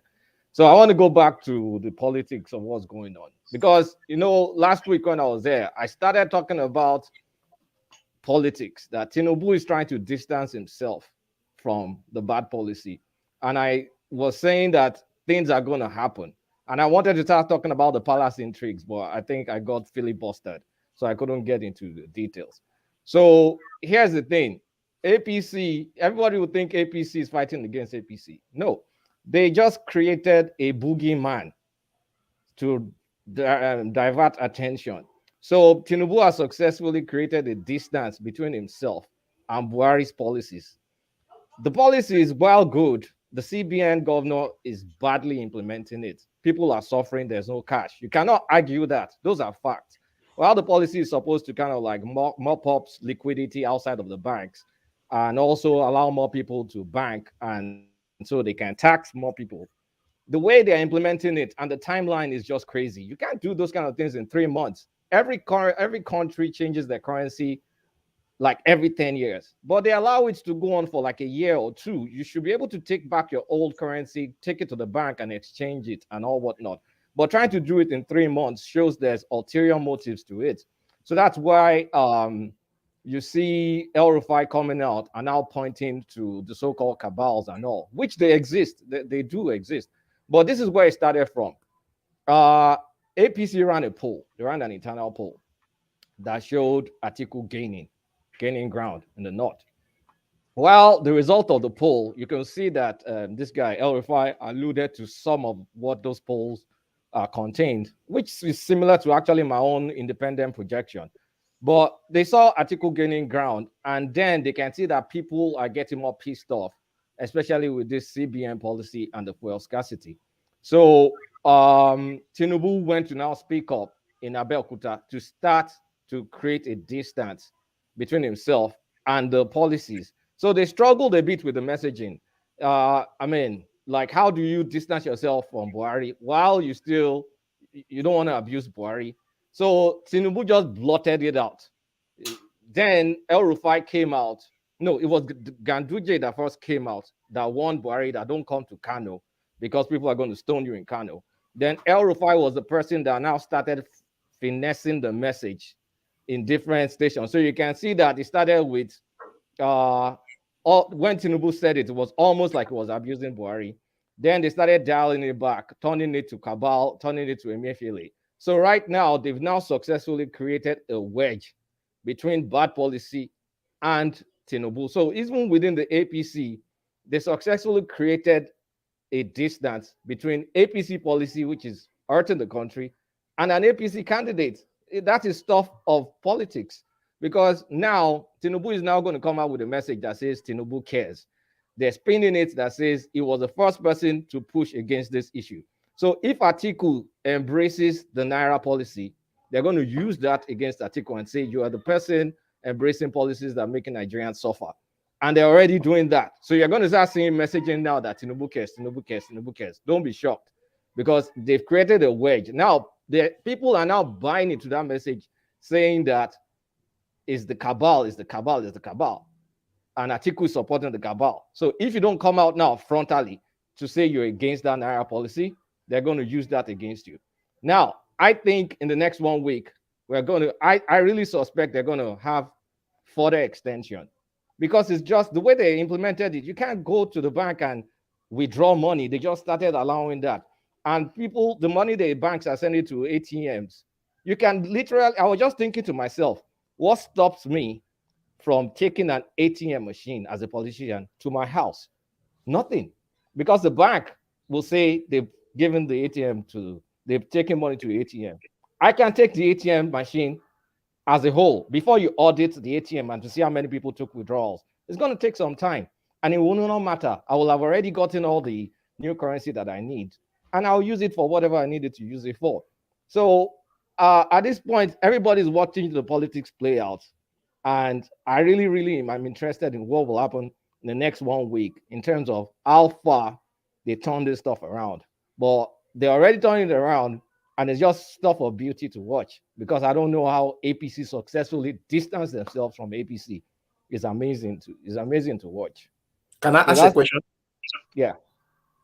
What are the facts you saw on ground to show that APC successfully distanced itself from the policy? Just watch. There are some of the facts on ground. They're using organizing crowds to now be attacking Atiku and saying you're embracing the PDP. You'll see a lot of fake irate. I don't know whether it's fake or not, but there are going to be some protests springing up in the random places. And you will see they're trying to use that to control the narrative. So what is there among the people that you have seen that the message has resonated to them? That no, it's still resonating. What I'm saying is they are sowing the seed now. We need to see how fast that message will permeate and resonate, because they've already sowed the seed. Because see, today, those governors went to Buhari during the week, and then Buhari immediately is now frontally endorsing Tinubu. Now is now, I think you said it yourself in this session. There's now unequivocal. So because it's more like, where do you stand? So at the end of the day, if they're successful, Emefiele will be the biggest boogeyman in this political dispensation. They're just going to put everything on Emefiele and the so-called shadowy cabals. And if you see protests, and the protests are not attacking Tinubu, they're more like attacking anybody that supports Emefiele or attacking Emefiele, because I think they're going to be protesting against Emefiele, then you can see that their message is permeating. So it's going to take a while. Let's just see. This is my projection. The same way I'm stringing things together based on what I thought happened in the poll. This guy validated exactly what I was saying last week. So just watch out for that space. We can come back and check it out next week. Let me ask Kulata something. Dr. Damage. Let me ask Kulata something. Hold on, guys. This what you just presented, is it a theory or based on fact? Do you have any data to support? It's my own theory. It's my own theory. Oh, okay. I'm glad you say it's a theory. So we don't have to sleep on that. That's a fact. But there may be some valid you don't have to lose sleep over what my own matching. No. I'm just trying to let the people know, but it's just a theory. So I'm not God now, Prestige. You know me, but a lot of stuff that I project. It happens, but come on now, yeah. What did you project? What did you project that happened? Don't get catty on me, Prestige. Let's go to something. What did you project that happened? Tell me what you project that happened. You know what to do with that, Prestige. I know you. So hold on, Prestige. I like the fact that during the week, they all hang out in several places and talk and fight, and then on weekend they bring it. They bring it over here. Prestige is my guy. Yeah. We are discussing. Dr. Dame, that's the beauty of it. We congregate here. Figure out there's nothing wrong. It's all this is village square. Nyankulata be body. So you know me. Dr. Damage, personally, I like what Kulata, I like what you just did now, because I wanted to comment something on people that spin. What one man did to this platform earlier, he threw in Biafran people have gathered. And he came in here and changed our scenario to start talking about division. That had never been our goal today. So Kulata, thank you for bringing us to the game we are in. Spinners should continue spinning until they spin Nigeria into further trouble. Thank you. You know, say one man. Let me just say something. I can go. Wait, Austin, you know the Earth spins, right? If the Earth stops spinning, you will die. Okay, I love that. All right. I love that. Okay, hold on, guys. Let's start from Elvis. Elvis, go ahead. All right, perfect. Thank you so much. I know that a lot of people want to come in, so I will try to minimize everything to 3 minutes. I see some people here talking more than 10 minutes, and sometimes it gets boring. The thing is this, the guy, forefather, I wanted to ask him a question before he left, but unfortunately he's no longer there. I wanted to ask him because when he was talking, he mentioned that the terrorists in Nigeria never got arrested. But the question, I cannot ask him now because he's no longer there. So let me just talk about it without asking no question. When you say that the terrorists in Nigeria are never arrested, so my question to you is, why should somebody go to Kenya and kidnap a man called Nnamdi Kanu when you cannot even arrest the terrorist that is claiming local governments in your states, hosting flags and collecting taxes? You can't do it, but it's the man that is talking for his people.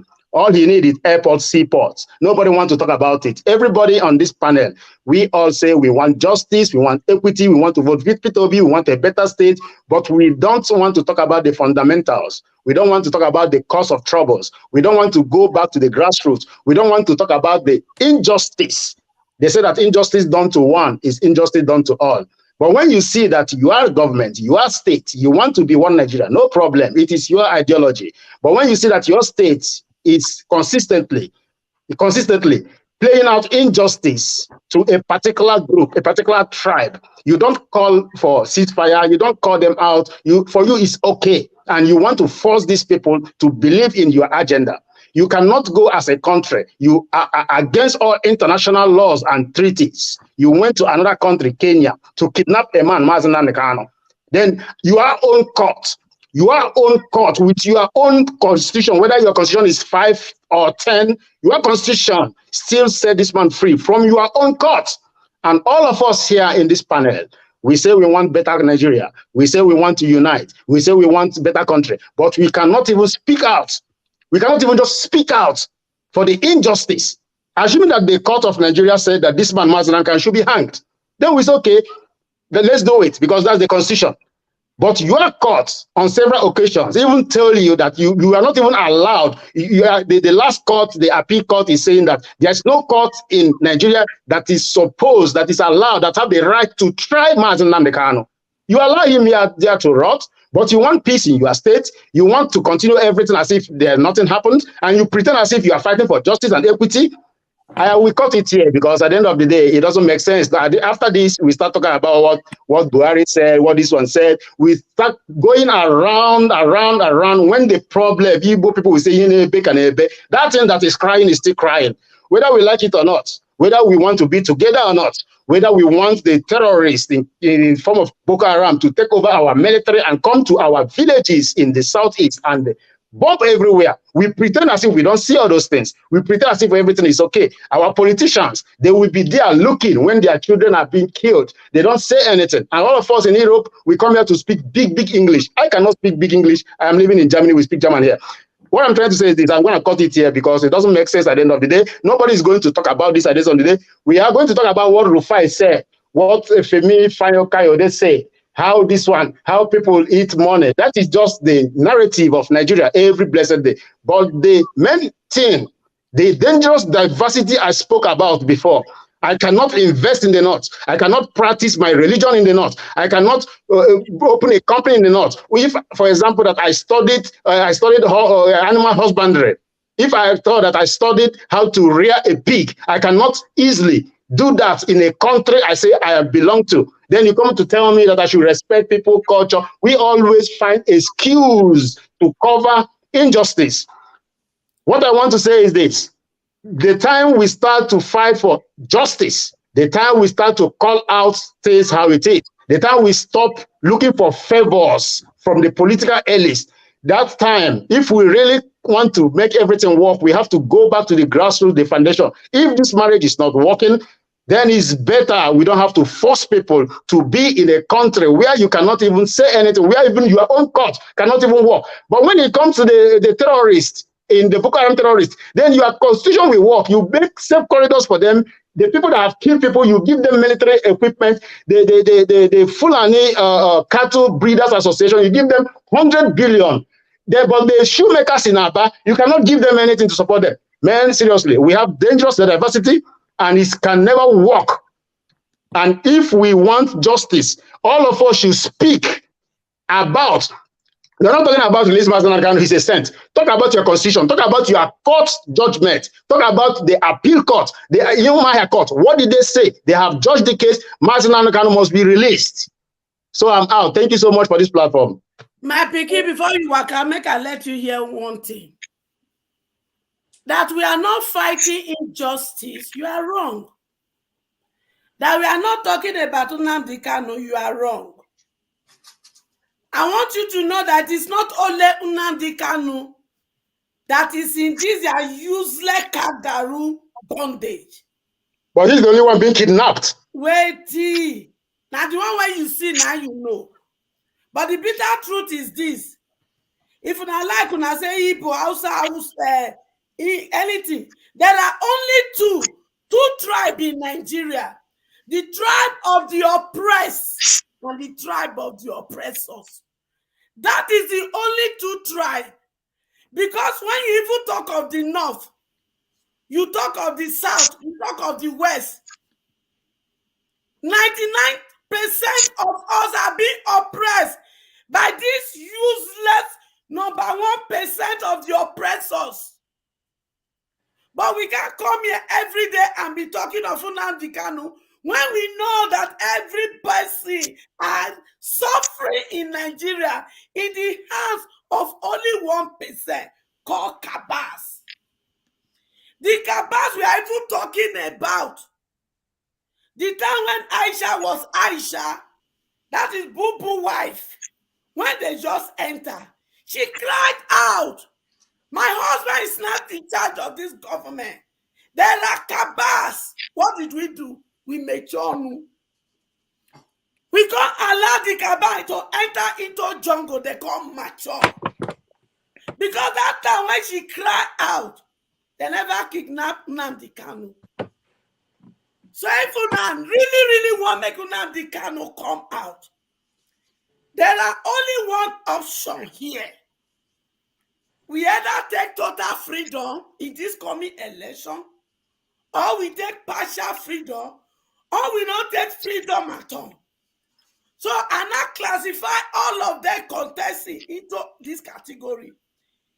Because I have opportunity to ask Showora one question. Go and play that video, you will see it. If you enter, what will you do about Nnamdi Kanu? He said, go release her. That same question was posed to Obi. He said, go call for dialogue.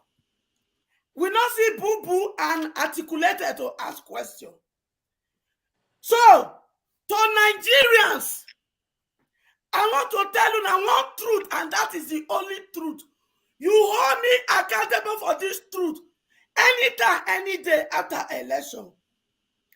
If you now want total freedom, home and abroad, vote Shogore. Rudolph, quick question. Is the topic going to be Biafra? I just want to know if I should stay or go. Okay. If you want partial freedom, vote Obi or Kwakwaso. If you not want freedom at all, I dash you the article and tutu. But if you not vote these people, una come they suffer, una come carry una phone, they call any of my pikin for abroad, make it come pay una children's school fees, make it come pay una house rent, or give una money for hospital bill. You see the blood of the innocent and the spirit of the innocent that died in Nigeria in this process. They go carry bulala, they whip una well. From una dream to anywhere na waka go. Thank you, Echo. All right, so let's pause now. There are people who are joining us. We want to welcome them. We moved away from the topic. I mean, we are doing well. I know that we go in tangents. You know, people have their say and they connect. If you say talk about this, they connect it to something else they want to talk about. But it's important to know for those who are joining, especially those who joining us for the first time or second time, we deal with every topic that is in the news. When people say, and you are the one who decide what we talk about. So when people say we don't talk about this particular thing, you bring it up here, you talk about it. So we do talk about everything. And also, let me see. I wanted us to do the rants, but we do that when I introduce the new people that joined us. Des, welcome to the show. Yeah, thank you, Dr. Damages. Good afternoon, everybody. Yeah. Let me just take a few comments on the. Oh no, hold on, no, Des, we're not discussing anything. Okay. Otherwise, we'll go away from the structure now. I just want to introduce you. All right, no problem. Not by power. Welcome to the show. I know you've been trying to join and you come in and you go out again. So I see that you're here now. Welcome to the show. Dozie, welcome to the show. Thank you. Good evening, Dr. Damages. Yeah. Adewola, welcome to the show. Whenever I see Adewola, I think, oh, it's time to close. We're about to close. Guess who pressed the button? See, my daughter. I thought we was time to I go. don't know how he did. She did it. I was like, what are you doing? That's when you come in, and I had to look at my time. You know. Nice to see you. Nice to see you too. Yeah, Samuel, welcome to the show. Good afternoon from here, Dr. Damages. All right, it's nice to see you. So we're going to do the rant. Rant is when you have a minute to rant about anything. I think that is needed. A lot of people need that. Get it off your chest, whatever is happening you. So we start with you, man of prestige. You are a veteran, so you should know. Go ahead. Oh yeah. Okay, let me go ahead. I think I have an issue with El-Rufai. You know, I think he's playing in the mind of many Nigerians. You know, he just come here to play some narrative, and people are buying what he said. I mean, some of them may be orchestrated from the party or APC party, like Kulata said. There may be something behind it. I don't really know if it is true or not. But if I have to guess, I think he's going somewhere. Maybe they plan or whatever is happening. That's the way they want to put the narrative. Try to blame the APC, you know. But people are looking at it differently. So there's some fact to that. I really believe he's playing in the mind of Nigeria. That's all what our politicians do. And El-Rufai is a master of that. He's known for that, you know. I mean, people call him magic and everything, but he's very good at propaganda. That's exactly what he's doing. He's playing to his APC party. People are looking at it differently. Maybe he's against them or whatever. This may have been orchestrated from the party and everything. Look at today. Buhari is with them. I'm not saying he's really supporting Tinubu fully, but because that's the kind of person he is. Maybe he actually wants a fair and free election. But people don't be misled about El-Rufai, okay? He's playing on Nigerians, minds. Thank you. Thank you so much. Kulata, you're next. 1 minute. I'm not a ranter because I don't really have anything to rant about. Well, what I'm amazed at the ability of APC distancing themselves from APC, and it looks like they're about to successfully pull it off. So if it happens, you guys are the jokers. Well, so it's not a rant, it's just an observation. And I wish we keep the conversation to politics. All this, I want to leave Nigeria, it gets me uncomfortable. All right. Thank you so much. That's part of the conversation, which is people being able to say whatever they have in their mind. But sometimes I feel also that if we're discussing what should we do with El-Rufai, what should we do with whoever, and then the contribution is I want to leave Nigeria, it could be part of it. Anyway, Jude, you are next. Well, I don't think anybody has the right to tell people what to think about. Elvis has gone. I've been wanting to speak regarding to what he's saying. Everything that Elvis has said is correct. You see, whether we like it or not, whether we continue to shy away from the fact of the unpracticability of continuing to keep that contract might call Nigeria as one is going to work or not. That is not going to change the fact. It's only a blind man that they will tell, look, your house is burning. Okay, even when it's burning, if you look well, you can even hear it. The fact of the matter is, Nigeria is going to self-destruct itself. You see this breakage or this whatever you are running out of, and people feel aggrieved to discuss. It's going to come. It's going to face you right on your face. Okay, just mark it. Mark my word. Nigeria is going to serve all these politicians and all these supporters of these evil people. They are going to destroy Nigeria, and Nigeria will break up. There's nothing you can do about it. And when the time comes, well, make sure you cry and cry and cry. All right, thank you, Jude. Echo, a minute. El-Rufai, your lie. This your half done kunu. It not go work for us. It not go work at all. You and Tutu, now they give us half done kunu, make we take. The time when una they kill my children for toll gate, una not cry yo, una not go ask go ask question who send the people. Una go they eat una food when na cook done. Una go they go ask una they craze. Una carry CBN put for inside house. The money when they take pay retired people, the money when they supposed to pay workers, una carry am for inside and do CBN. They can't play the joker card for now. Una icon they red, una got the waka like mumu and crazy people when not sabi their house. Esheshe pereni. They say first to do not they cry. Second to do I they red. Boo boo and Emefiele. They don't play on a joker card. Make una take. Thank you, Echo. Just before we continue, I want to say that Emefiele, and there's a story in some newspapers today about the case that DSS wanted to present against him. So if someone has information on that, details, we want to talk about that when we come back after this round. Des, you're next. You have 1 minute. Rant. Yeah. I don't even know how to do this with 1 minute. The truth is that Nigeria is highly tribal in this generation, and if you're gonna get out of that tribalism or whatever, it's not gonna be anytime soon. That's just the sad truth. Our generation is encrypted with tribalism, and the people that can get it out is the Gen Zs, as they call them, and it's just sad. If all we have to do, I would say, is keep voting the right people, because Nigeria can be great. Keep voting, get your PVC, keep voting the right person. When the right person goes, vote another right person till the Gen Zs come in and make us one Nigeria. It's just a simple truth for now. Thank you. All right, thank you. Not by power. You're next. 1 minute.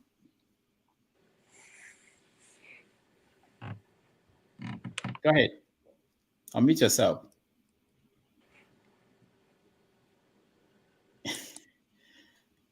Not by power. You don't know. You couldn't. Sorry. I hope I can get more than a minute because you guys have been talking since 3 p.m. Nigerian time. Are you in Nigeria? No, I'm in the UK. Okay. But I saw the notification that it's starting about 3 p.m. Earlier in the day. That's probably 4 p.m. Nigerian time. Anyway, what I want to say something about El-Rufai. I think he's fighting a war on several fronts. He's fighting a war in the APC. He needs to keep it loyal to Tinubu, because Tinubu has been trying to get him to be a very integral part of his campaign, and also keep it loyal with the cabal who are surrounding Buhari. So it's probably a Trojan horse they're using to keep Tinubu honest, to say that we are still with you, but then it's really not Buhari. Is some cabal around him that he's not going to mention, that he would like to mention them after the election. That's one front that he's fighting at. And then this thing called obedience popped up from somewhere that nobody saw.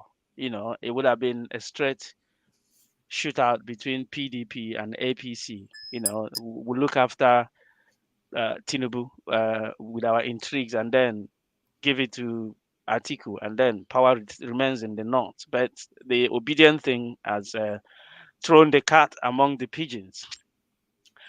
In June last year, El-Rufai's son did say something that, when the Obi phenomena was rising and Obi just left PDP and joined Labour Party, and he was gathering a little bit of steam, and El-Rufai's son said that if Obi ever wins the presidency, he's going to climb the Zuma rock and declare that he is a goat, So is a family there's a bit of family pride at stake there. So he needs to throw as much muck at Obi as possible to derail him. And of course, he has no stats to back up the fact that Obi is polling 1% in Sokoto. That's a lie. He has no stats to back up that he's polling 2% in Katsina and that he can't win. Well, if he can't win, then why are we having an election? Why is he going around trying to campaign? So he's playing politics. He can't pull a wool on our eyes. People who are obedient are still going to be obedient anyways, whether he wins or lose. We're not trying to vote for Obi because we think he's going to win. We're voting for him because we hope he's going to win. Nobody knows who is going to win, but I think Obi has a chance of winning as well as losing. If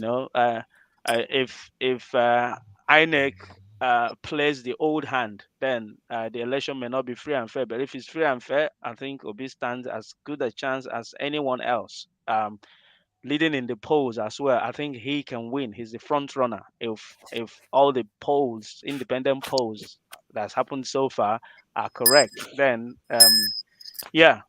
okay, I think I'm gonna leave it at that for now. Yeah, thank you. For now, you can when we come back. Dozie, you're next. Good evening, everyone. Good evening, Doctor. The issue of El-Rufai. No, we are ranting now, Dozie, so you can rant on anything. We can go back to other topics. Yeah. The issue of I'm going to talk about the issue of El-Rufai and the issue of politics in general. The El-Rufai issue is that the reason why APC is complaining is because there's a game going on inside APC, and that game is between the Tinubu campaign group and APC Villa members. There's a game between them. Because of the game Tinubu played in terms of, he has so much money, so he had to bribe his way, because I believe that's what he did. It's confirmed from some of the, his fellow APC members. So he got the ticket for APC. Now he made some statements, and so many of them were not happy about it. And most of these people in the villa, some of them there contested with Tinubu on the same APC primaries. But because Tinubu had much money more than them, he had to, he took over. Dozie, hold on. I don't normally do this, but just to correct something, you said most of the people in the villa contested against Tinubu. Who are the people other than the vice president? Yes, the vice president contested. Yeah, but there were people Yes, so many of them bought tickets. I've forgotten some of them. Some of them didn't even, make it at all. Through when they were doing screening. Mm. And they were in the villa. You said those yes. are in the... Yes, okay. Of course, they are workers. They are working. Okay. El-Rufai is part of the government. Mm. For him to make that statement, which means he knows he knows exactly what's going on. Mm. They know these people. We see we are different from them. They knew each other. They knew how they play their games. Mm. So for El-Rufai to come up to reveal such thing, That, for you to know, he said he's not gonna mention their names. That means he knows those people. So in this game now, look at it. In terms of the changing of the currency and all that stuff, look at how long they waited. 3 months to the election. They came up. They want to change Naira. You know why? Because so many political parties there land. Their own intention was that they're gonna use their money to bribe, the people so that to buy the votes. Yeah. At the end of the day, the CBN changed the currency, which means all these people that dumped the old cash, they must return it back to the bank. Now they have returned it.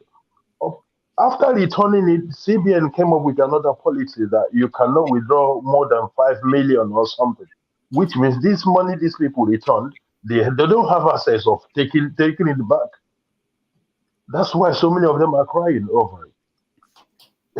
Now again, what I'm if you permit me, if you permit me again, one thing I always say here,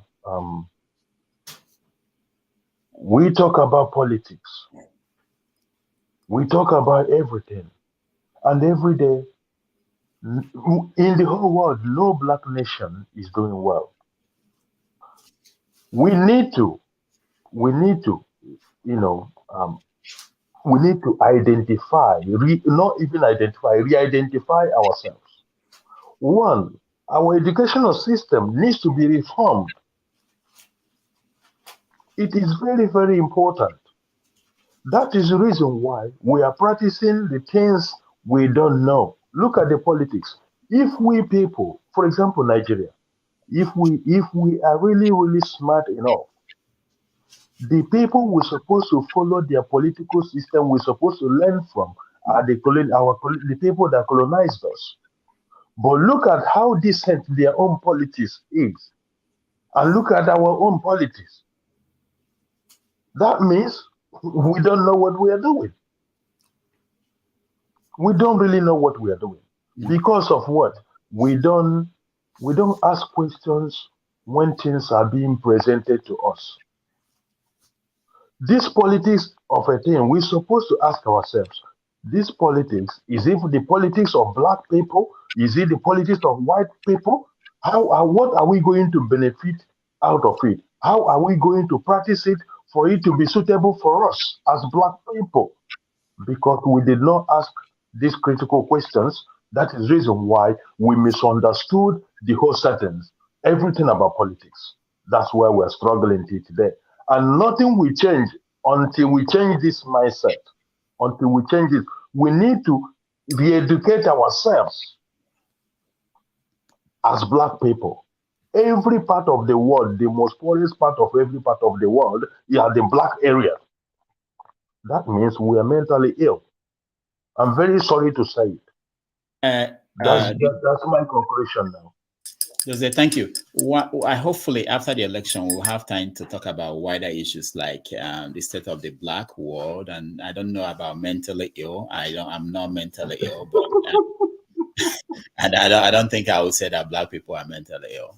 All right, but thank you. Adewale, you're next. Okay.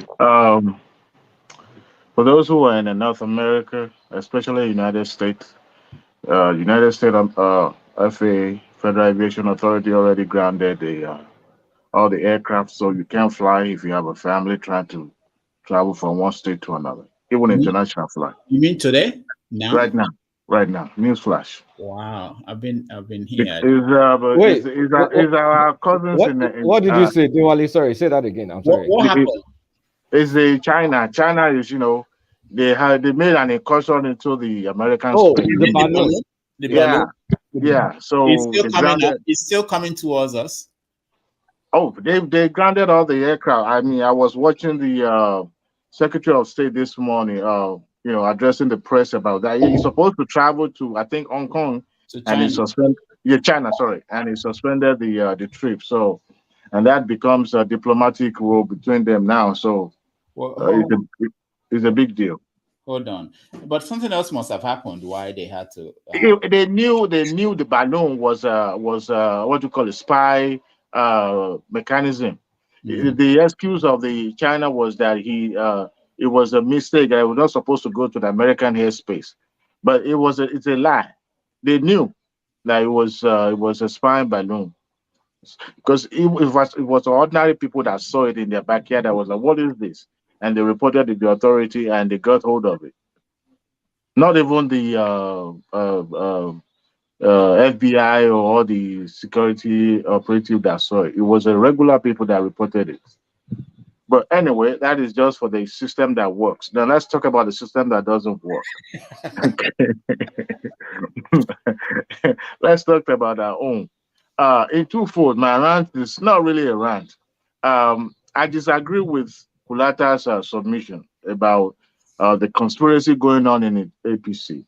I don't think the Tinubu campaign is trying to distance itself. He found himself entangled with the current administration, and there's no way they can entangle it. So they knew that they found themselves in the middle. So they're trying to manage it. But I think what being said, sorry, what's the difference between manage and distance? Well, let me put it this way. You know, people already know, because I wanted to ask the question now. Nigerians are being used. Number one, you welcome the CBN directive, but at the same time, you are the one bearing the pain. You don't have cash, right? So, and you can't transact. So now you are suffering on one hand. At the same time, you are saying, oh, thank God, CBN put this thing in place. So you have to choose one. So now, going by your question, they're trying to manage the way they would bring the administration into the campaign, but not necessarily. I believe what is happening in APC, the outburst in Abeokuta, has to do with Vice President Osinbajo. He had been in other states. He did not mention it. It was when he traveled to Abeokuta. Remember the first time that he went to Abeokuta, he made speech that's related to this. And that was when he was begging the delegate, right, to vote for him. So it is now that he traveled to Abeokuta that he's trying to put the government of the day on the blast, on the spot, so that the people can see. Now, when I go online, I was going on some, celebrities and some other, including your own, Dr. Rudolph, just to see how people react to this. You could see the compilation of destructions, protests here and there as a result of the shortages of the cash. But then the person that put it on the spot, that spoke about it, he wasn't given the credit because they believe the directive is to affect his campaign. So now you look at it this way. It is, of course, obvious that the CBN directive is for a purpose and is serving the purpose. Now, who is bearing that pain in Nigeria as of now?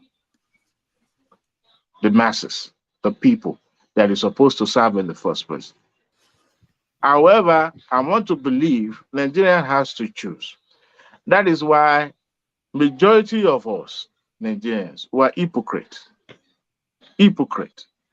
We are beclouded by sentiment, by tribal sentiments, because of our alignment, because this person belongs to our tribe, or this is.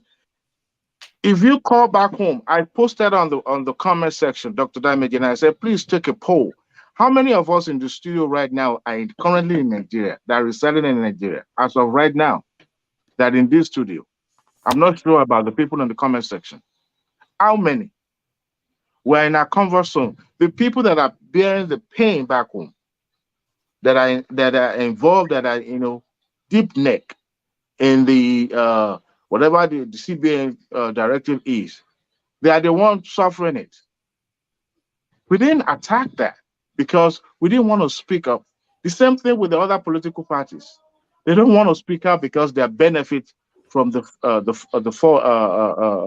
fallback from it, because they know that if it doesn't favor the APC, it will favor PDP or it will favor CPP or whatever, NPP, and then Labour Party. So that is my rant. We are hypocrite. We don't want to speak the truth, even though it will hurt them, but it's hurting us the most, the people back home. Now they don't have enough cash to transact business. We're not talking about that. I'll speak for that when the rant is over with. All right, thank you. Just to point out, I don't think that they grounded flights in America. All my news sources, nobody's carrying. I saw it on the news, CNN though. CNN, TV. Yeah. Not the old one. Okay, I'm going back to it right now. Yeah, I'm watching. Try to confirm, please. I couldn't see it anywhere. But anyway, Samuel, you're next.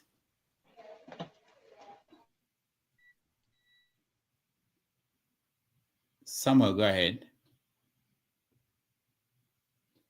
Unmute yourself. Can you hear me now? Okay, go ahead. During NSAS protests, I was following the event, the trend. Meanwhile, give me a little time because I've been trying to come on since. But of course, I like to respect time, so I will keep to it. I've been following the event, the trend, and I said to a friend, if I know Nigeria, the military will scuttle these protests, and there is nothing anybody can do about it because Nigerians are truly not ready. I said, I love the protests because this is the first time that we are sincerely on the pathway to truly being free. The kind of complexity in Nigeria requires some kind of, revolution to bring about the freedom that we eventually enjoy.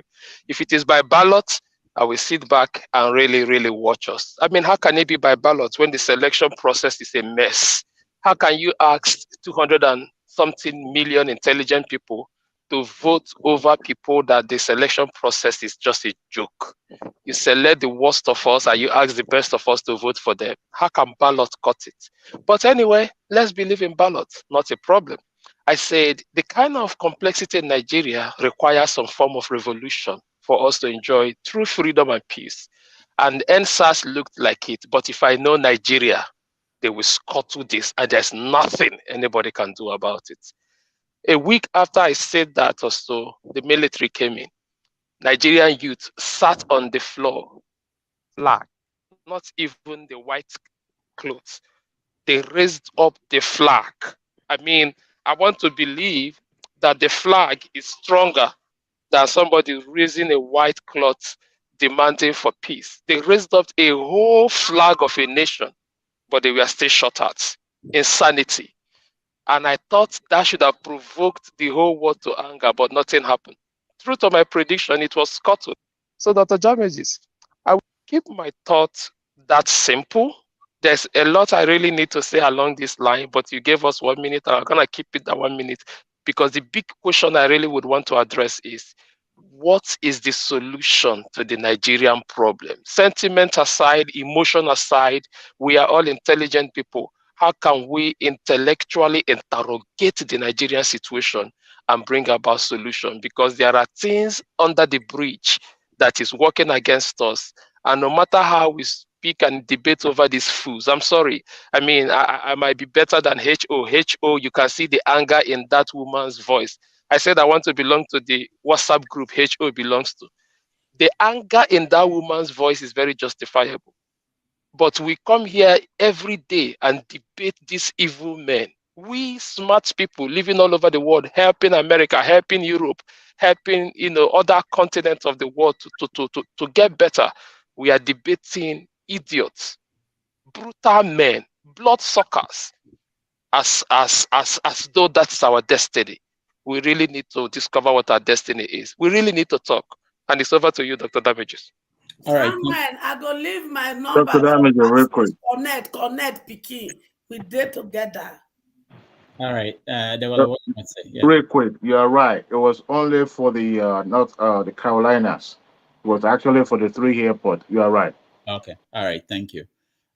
Splendor, you're next. Unmute yourself, Splendor. We can't hear you. No, we still can't hear you. Sam, I don't put my number for back office for you. Yeah, can you hear me now? Me. Yeah, go ahead. Yeah. Thank you. This is my first time of joining your program anyway. Thank you so much. I've listened to quite a number of people here. Their submission is quite very fantastic. But I think there are issues that we're actually missing here. Although 1 minute will not be enough for me to actually diagnose these issues. But the first thing is, let me refer to one man. He was just too academic about Nigerian politics.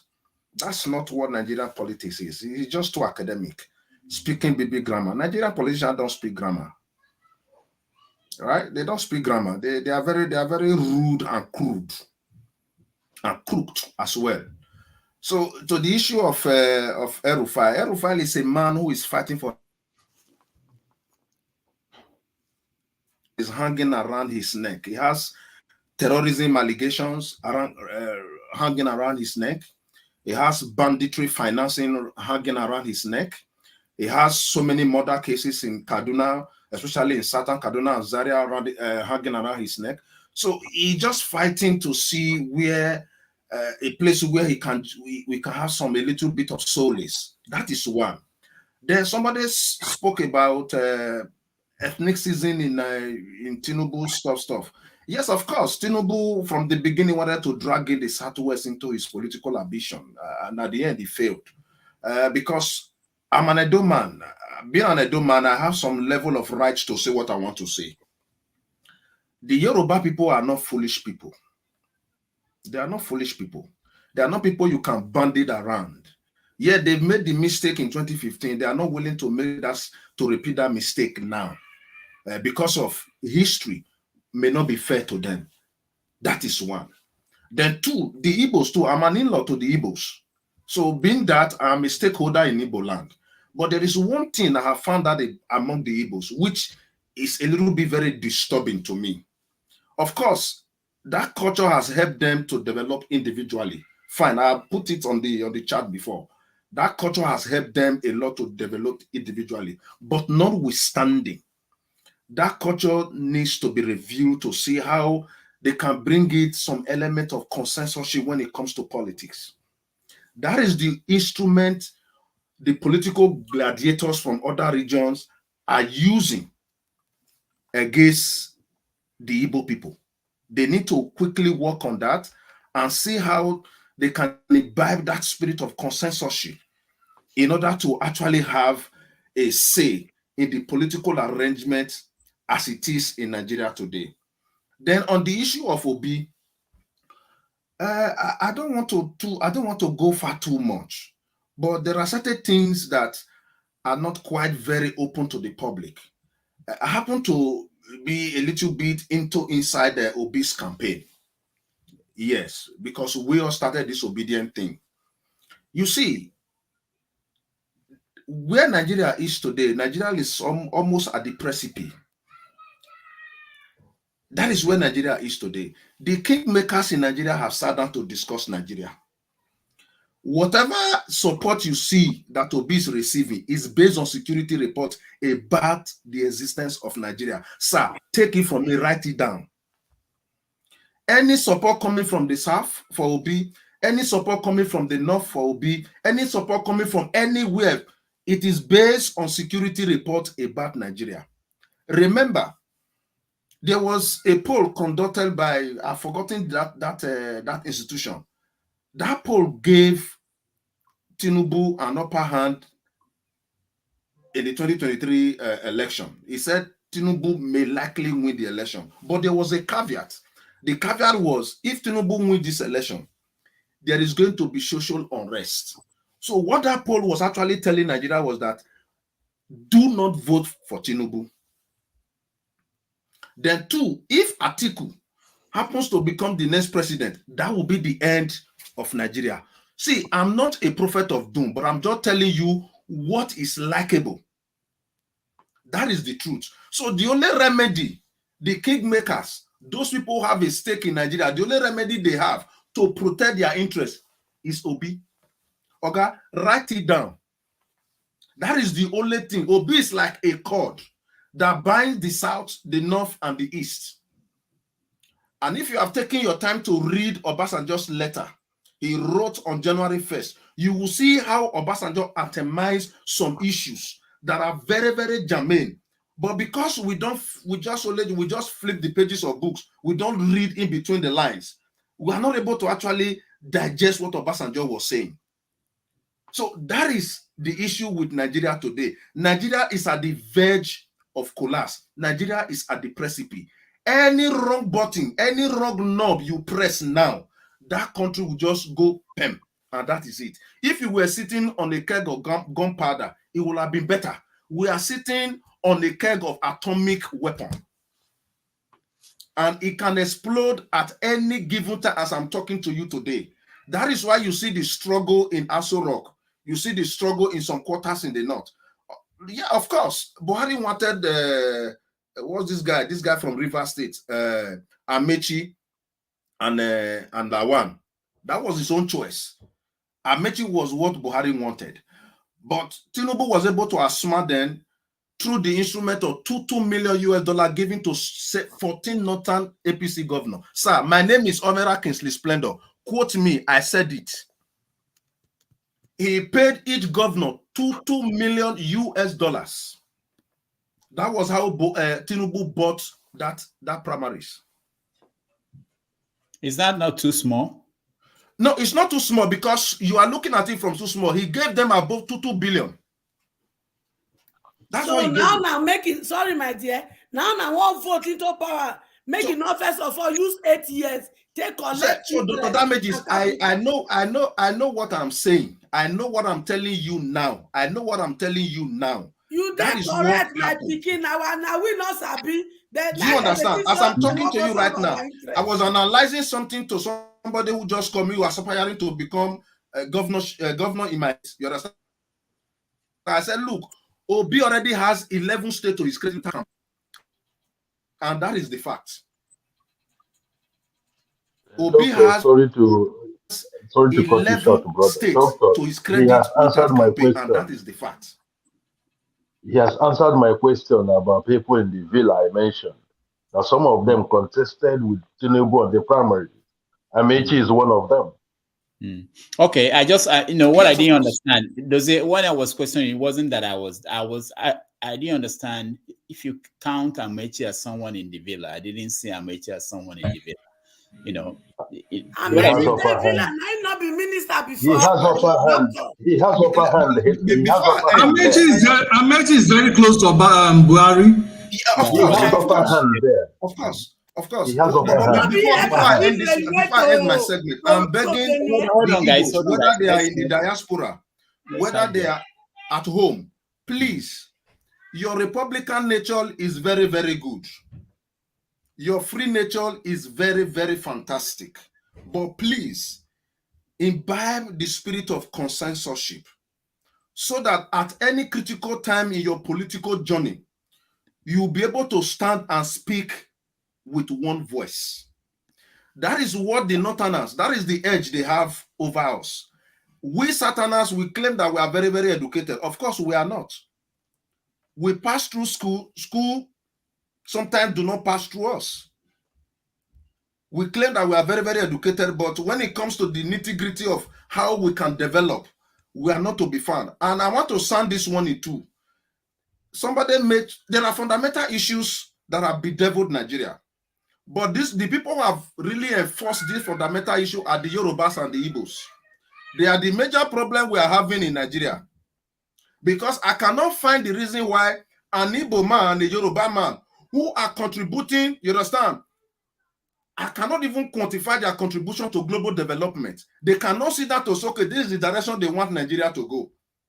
I can't find, there is no place I've ever been to in the Western world that I don't see a Yoruba man or Igbo man doing extremely well. Go to the universities in the whole of the UK. You see the Yoruba man, the Igbo man, you understand? Having headway, making headways. Do you understand? When it comes to facing Nigeria, they will now remember that one is Igbo, one is Yoruba, one is Awolowo, one is Nnamdi Azikiwe. We are tired of that. Me, I'm a minority of the minority. Even me, technically, I'm stateless.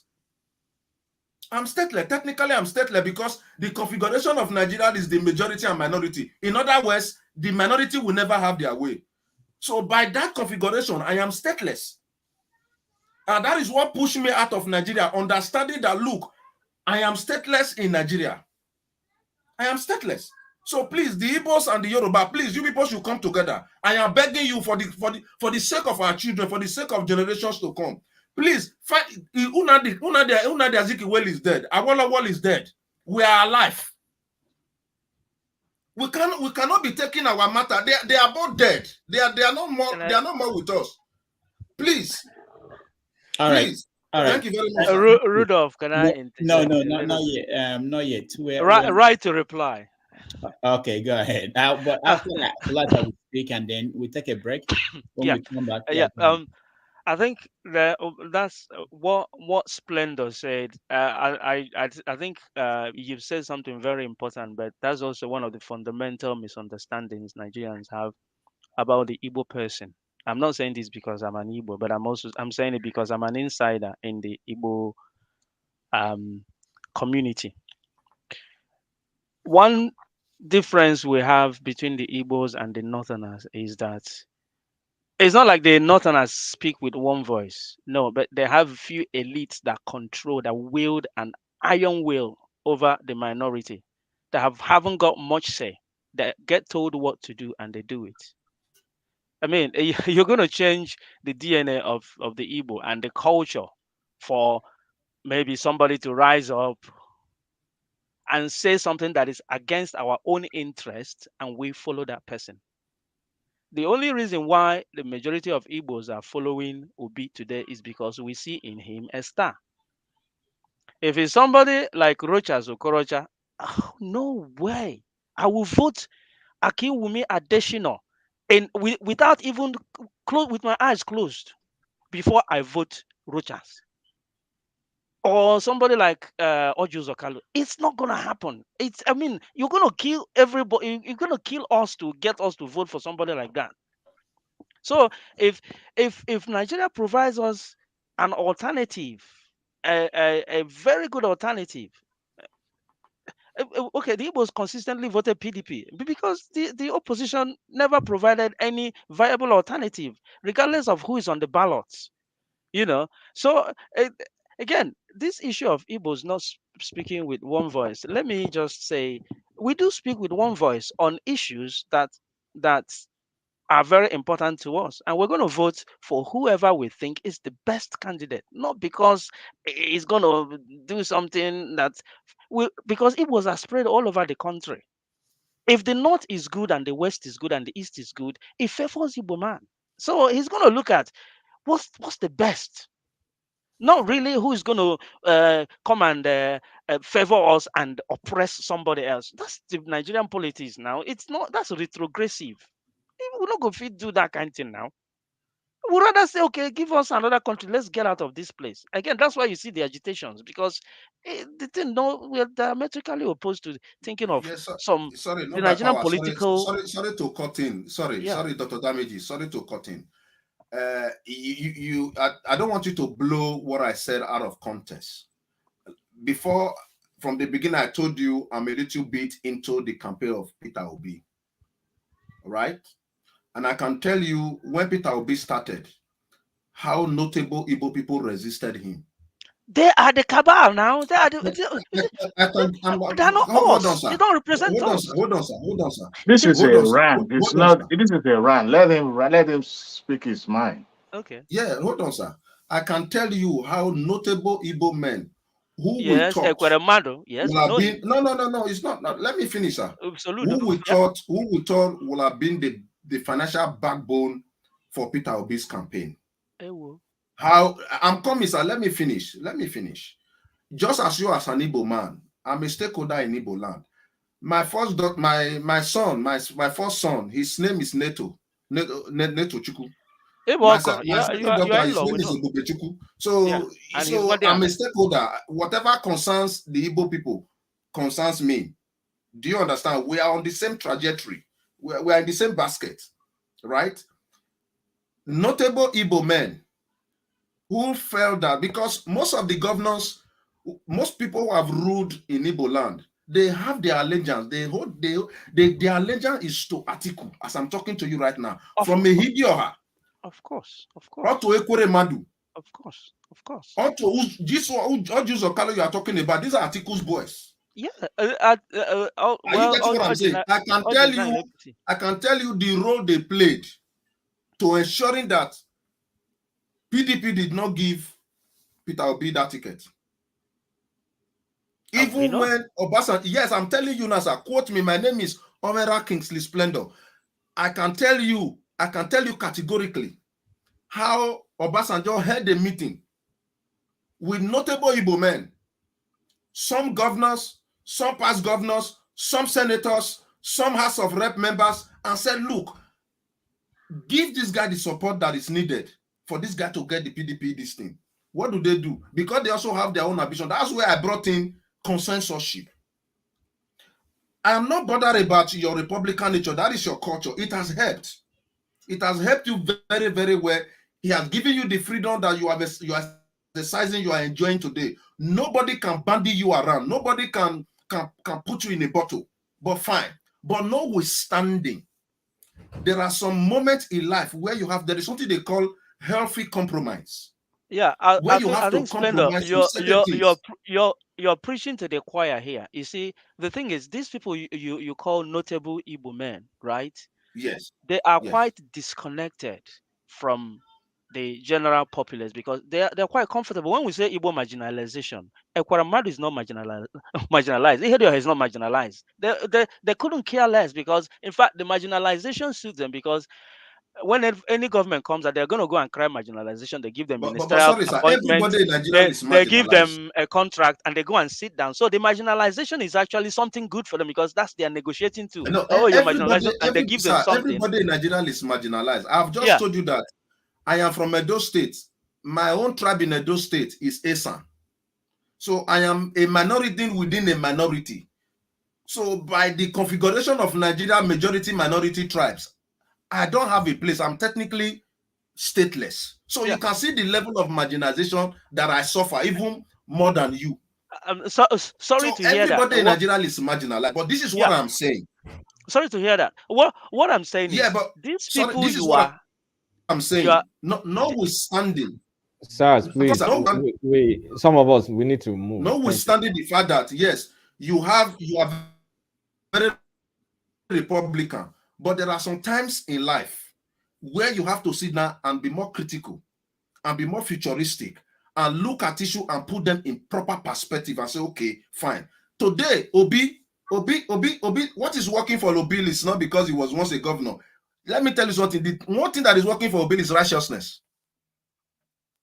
That is why he's so bold to tell you that I've done the go and check. I've done the go and check. I've done this go and check. Righteousness. That is what is working for Obi today, sir. Righteousness.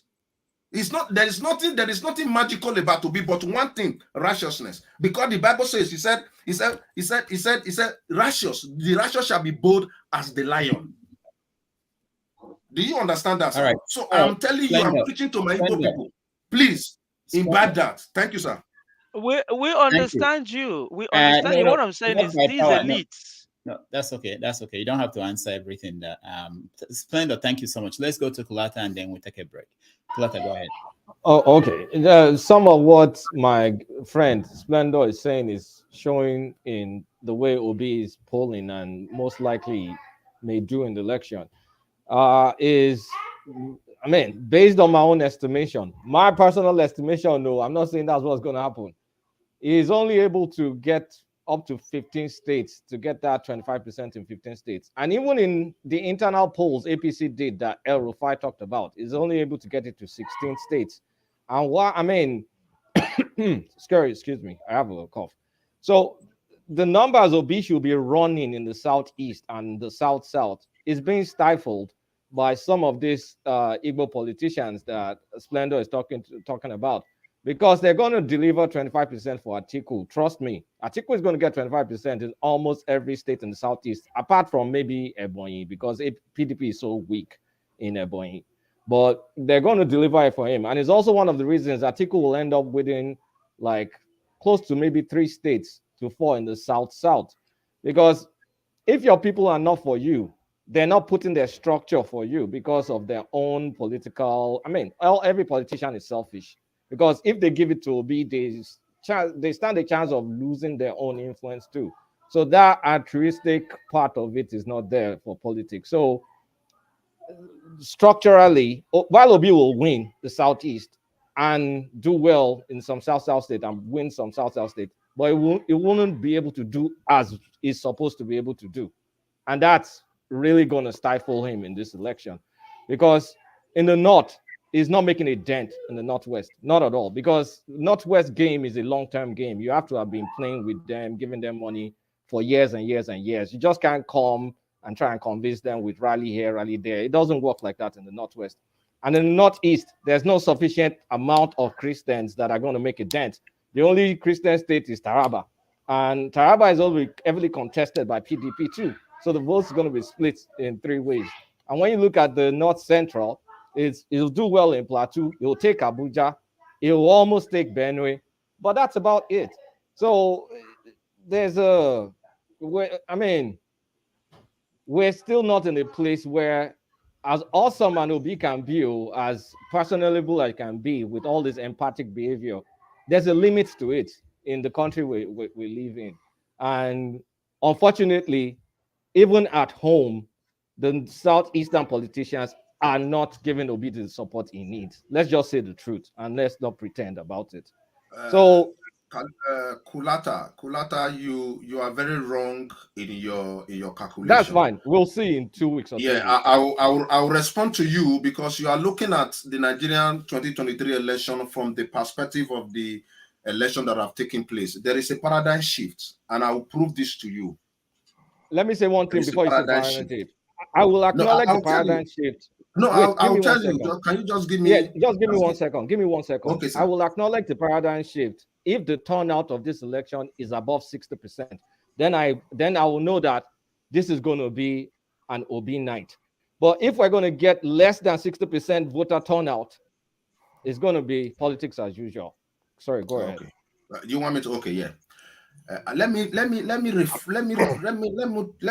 take your mind back to 2019 when Obi was the vice presidential candidate to Atiku. Do you know why Atiku scored that amount of votes?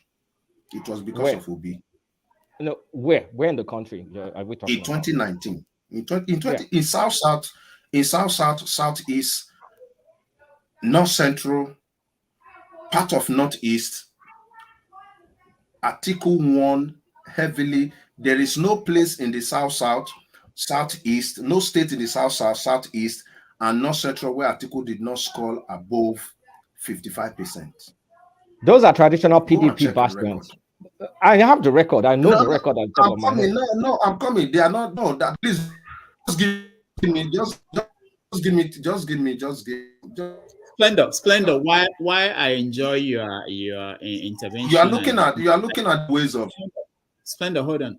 While I enjoy that and your insight, because there's some things I look at when I give people more time. It's not that I don't know that some people don't have enough time, but if somebody's coming here with something, new information, something that we've not had an insight, I do allow them to speak more than other people.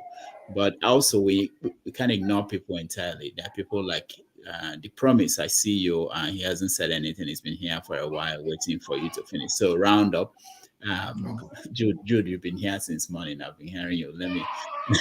All right, go ahead. Splendor, go ahead. Okay. Thank you very much, sir. So, Kulata, please. Your calculations are very, very wrong. Your calculations are very, very wrong.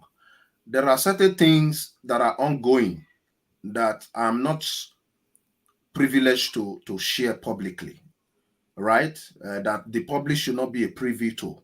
But let me hang in there. Let us wait and see what is going to happen. What Obi needs, Obi already has 11 states to his credit. What he needs is just 13 states, 25%, and that's all. Thank you. Thank you, Splendor. And I'm saying Obi's 25% spread has a peak, in my opinion. I'm not saying this is a fact. My opinion, of 15 states. All right. Thank you. The Promise, welcome to the show. Thank you, Dr. Davigis. Good to be here. It's my first time on the show. I know. Although I've always followed you from time. By next month, we'll compose a music to play for people like you when you come. It's a privilege to be here. And thank you, everyone, all the panelists here. HU especially, I applaud you. Right. What I want to say is that, in my own opinion, is the fact that I feel that 2023, just like Spencer said, is going to turn out differently. In my view, there's what we're seeing a paradigm shift in terms of voters' apathy. Obviously, looking at the number of registrations going on right now, there's more people. There's been a lot of registration. More people have voted and have registered to vote. So what we're going to see in this election is going to be totally different from the norm. So it's not going to be business as usual. Obi coming into the race, obviously, like we know, it's made it a 3-horse race. So it's going to be different. So we should all be ready for a change. I think that of them all, in my own view, Obi definitely or apparently is the most credible candidate of them all. That's my view. Thank you. All right. Thank you so much, The Promise. Ngozika, welcome to the show. Good evening, everyone. Am I on the line for me, I beg? Ngozika is joining us from Nigeria. I was just I'm in the village, so I'm trying to find a suitable spot. There are crowds everywhere. Where are you? Where are you? I'm in the village. What village? In where? I'm from Abu, from the local government. Okay. Do you have Naira there? That is the big issue. There is no Naira. I came home today. I came to do something today, and my grandma was complaining that she doesn't have money. I remember the last time I came on the show, I was complaining of how I took all her money and deposited it into the bank, waiting for the new Naira to come out so that I can withdraw everything and give to her. I came home today, she was lamenting that she had to cook a very funny looking soup yesterday to eat because she didn't have Naira. It was the same with the other women around. They say when they go to the POS, they cannot withdraw. The POS can deposit for you, but they cannot give you cash. Even if we come to town, when you come to town, the queue there is crazy from morning till night, unabating. You see crowd, people pushing each other and jostling. It's not a funny thing at all. It's not funny. So nobody has come up with something new like trade by barter, whatever they can. This is. Well, it depends on what they need. For all their claims of not having money, they have kids. And they're in the village. They have it easier than those of us inside town. They have their farm produce to fall back on. My grandmother that is complaining, if she needs vegetable, know how where she feel no come out, where she know go see vegetable, where she go collect, do her soup. But me that lives inside town, I'll have to buy even the smallest amount of vegetable. And they have yam, they have cassava. So these are the things they fall back on. They produce oil themselves. It's just the extra expense that is a problem for them. Oh, they are good. They are good. So what are people talking about in Enugu today? We are talking about the currency thing. Yeah, and the funny thing, I asked one of the mama them here. I told them, was it this bad? Okay, if it is this bad now, how was it during the war? She said, no, don't go there. I said, why shouldn't I go there? She said the only thing that they had during the war was killing. Yeah, every other thing, they found a way around it. I said, how? And she started explaining for me how they did trade by barter and the things. She didn't want to be specifics about the air attack and stuff like that, but generally she told me this time around there's a lot to contend with. That time, life was simpler. In her words, life was simpler then. So whatever they did not have, somebody else had it. And it was more of communal living. Now they had to contend with a lot of things, and it's just, I shouldn't even compare. It's not funny. So we've been here talking about El-Rufai, what he said, talking about the cabal or the people sabotaging Tinubu's campaign. Are people in Enugu or in the villages, do they care about all these things we've been talking about here? Let them get their Naira notes first before they can talk about El-Rufai. I wonder if any of them knows El-Rufai. I'll be very shocked. I was telling my grandmother that an Igbo man is contesting for presidency. And she said, what's her own? If it is an Igbo man, if it is a Hausa man. She now asked me, the person that is doing this Naira stuff now, is it an Igbo person?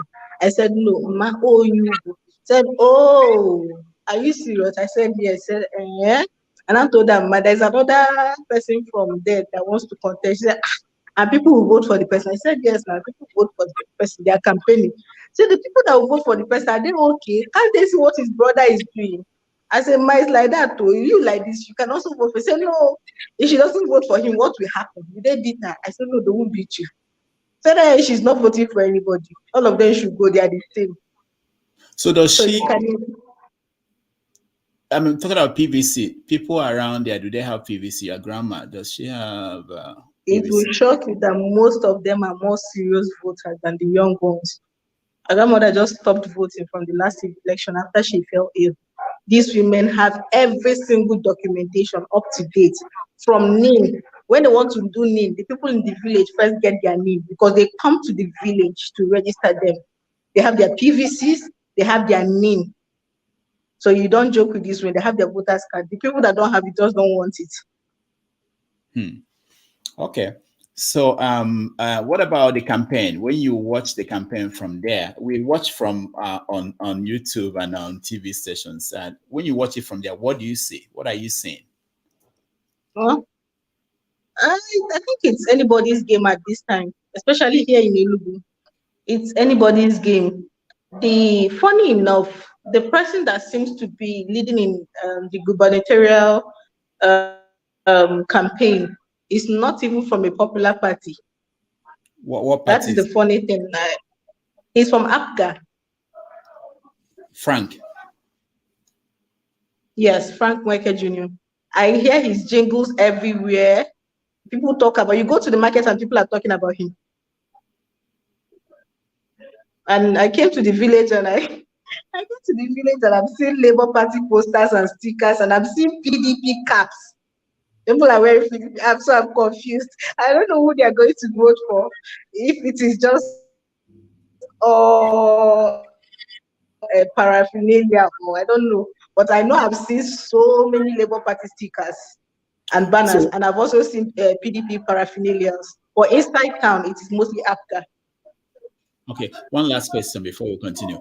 Do you think that people you meet, they can differentiate, like when they go in to vote for the presidency, that they can vote for one party, and then when it's time to vote for the National Assembly, they can vote for another party?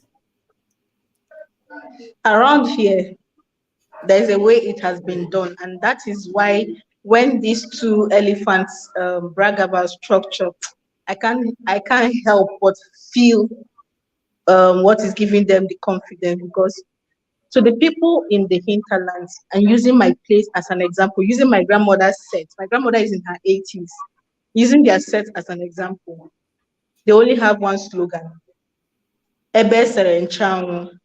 That is the PDP logo. So the only thing they know when to vote, they will just tell them, anywhere you see umbrella, vote there. So whether House of Assembly, they do not know these people individually. They do not know what they are, or they do not know what manifesto. There's nothing like manifesto to them. They only know symbols and logos and Ojebego. That is all they know. So when you are talking about this person has these plans for them, or this person has, they cannot relate. It's more like a herd mentality. Everybody asks what I know. So so anyway they see umbrella, they thumbprint away.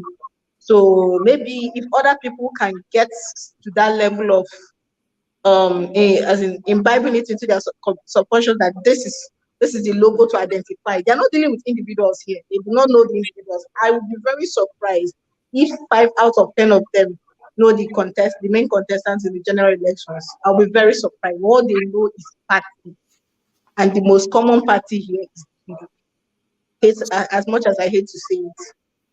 So we might all be surprised if people are convinced, for instance, to vote for Atiku, they will vote down the line, or if they are convinced to vote for B, they will vote down the line. It's a very huge possibility. You may have some senators that nobody will know their names. It's a very huge possibility. All they need to do, all these people need to tell them is, and then go and sit down. And anywhere these women or these old men see the umbrella logo, they will thumbprint. They do not need to know the people there. So this thing that you're hearing about one party using another person's photo to campaign, it does not matter here. The only difference it will make here is in the younger generation, and there's an appreciable number of young people that now live in the village because our place is quite developed. Lots of people go work in the town from the village. They shuttle to and fro.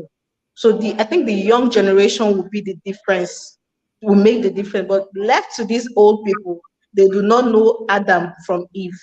It is just colors and party logos for them. All right, thank you so much, Ngazaka. It's good to hear from the people down there, real politics, what it means, because I always wonder about that. If people can differentiate, this is for the Senate, I will vote for the PDP, for the presidency, I will vote for APC, that kind of division and separation. All right, Jude, I give you a chance to speak, and then we take a break. Go ahead. Yeah. It's nice to know about this. So for me, what Ngozi have just said would mean that IPOB's camp should do, should put more efforts.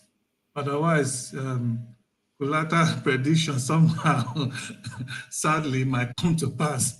Because if these people doesn't know what who to vote for except just the logo, which they have already been engraved into their memory, then it's going to be sad. They will, at the end of the day, voting for the same people that have kept them in perpetual penury and in darkness. Yeah, like going back again to the situation of Nigeria, I keep saying that we have decided, or many of us have decided, to continue to run away from the stark reality that faces us, and why Nigeria, the possibility of making Nigeria one and making things work will not be, will be so far away from us, is because of this situation, case of injustice that is all over the places.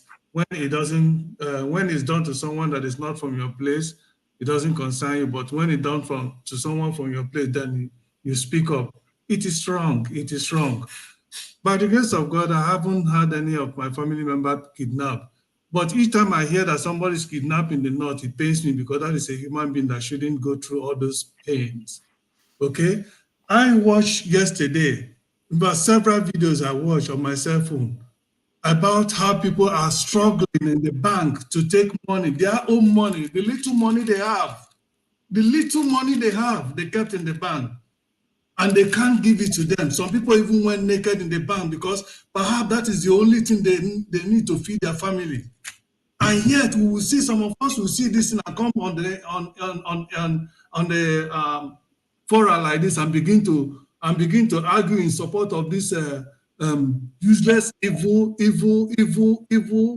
incarnates like Tinubu and Abubakar articulator, that people that should be in jail if Nigeria were to be an ideal society. Look at what is happening. And many of this money we are talking about, new notes we are talking about, do you know that most of those money have been hijacked? In fact, they even sent to some of these politicians into their houses. They don't even come to the bank. How many of you have seen politicians go to the bank? They literally get this money to them in the house, in their houses. But look at the ordinary people on the street that need this money from their day-to-day trading. They can't have access to it. Boko Haram, I can show you a video of Boko Haram with stack of new Naira notes. How do they get them? Look at the young lady that were spraying money in a party. I heard that person, one of those ladies, have been arrested now by EFCC. We start with this new note spraying, and they're even marching on it, and yet a pure water seller cannot get access to his or her money.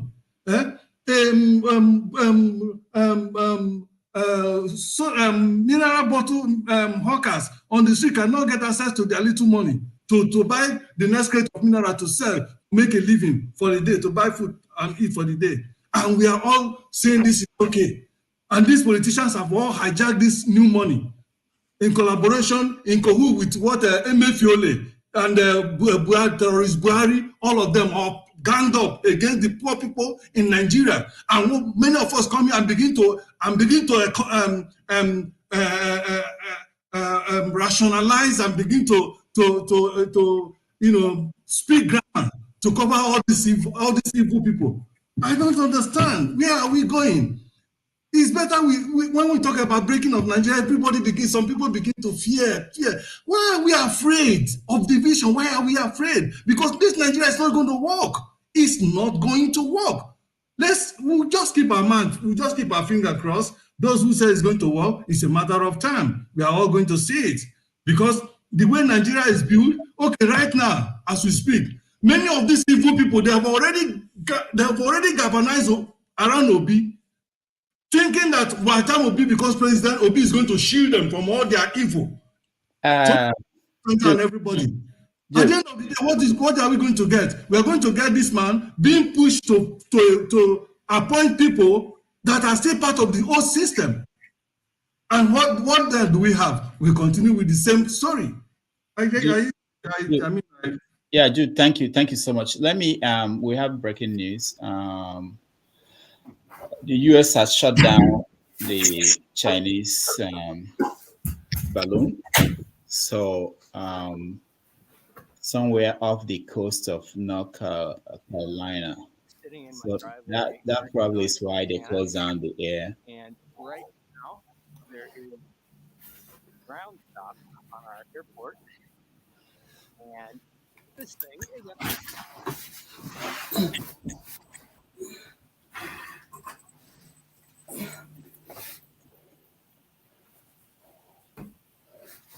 So I have no idea what it is. It's been there stationary for about the last 35 minutes. For those of you who might think this thing is the moon, there's the thing. And whoa, there's the moon. all right. So it's interesting, when we talk about democracy and how they practice it in other parts of the world. Dr. David. Do you see a country that work? Look at ordinary that they've shut it down because they believe it connotes a threat to their sovereignty and to the society. But we see in Nigeria, comparatively, people, even the same government that is ruling us, telling us the people that are coming to kill our people, they are from Niger, they are from this, they are from that. Just look at these two scenarios. All right, Jude, thank you. Go ahead, Adewale. Thank you. God will bless you, my pikin. As we were just talking now, I was going through the list of the Labour Party candidates in Kaduna. His name is Ashake Jonathan. So I was wondering, how come Ashake's name is Ashake? I know is Yoruba name, right? Or if I'm mistaken, and his deputy is Aliyu Bashir Idris. Do you think somebody with that name will win a governorship position in Kaduna State? It's no way. There's no way. So, Adewale, let me say this. Last week, I think we had, the week before, we had Kachuku, I think last week. And I asked him about he complained about his own party, African Democratic Congress. The people down the ballot. He's the presidential candidate, and people down the ballot. And he said that the people there were just placeholders. Now, remember, in politics, I try to understand it because I didn't, and that because they are placeholders, they don't even have the resources to campaign for their, whether it's local governments or for the states or for the senatorial zone. They don't have the resources. So I think one of the things that when we look at the new parties, the young parties, the small parties, they don't have the people, and even the people who are joining, they don't have the faith that the party will, at that point, that the party will become that big. So I think the same thing probably happened in Labour Party, that nobody, the people who volunteered or who put their names up for that party, they didn't think that they were going to become a major party, and people didn't. And at that time, mainly also probably people have, they've already signed up, potential candidates have signed up. If you fight your way in PDP, you don't get, you go to APC, you don't get, you go to ABGA, you go to a party you think has prominence, that you have any chance. So probably that's what's happening, Anyway, I just thought about it. I'm trying to wrap my head around that rationale about having a placeholder for a party. Dewale, I don't think this Ashake is the Yoruba Ashake. I'm sorry. I think it's the Gwari or something Ashake. The name sounds Yoruba, but I don't think it's Yoruba. Just wanted to correct you. Because of what is going on in Kaduna. I'm not sure if it is the southern Kaduna, but that's where it comes from. It's a southern Kaduna guy. He has a Christian first name. I was just trying to look at the. I'm sure on the day of presidential election, we also have National Assembly election as well, right? So people are going to vote up and down the ballot. And I'm trying to speak to what Madam Ngozi was talking about people in the village. While I do. Plenty. There will be shock, plenty. If you don't know, there will be, because if you convince someone to vote a particular candidate at the top, hoping that they will figure out how to now differentiate that person, and there are no names, no pictures. No, sorry to cut you short. That was what I was saying. That using my place as an example, there is this old set of people like my grandma who only identify party logos. But on the bright side, there is a huge and appreciable sum of young people. Those ones, I said when I came in for Xmas last year, and I was seeing Labour Party everywhere. I was like, I was not seeing the candidate. Just Labour Party, you see like 3 stickers or banner before you see the candidate beside it. So it's going to be tough. It is going to be a gradual process, but gradually, I believe we'll get to the point where we'll phase out the logo identifying voters to the people identifying voters. And it would really, really help if this, if INEC was to act on this, maybe the next electoral amendment or something, they could include pictures. Because yes, it is not possible that they do not see Peter Obi. They have kids, they have grandkids. My grandmother has me, I'm her grandchild. I'm not even her oldest grandchild. She has great grandkids. They have this information, but they don't know how to work with it. So what I'm saying is, even though we have old voters like them who identify parties and logos, we also have younger people who identify people, the contestants themselves. So it is not just now the parties having to do all the work. They can fall back if they're able to convince these younger ones. Imagine, for example, do you think after speaking to my grandmother, I didn't tell her about Labour Party and the rest? Of course I did. These people can actually be the long leg they have. The families of these older people can be the long leg. And let me add this. We're still talking about the people in the village, but there's something that is becoming very apparent inside town. It is going to be very difficult to get everyone that has their PVC to come out and vote on that day. And I'm not talking about the usual voter apathy. I am talking about security threats. There is palpable security threats. I have met a couple of people who told me point blank that they were not going to vote Ask them why, and they will tell you that they do not want to start running for their lives while voting. Ngozi, can I ask you a quick question? Okay. Ngozi, can I ask you a very quick question? I just want to put another angle of some of the things people are not seeing. A lot of people that are registered to collect their PVCs are students. The time they registered for their PVCs, there was ASU strike. There was strike, so they were home. Now they're back in school. They will not be able to go back to vote. And some of them have exams. And they have exams. And there's no fuel to travel. And there's no and there's no that is the thing. It's a multiple wahala. Yes. Kulata, you just put everything just in one basket and just close it. Okay, see, you understand? But the real life situation is not the way you are from Enugu town to my place. Yeah, it's less than 30 minutes. Yeah, from inside town to my village, it's less than 30 minutes. But today, usually the transport is usually on a weekend when you come out. Now, so express go day busy, people traveling to and fro. Could you believe from Enugu town to the village, I could count the number of cars on the express. I could count them. It got to a stretch for like 2 minutes. We did not pass a single car. This is Saturday weekend. It is so bad that if you want fuel, the vehicle I entered to come home, they bought pump price 440 naira. The pump price was 440 naira inside the fuel station.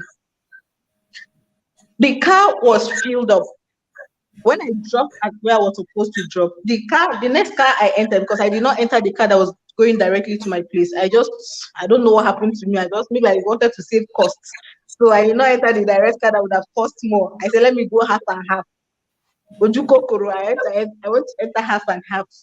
The one that dropped me off at the junction, I say, I've entered today. I did not see car. It is not that they do not want to come out. This is weekend. Anybody that knows Enugu-Port Harcourt Expressway knows how busy. My village is along that Enugu-Port Harcourt Expressway. Knows how busy it is on the weekend. I did not see. And when you now see, the charges are like 2 or 3 times the regular amount. You come out of your house. You cannot buy food because you do not have cash. You go to the ATM queue. It is terrible. There's a bank beside my house. I wake up by 6 a.m. to go and peep. There's a mammoth crowd there. I say, okay, let me go back and bath and come back. There is still a mammoth crowd there. Till the night. It is not abating. You go to the filling station, even the fuel that is scarce, you go to the filling station to buy it. You do not have money. And around here in the village, some of them are becoming panicky. They are beginning to reject the old note. Somebody was telling me this evening that POS operators, most of the time, they now have a limit. Well, we'll give you 5,000, we'll give you 3,000. One of my brothers was telling me that if he wants to collect money these days, he times them. He knows the time the girl used to go and come back when she used to go and collect money. He will wait for her. Like 5 minutes after she gets back, he will be the first person in her shop. That is how we manage to collect 3,000. And let me also say this: to collect money from POS, even if you see money in POS and collect, it is double wahala for dead body. I was still crying that I collected 10,000, 2,000 naira for 10,000. That was in Onisha. I came back to Enugu and somebody was telling me yesterday that he withdrew 10,000 naira from the POS and the charges was 3,000 naira. To withdraw 10,000 naira, he had to pay 3,000 naira to withdraw 10,000 naira. And you will say, okay, why doesn't he go to the bank? Go to the bank and sleep there. You won't get shishi. Go to the ATM, you will sleep there. You won't get shishi. The markets are just, it's as if people ran away from the market. You will see things, but you'll be able to buy them. So okay. It's just more than people being scared to come out. There's a lot of factors. And even if they are pushed by all these things to come out, I'll keep saying this, the insecurity is a real thing. And that is why I'm particularly annoyed at that man's statement, that INEC reg. I am very annoyed at his statement. Is any Igbo people left Southeast to come to Lagos because of insecurity? Look at him talking. The man is from Ekiti State. I learned he's from Ekiti State. What is he doing in Lagos State as INEC? Why doesn't he go to Ekiti? Doesn't he realize he's also a migrant to Lagos? So these are all these. I'm scared. Ignore such. I am just. Bottom line is, Don't if bother we about that. are not careful, if these things are not looked into, and I mean by these things, I mean both security, both fuel and cash. This whole thing, if they are not properly sorted out before 25th, we are going to have low voter turnout. A person will go come queue for PVC, go come queue to vote. Thank you. So Thank that you is so just much. what I'm Thank you saying. so much, Ngozika.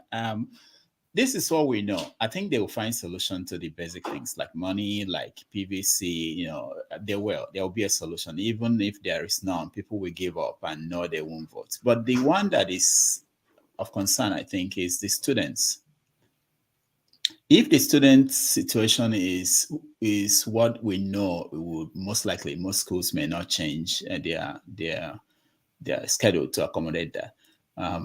Then who is the cabal? Who are they after? Can I explain quickly because I'm going to leave? Cabal. Yeah. No, now we, the oppressor, not the day after. No. Wait. You see that the students. Wait. The student matter. No. It's a calculated thing. Hecho, just answer if you can answer this. I go answer. There is no cabal anywhere. The students. There is no cabal anywhere. You see this thing the APC is doing. You see this thing the APC is doing. They're just trying to play good cop and bad cop. Now inside them, like they get the cabal and bad cop. No, excuse me, Mama, I hate you. I salute. I mean, my hand is fast small. My hand small, man. See this whole sudden wake up of cabal and no cabal. No, now we have come too far for this kind of shenanigans. Suddenly, few days to the election, they are trying to do. No, we are the good guys. We are not Buhari people. It is not our fault that all these things are happening. No, now it will not go. It will not fly.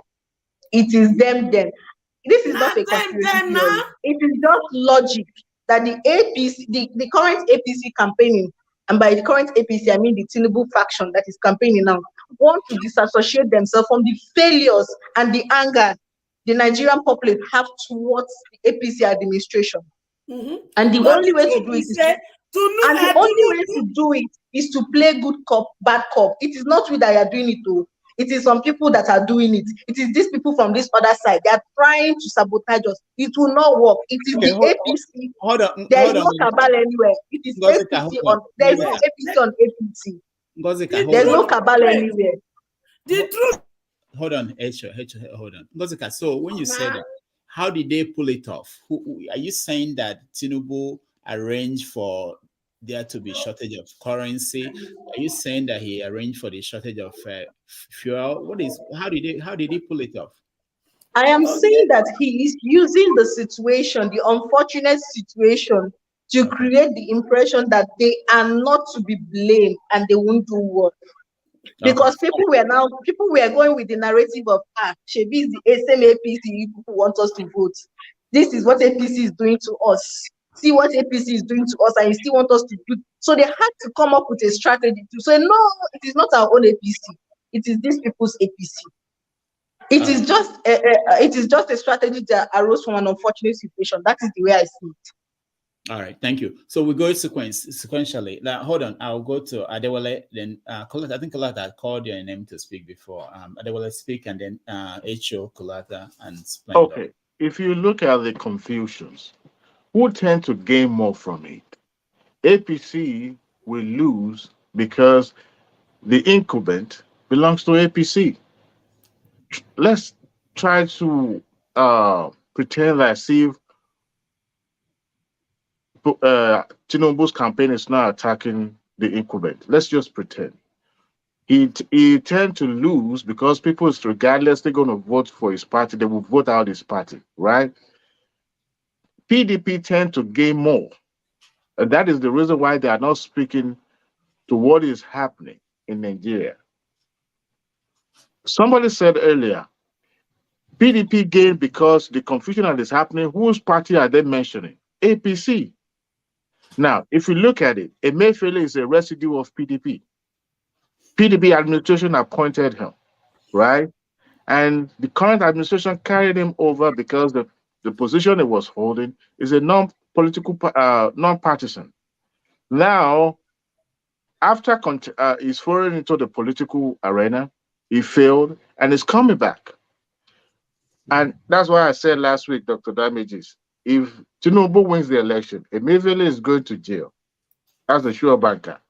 If Atiku wins, it depends on how he negotiates his way out. If Peter Obi wins, nobody cares because he's going to benefit from it anyway.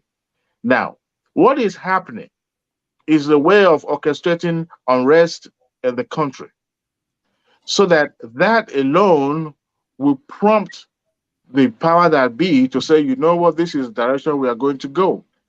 And APC, we have the incumbent, the outgoing administration that have nothing to lose. And you have the people that belong to Tinubu's cabal, group that are saying, look, just like Mioda Mungosi said, we don't have a hand in it. So what is going on is just between Emefiele and his advisor in the presidency and Buhari himself. Now, the PDP make a public press release and say, why is APC attacking Emefiele? If you look at what happens, there's no country that changes currency within 3 weeks. 3 months. It doesn't happen. It doesn't work. So that's why I said the group that tends to benefit more from this is PDP, not APC. Because number one, if you look at what is happening, I listened to Kulata last night on the One Man. The momentum is shifting on his side, and is trying to build that trust now, so that the electorate will be sympathetic to his candidacy, while the APC is shooting itself in the foot and decided to vote for PDP. I think the PDP gaining more, they benefit more for what is happening. But the Nigerians are being used, and they can't read between the lines. They are being used. It's high time they start looking inward and see what is happening to them. If you're really serious in voting these two parties out, then look inward and do something about it. All right, thank you, Adewale. Echo. The thing be say, Tutu, he dey lie to us.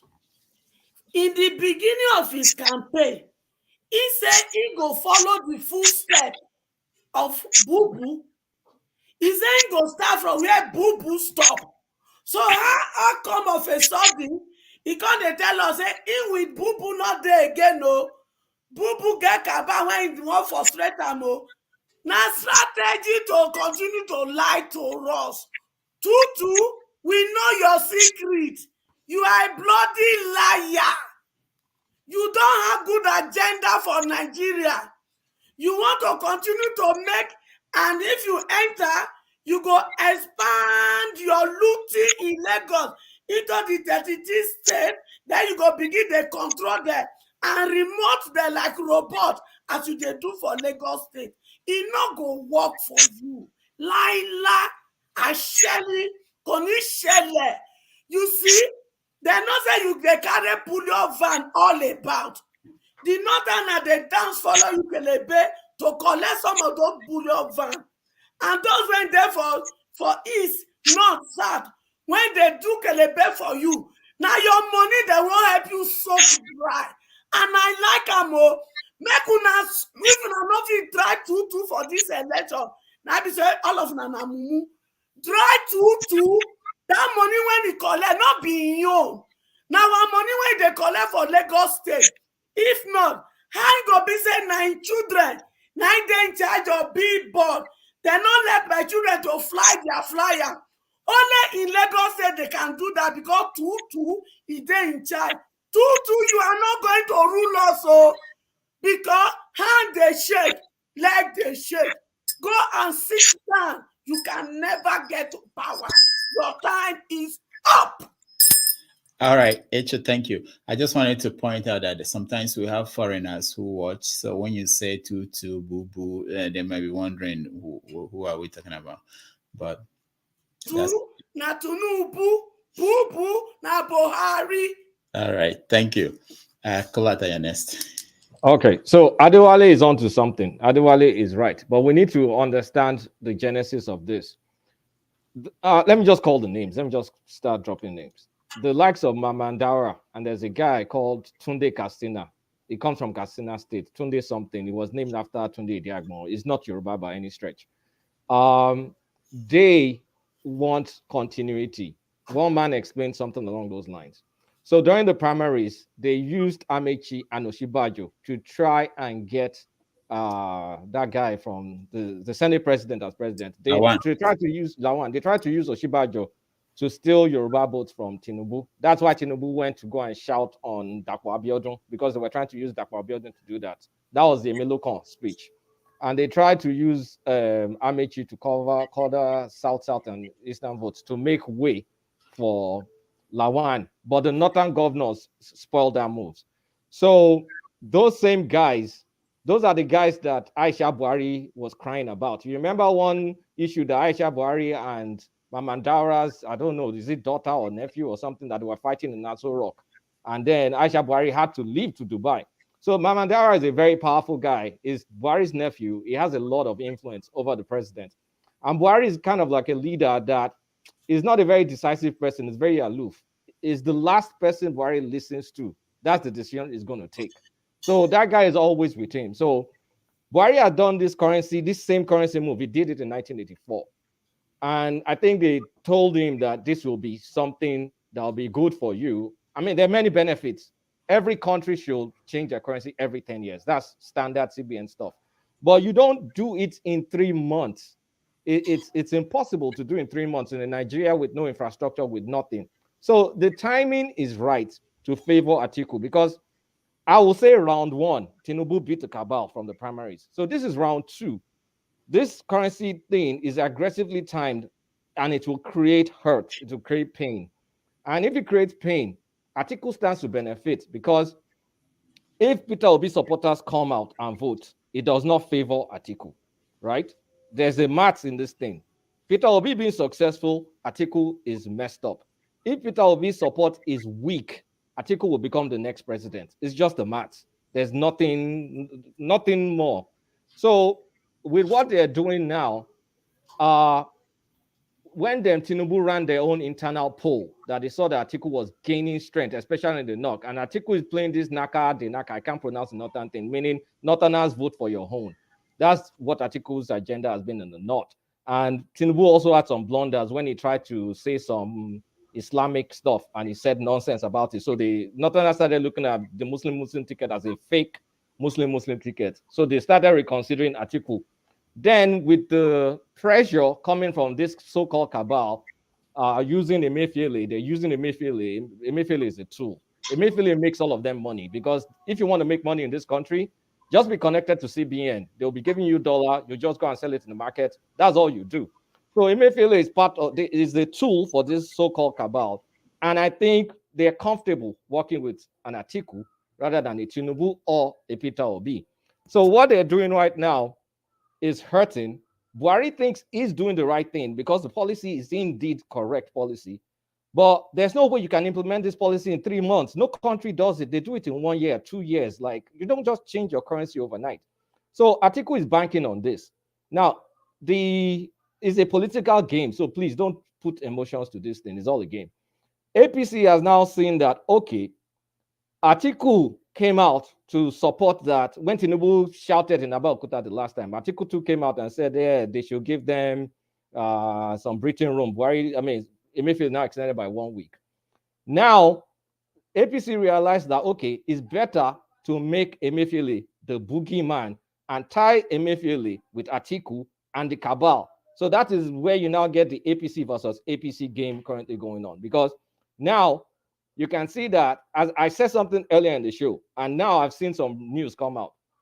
Arewa Youth Council is now coming out to say any presidential candidate, they called out Atiku in specific, supporting the suffering of Nigerians is against Nigeria. So they're saying now it's more like if you support this currency policy, you're against Nigeria. So APC is successfully turning it around to just make Emefiele the boogeyman, Emefiele and the so-called cabals the boogeyman, and that's how they're trying to get away from it. So it's all politics.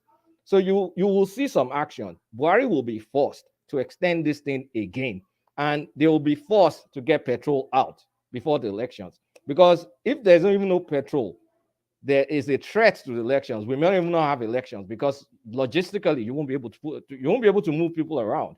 So expect some things to happen because Buhari is weak. The people around him use his weakness. So there are many decisions that Buhari is not even aware of. They just say that's what the president said.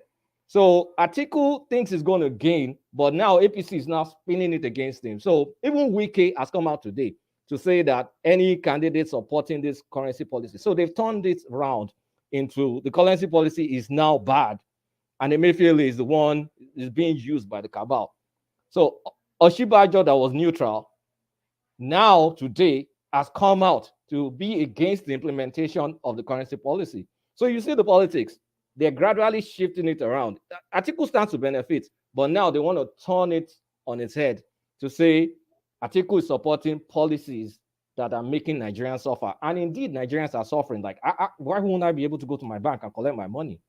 So that's the politics, and it's playing out rapidly now. They're shifting the momentum to now blame Atiku for this mess. So just watch the politics. I mean, I'm not a voter, so I can enjoy it from the distance. But that's what's going on. All right. Thank you. Thank you so much, Kalata. Splendor, you're next. Yeah, thank you, Dr. Damages. I wanted to react to what Kulata has said. When you talk about APC did their own poll, you see, for any poll to be valid, we need to know the methodology that was used for that poll. For any poll, especially when it comes to voting poll, election poll, we need to know that methodology because we've seen a lot of polls, like the one by this data man that worked with Peter said Atado. You could see the trajectory of the polls they be conducting. First of all, they have a baseline. So that baseline form, you understand, the methodology on which they will now conduct, consequent polls. So we can see the trend. That is one. Then two, what I want to tell you, take this thing, take it, please write it down somewhere. You see, in the beginning of the Electoral Reform Act, Buhari and the APC government were not willing to sign that Electoral Act. They were not willing.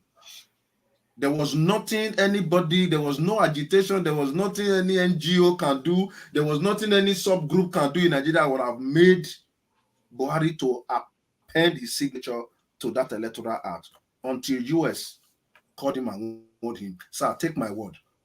Most of you here, you are in the US, you can search for it. Until US called him and warned him, you need to sign this Electoral Act. And that Electoral Act was signed. That is one. The chaos you are seeing in Nigeria today has actually been orchestrated by PDP. PDP article is behind everything you see that Nigerians are going through presently. Is article. Let nobody tell you otherwise. It's article. Because one, there are some certain elements in the North who believe that power must remain in the North. And they are using some certain elements in the South, to achieve their aim. And it's surprising that a lot of us are not even aware. The Minister of State for Petroleum, how many of you know him? Silva. I know Silva very, very well. He's a guy, man. He's a 419. I know him. This is before God and man. If I lie, let how do I swear? Let my mother from the grave. I swear with my mother from the grave. That guy is a 419. I'm telling you, people that are running your government. Uzodinma lives on 3rd Avenue before he packed out. That guy is a drug dealer, is a gun runner, is a fraudster, right? In Festac, in 3rd Avenue. That's where he lived. Where he lived, I know everybody knows him. He left that place because one of the jobs that paid him, he didn't share with his wife, so his wife brought him out. So he fought with his wife publicly, divorced his wife. That was when he left and went to Ikoyi. So we know all of these guys who are in Buhari's government. They are the one, and all of them, they are all Atiku boys. This way, Atiku has a very serious edge over anybody who's contesting. And right from the beginning, right from that primary election that was conducted for APC, Tinubu has never been in this race. Don't let anybody deceive you.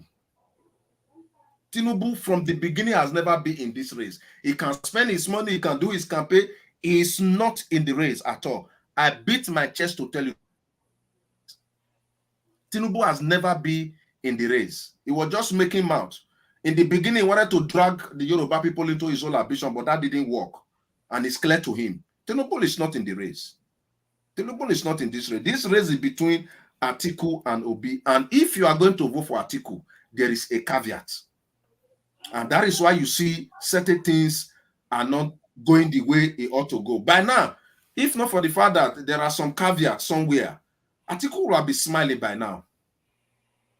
The game will be over. It's not Tinubu is not in the race. Atiku will have been dancing. But because of that fear to say, if Atiku wins, how will the rest of the country take it? Nigeria is a special country that the Western world they are looking at. One, you have a population that is above 200 million people. If there is going to be any political upheaval, how are you going to curtail these 200 million people? Ghana will go, Benin Republic will go, Togo will go, the whole of West Africa will go, and there will be crisis all over Africa. So based on that, there is a special interest on Nigeria's election. If you see that the power that build in the Western world, they are not talking, they are doing something. That is just the fear. So the chaos that is ongoing in Nigeria is Atiku's agenda. He orchestrated it. He is the one that has executed it. He is the one that is managing it, except otherwise. That is the only thing. Maybe along the line, people will now say, okay, look, this thing is getting out of hand. Can we do some adjustment? Anybody that tells you there's going to be fuel available before the election is a lie. There's not going to be fuel. Anybody who tells you there's going to be money, there's not going to be money. There's not going to be money. Nothing. It's going to remain like that until after election. Take my word for it. Thank you, Dr. Damages. All right. Let me just mention that I know this is open forum. We let you say whatever you want. But when you talk about people, and there's a common standard we use in the media, which is that if someone is not convicted of anything, even if we assume that this person went to the bank and took money, so when you talk about people, especially people who are not here, we advise that you don't say things that this person is a thief, this person is is a fraudster, this person is very important. There can be implications to that. Anyway, just to put it out there. Austin, you speak, and then we take a break. We've not had a break since morning. We are approaching 6 hours, so just 3 minutes break. Austin. Maybe I'll make it short. So, when Kolata was talking, he was talking about, and also I think Kolata was talking about the issue of hoarding of the fuel or hoarding of the Naira notes favoring Atiku. So I was just asking myself, does it only favor one person? Why must it always favor Atiku and not favor Dumebi or favor Showore or favor Obi? And why do we always feel as if this happens this way, it favors this one person? If it happens this way, especially the APC and the PDP. So that was the first thing I had in mind, which I had as a question. But then now maybe that's by the way. The second thing I also tried to make out from what Ngozika said was that this whole election may pan out from the case of the topmost candidate, that means the president, because generally I have voted for a lot of election cycle, including the ordinary assembly election and the rest. Sometimes when I'm giving that paper, that senatorial, House of Assembly, presidential, I can understand it because at least I'm a little bit literate. But some people don't understand it. So once they know that this is the president, this is the person we want, especially at the top, they just follow it down to the end. So I really agree with most of the panelists here that there will be a lot of shock in this election. So what we need to do is the person at the top, once they know that this is the presidential candidate we want, this is the logo, you realize that a lot of everything falls under it right up to the end. Then there's one last thing I've always wanted to propose. Maybe Dr. Damages, I'm trying to say, look, I know that most of us come here and give our intent. I wish that when we make our contribution, we try to propose solutions. Because sometimes we see a lot of times when people come and talk, they asking, what do we do? That's the next thing. And there's one funny thing, please. I always believe this: you don't need to be the president of Nigeria to make make things work. You know that you have family. I have family. Others have family. If we give ourselves strategies on what to do to solve the situation, we are going to influence the people around us. And before we realize, we get what we want. So sometimes I really wish that panelists can start moving from Nigeria did this, this and this and this. Okay, the next question: what do we do? How do we profess solutions to it? And that is why, for me, I feel that there should be more advocacy for people to know about logos. So by the time you catch the first person, I know that once you tell them, vote here, they will vote throughout the line. So you just go do your sensitization, and I think everything will go well. All right. Thank you, Austin. We'll take a 3-minute break, and then we'll be right back. Will be making his network television debut. This is his most recent album right here. It's called Spirit of Love. We're very pleased to welcome Majek Feshek.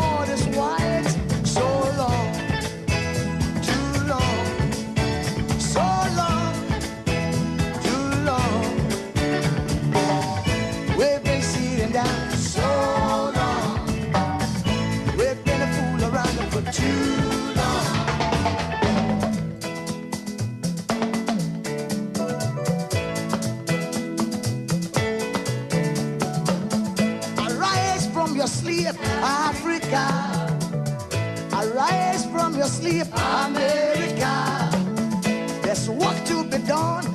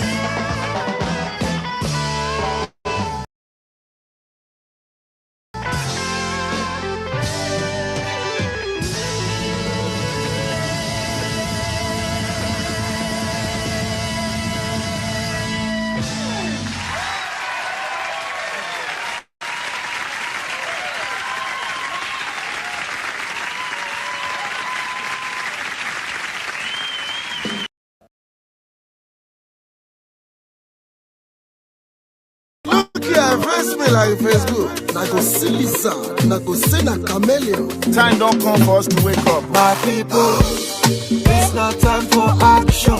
Yeah, yeah, yeah. No more talk. We know how.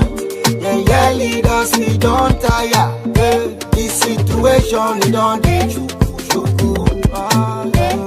Them say the way you lay your bed, now so you go lie on top.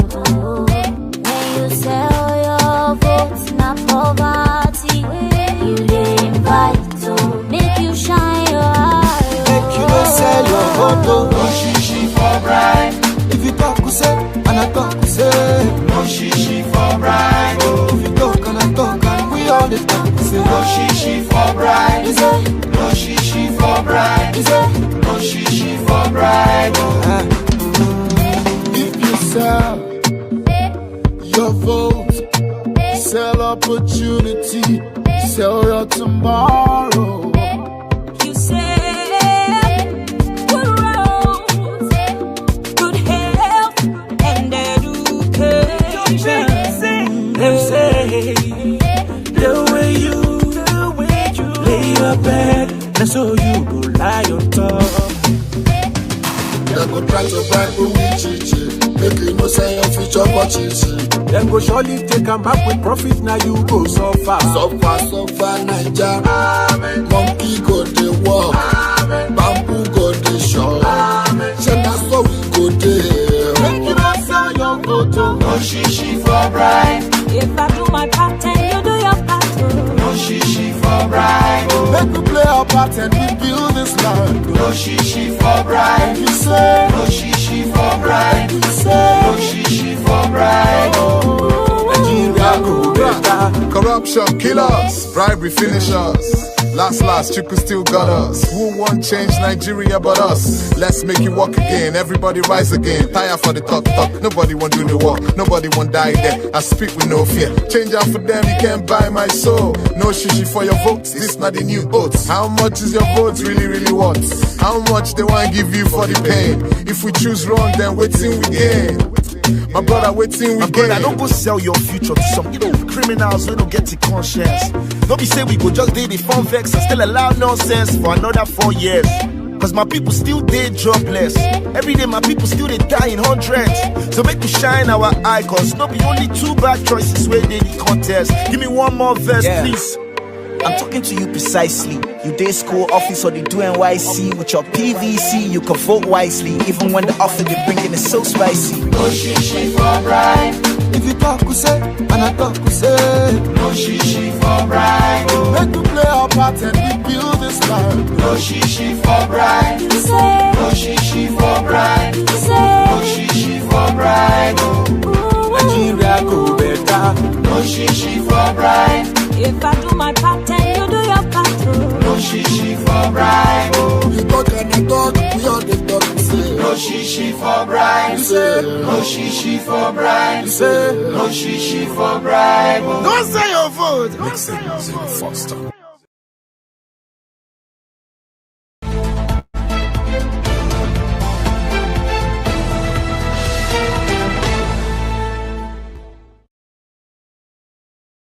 Hey everybody, welcome back. It was a longer than I thought. All right, so Emefiele, does anybody know what's going on? Anybody has an idea what the case against him? I do. Okay, can you? He's going to jail. Emefiele, Emefiele, he has multiple allegations on him. Apparently, they said he's the one funding unknown gunmen in the southeast. How far that is true, I don't know. That's the allegation. They said he's funding IPOB and also funding unknown gunmen.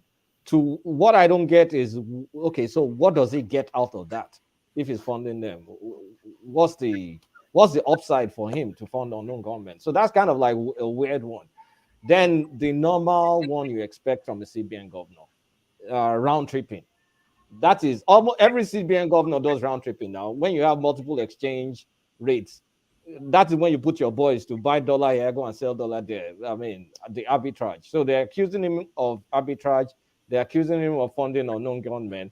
They're also accusing him of abusing what's the name of that funding for the Stamp Buhari is duties. doing? The one for Stamp the duties. farmers. Is it Anchor Borough or whatever? Anchor something that they're supposed to do funding for farmers. I don't even know why. Yeah, Anchor Borrowers, you're Exactly. right. In what world? program. Exactly. In what world does a CBN do anchor borrowers? That is, what does that have to do with monetary policy? CBN is supposed to stick with monetary policy. So Emefiele is being accused of things around those lines. But the one that still beats me the most is funding unknown gunmen. What does he have to gain by doing unknown gunmen? I don't know. But Pulata, you should also remember that. Oh, go ahead, my sister. Go ahead. So okay, Emefiele. I think Emefiele is the man of the moment. Notoriously or famously, he's the man of the moment. If you hate him, that's your problem. If you love him, that's your problem. Everybody has a way they feel. And I think the most interesting thing in this Emefiele story is how the man looks unshaken in the face of it. And why will he be unshaken? The people ranting about the currency change, they will talk from now till tomorrow. The man will just come and tell them, the president said I should go on. And through, the president said should go on. If you like, cry from now till tomorrow. Invite him. The National Assembly can invite him from now till next year. He has the backing of the president. So if you feel you are not okay, there was a time they said I watched an interview where a member, I think the minority leader or somebody, said they had a policy that once there's a currency change, he had to come inform them. Now, Emefiele's faction said the House was informed, but the minority leader said the information he gave had nothing to do with the currency change. He just gave them normal updates about see what we are doing, but he did not tell them he was going to change currency. And now when he now changed it, and they invited him, he's doing strong head to come. And I'm asking, he's doing strong head to come. Okay, why are you people suddenly pressed this time around? If had policies that have held Nigerians at their throats, you guys sat at the National Assembly, speaking grammar, sleeping our taxpayers' money away. And suddenly, why this whole interest in the currency change? It is baffling me. I have seen politics. I remember Ruga. There was not much outrage about Ruga as there is about this currency change. The Water Resources Act that raised some time ago, where they want to apportion some of states' resources to sort of make it a no man's land that the federal government can now come and say, oh yeah, you see this water, we are leaving it for this person. There was no outrage.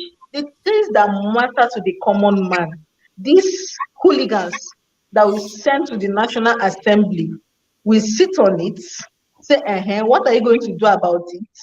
And not raise a finger. And suddenly, Emefiele and Bubu decided to give them the shock of the season, and they are crying. They can cry for Nancy next year. See, the people I'm holding responsible for this whole scarcity is the banks. I feel, and I am saying it, that there is an unspoken act of sabotage going on, and it is not from Emefiele. The monies were disbursed to banks. Why are banks not giving it out to the normal people? Why? It is not Emefiele that is sitting on the new currency that we are looking for. It is the MDs of these banks that have their cronies cut through the back door and pack it in Ghana must go. Somebody was recounting an experience she has in one of the banks the other day. She had an insider that helped her withdraw. So she went into the bank. She was entering back. Come and see crowd. Come and see crowd. People now send their kids out early in the morning to go and stand in the queue to collect number. See, once she was entering the gate of the bank, see crowd from outside the gates. She had an insider that will help her. She went straight inside. When she got inside, see the banking hall was almost empty. That what struck her was that even though the banking hall was empty, there was this man. So if you see treatment that they were giving this man, the man, they said he was sitting down, AC was blowing him. You were not arranging money for him.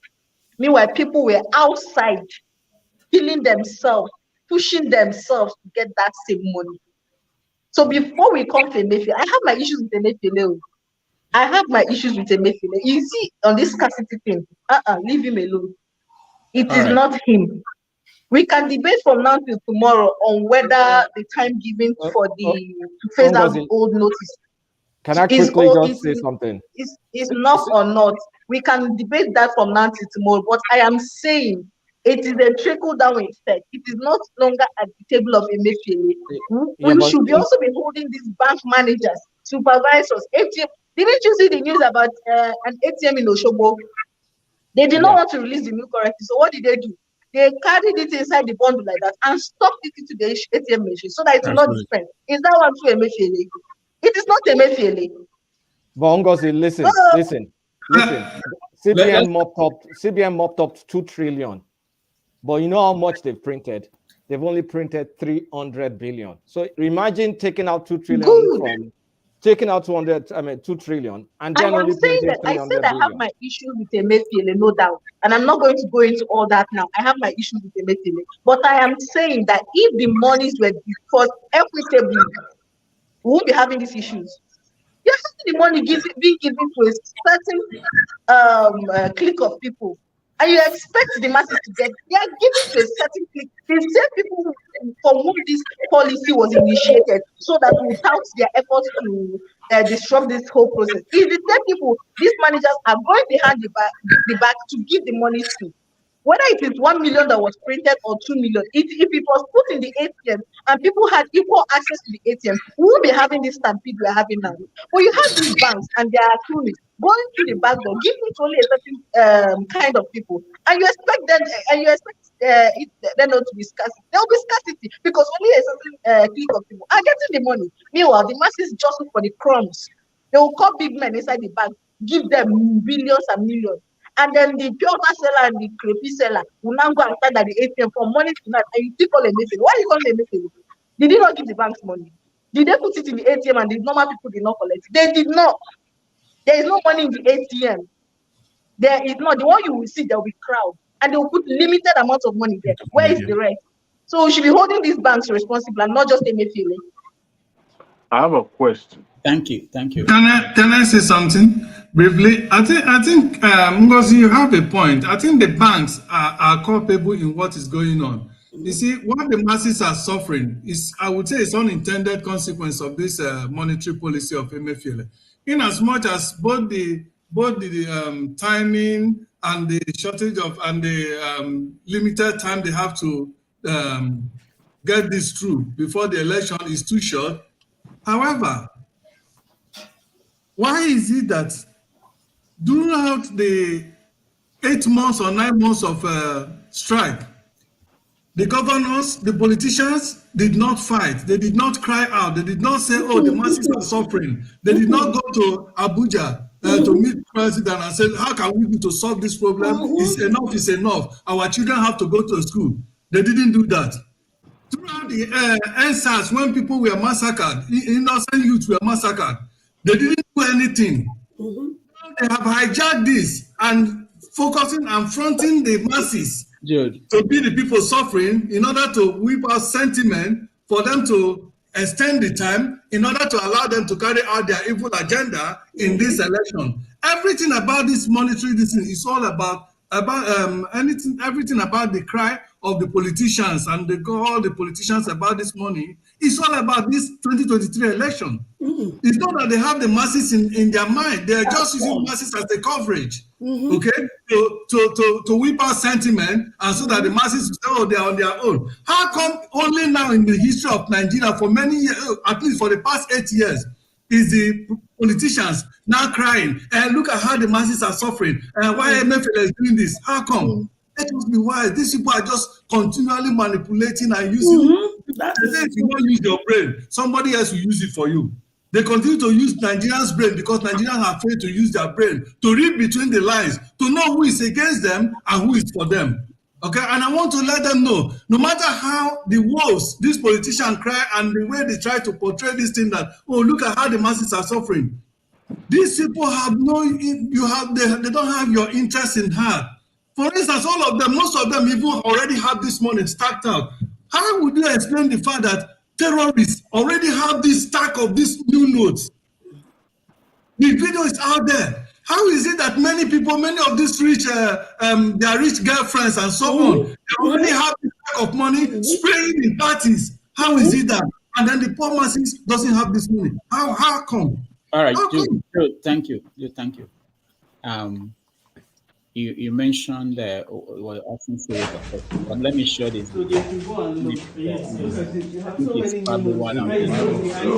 Bring them down. You have so many. These are new notes at the back. Yes. I want to bring them down so that load all your machines. I do not want to hear it because we'll keep continuously be checking. Yes. Make sure that your machines are working. So make sure, bring them out and load. That's all. And that's this are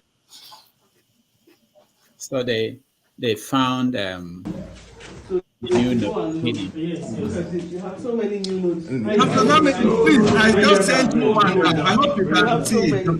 These are new notes at the back. Yes. I want to bring them down so that load all your machines. I do not want to hear it because we'll keep. So Jude, you mentioned something that why is it that they didn't do anything when the school were ASU was on strike? They didn't say that their children were not there. So why would they? I have a question. They didn't talk about the masses then. Instead, they are talking about the masses because their children is not in Nigeria. Their children are all studying abroad. So to face my submission, I have a question. question. The thing is, they don't have our interest at hand at all. Rara, nothing at all. The bank. They cause the trouble when they grant. Okay. And most of the banks are owned by these politicians. Jude, no. Echo, go ahead. I'm sorry, not Echo. Dewala, go ahead. My name is not Echo. Echo is a sacrifice. Dr. Diamond, stop fine. So, why they give naming ceremony for your show? Go ahead, Adewale, go ahead. Okay. The question I want to ask is this. Since we all came from Nigeria, when was the last time you see Dangote, Tinubu, even Governor Peter Obi himself going to the banking hall to make a withdrawal? You can't, right? So that tells you that in animal farm, some animals are more important than another. I was still in the banking when this currency that was phased out was introduced. It took a stretch of almost like a year plus before it got phased out. And then what the CBN directive then was that the commercial bank should take the worn out currency, the note, not the one that was still in circulation, but the one that already worn out. We paste it on mutilated. Thank you. We paste it on a special paper and we send it to the central bank. And every time we send it to the central bank will credit and give us new denomination. Now, the bank itself will now find a way to redistribute amongst its branches. In as much as I would not, I also believe that the commercial banks are culpable too as well. But we don't seem to understand how the banks distribute money. You know, when the commercial bank receive money that way, for that one that you just showed now, Dr. Damages, it's likely that that bank was picketed by the EFCC. I'm not sure the agency that was doing that. They don't have the right. They can picket it, but they don't have the right. They can hide it, they can keep as many as they want. But then, if you look at the amount that was discovered in that bank, I can tell you that is a branch, not like a central vault that belongs to the bank itself. That particular branch, if you discover the amount that was discovered there is just a little money. But in an economy where you mopped out 3 trillion in currency and you are releasing in hundreds, is going to be a drop in the ocean. Let's have this in mind, that before now, we assume that politicians are the only one keeping money in their houses. That is not true. Some people don't believe in the Nigerian banking system. Before Soludo became governor, banking in Nigeria was a joke then. Everyday banking, that's why people like Bukosa should be in jail, but it's not. So, because it was in the Societe Generale, that is my own opinion. However, then banking there was a joke, but he revitalized that sector so that if a banking in any economy is not strong and solid, there's no way that economy of that country will be taken seriously. Thank God for that, and it was embraced, and it took a long time for that project to take off. They give commercial bank a long time for them to be able to recapitalize. But here we are with what is going on. The amount that they will be finding from ATM, the directive itself, the project itself is faulty, completely faulty. There is no way in an economy or in a system whereby there's no adequate infrastructure to carry out that project. ATM in Nigeria is just what you can call try and error phase. It's not where you go to remote villages in some places in Nigeria. Armed robber came to the only bank in my town. I won't call it a village. I refuse to call it a village. They went and robbed that bank, if not because of the indigene of that town that decided, you know what, we are going to build a bank so that we can invite a bank to come use that building. The bank none of those banks would have decided to go to that town. So that tells you how this thing doesn't work. Today, they don't have ATM there. It's only just the people and the bricks and mortar that is there. So if CBN know from the get-go that some of these banks, there's no infrastructure. The ATM that they were trying to use is not available in these places. And majority of these folks in the rural area do not even use ATM. They rely on the physical cash. And yet you introduce a system that they know. That goes to my sister that said he has her own beef with Emefiele. Yes, the banking, they're also culpable because some of the MD are in the pocket of the politician. Meanwhile, some of the money that they're using in the banking belongs to the politicians anyway. But then the CBN knew that this thing is just a project that is bound to fail and will put Nigeria in this situation they found themselves. And because they were being they're being political about it, they decided to go ahead. And now it's coming up, it's boomeranging in their face right now. So we should put the fault where it belongs. It belongs to the doorstep of the CBN because the head of CBN decided to be political when he's supposed to stay in his lane. Can I go on? Can I say something? Austin, go ahead. I muted myself. No, I'll say that if the monetary policy of the country fell when that woman held Emefiele like this. Have you seen that picture? That was when the policy fell. All right. That was when we started all these problems. You want me to get the picture? Do you have the picture? I have it. I tweeted it out. Yeah. Okay. I'll get that. Okay. So maybe I'll continue while you get the picture. Dr. Damage, do you see the one I sent you? So the point is this. No, I sent you. Where did you send I sent the picture on WhatsApp. Oh, okay. All right. I'll find it. Go ahead, Austin. The point is this. I will try to borrow a leaf from the project in England where we need to change the face of the queen to the face of the king. From what I read from the papers, the exchange will take place till 2024. So that will be after 2024 that the money will be completely phased out. Generally, I think Nigeria, as I said, we always like mediocrity. Generally, 3 months is very, very short for us to completely change the money from anything we want. That's from the old Naira notes to the new Naira notes.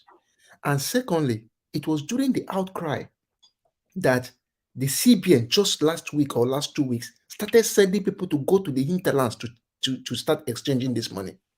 I think that if we wanted a correct policy and to fight the vote buying, which we said we were very serious about, we could have started this whole project in around, let's say, May or June of last year.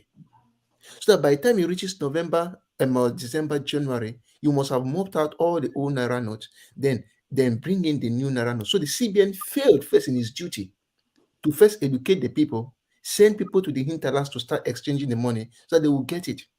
Now, in the part of the commercial bank, as I said when this program started today, the leaders of our banks and other institutions, I started from the primary school teacher, the secondary school teacher, the university professor, and the rest. Most of us are very, very wicked the way we treat our friends. Because most of these people, according to the Bureau of Statistics, most people don't have up to 500,000 Naira in their account. So it therefore means out of this 300 billion we are talking about, if they could have shared it, even if it's 10, okay, now the limit say 100,000 Naira per week. There are people I know that they don't even have up to 100,000 Naira. So if they want to withdraw it to be 20, 30, 40, why must you keep it for politicians? Why must it be kept for politicians? So it therefore means that our own selves, us at the grassroots, I said it when we started, corruption is inside our blood, it they tick inside our blood.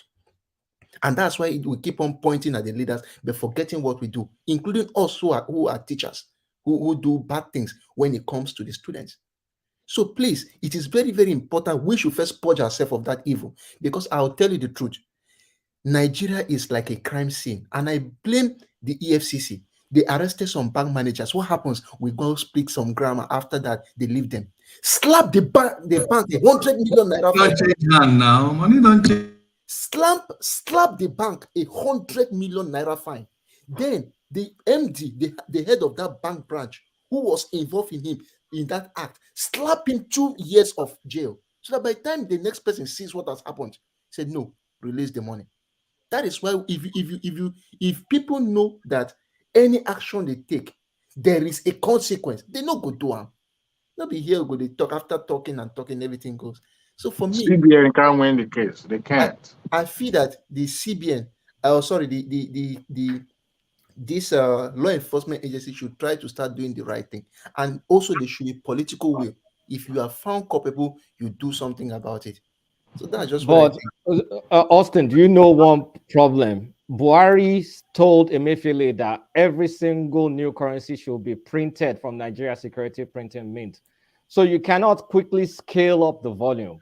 So if they need to print like 300 billion Naira more, it's still going to take time. So they've just created a bottleneck, unnecessary bottleneck, because assuming we're printing from China, we could get multiple sources where they could print the money, bring it in, and then let it float. But it's Nigerian Security Printing Mint that is printing this one. So there's only the capacity is limited. Yes, the capacity is limited, and that is why it calls for strategic planning. If you know that you wanted to stop vote buying, this whole thing, the sense that it should have started earlier in June or May. Correct. Yeah. So that's why I don't know. I'm not the kind of person who like pointing blame. It's you. But you need to find out what we can do to make it work. And that is why I keep on insisting. There have been a mistake. What do we do?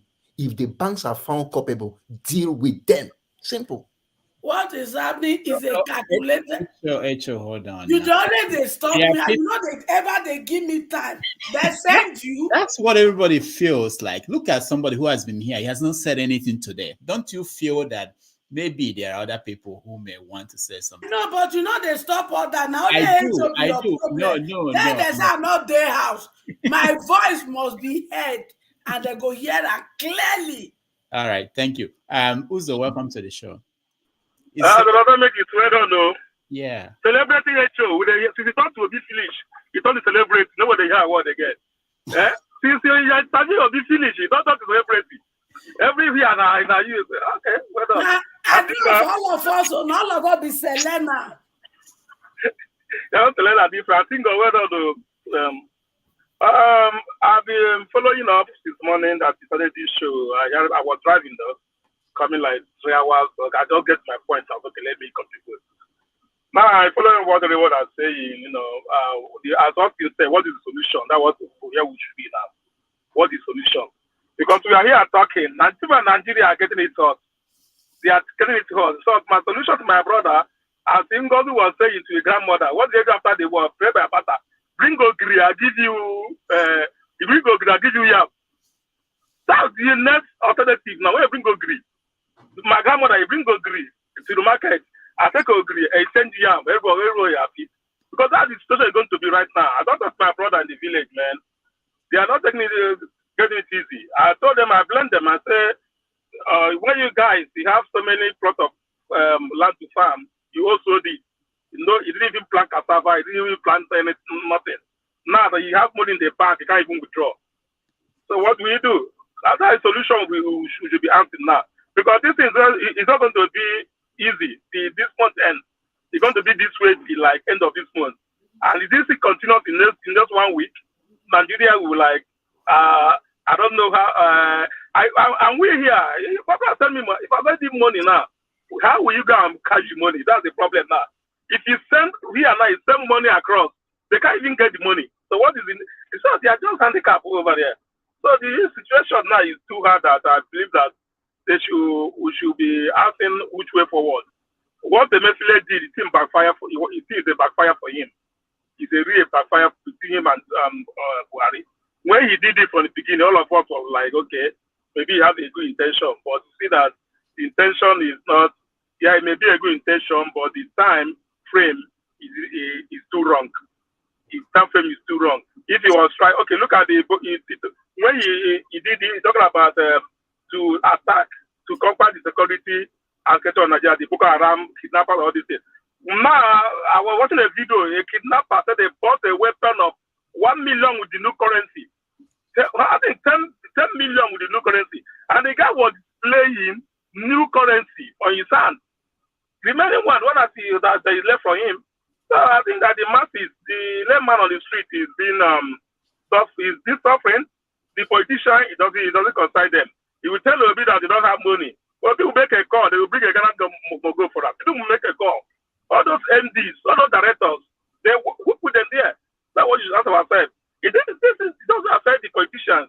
It affects the masses. He will tell me that Tinubu don't have enough money of new meat he's going to spend. He has it. He just say call, he's going to me. They'll bring what as he wants. The way the masses, people in Nigeria are getting taught. What my question is that which way forward? What are we going to be advising our people back home to do right now? Because if you send them money, they can't get the money. So what is the next alternative? I think God said his grandmother, let's activate after the war. Aggregate the issue, say, we should activate Ogri and the other things, war for surviving. If they're going to hold on to the next 3 weeks, or else, man, it's going to be a disaster for Nigeria. I just want to talk to the store, what I'm going to do, how I'm going to like tell our people back home to survive. Me and surviving here, it doesn't matter. How they're going to survive back home. You know, that's what's important in of my own contribution, we should be talking about right now. Any solution, any advice, people can take it and see how it's going to work. For them there. Uzo, you're interrupting. And this was the moment that it happened. Few minutes. Yes. When he started falling, Allah, he started going down.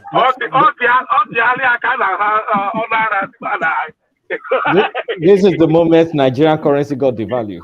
Oh my God! You see, any moment a man start dialing with Delilah, that is what's going to happen. Hey, up here, the man is no control. That was the time the brain went there under the walk. The one went there, oh, shut up. That was the time the brain was delarized. I wonder how that conversation will be when he gets home with Madame Ebosi. No, not when you control the kind of money that he controls. But now, like, I thought everybody don't see this picture. Everybody don't see this picture. I don't know why people are making something out of this picture. I think that was see this picture, you know, I didn't get the memo. Well, hold on, guys. Kija has a problem with that picture. Kija, what are you saying? I mean, he was not. I think she did the same. She did the same thing for there were a group of them. She was all the big men, but the reaction is different, you know. Yeah, I don't think there's anything. I mean, she did that to Fashola. She's and Fashola still completed the third Niger bridge, but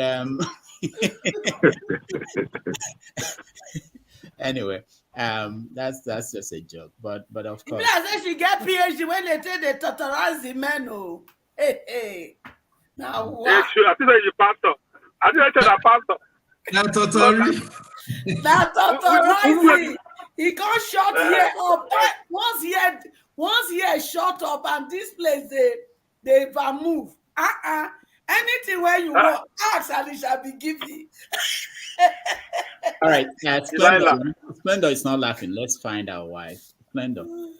Yeah, thank you. I'm not laughing because the situation back home is very critical. So it doesn't really warrant for laughing. But I just want to borrow some words from Reverend Mati Kuye, who said that Nigeria is a failure in engineering.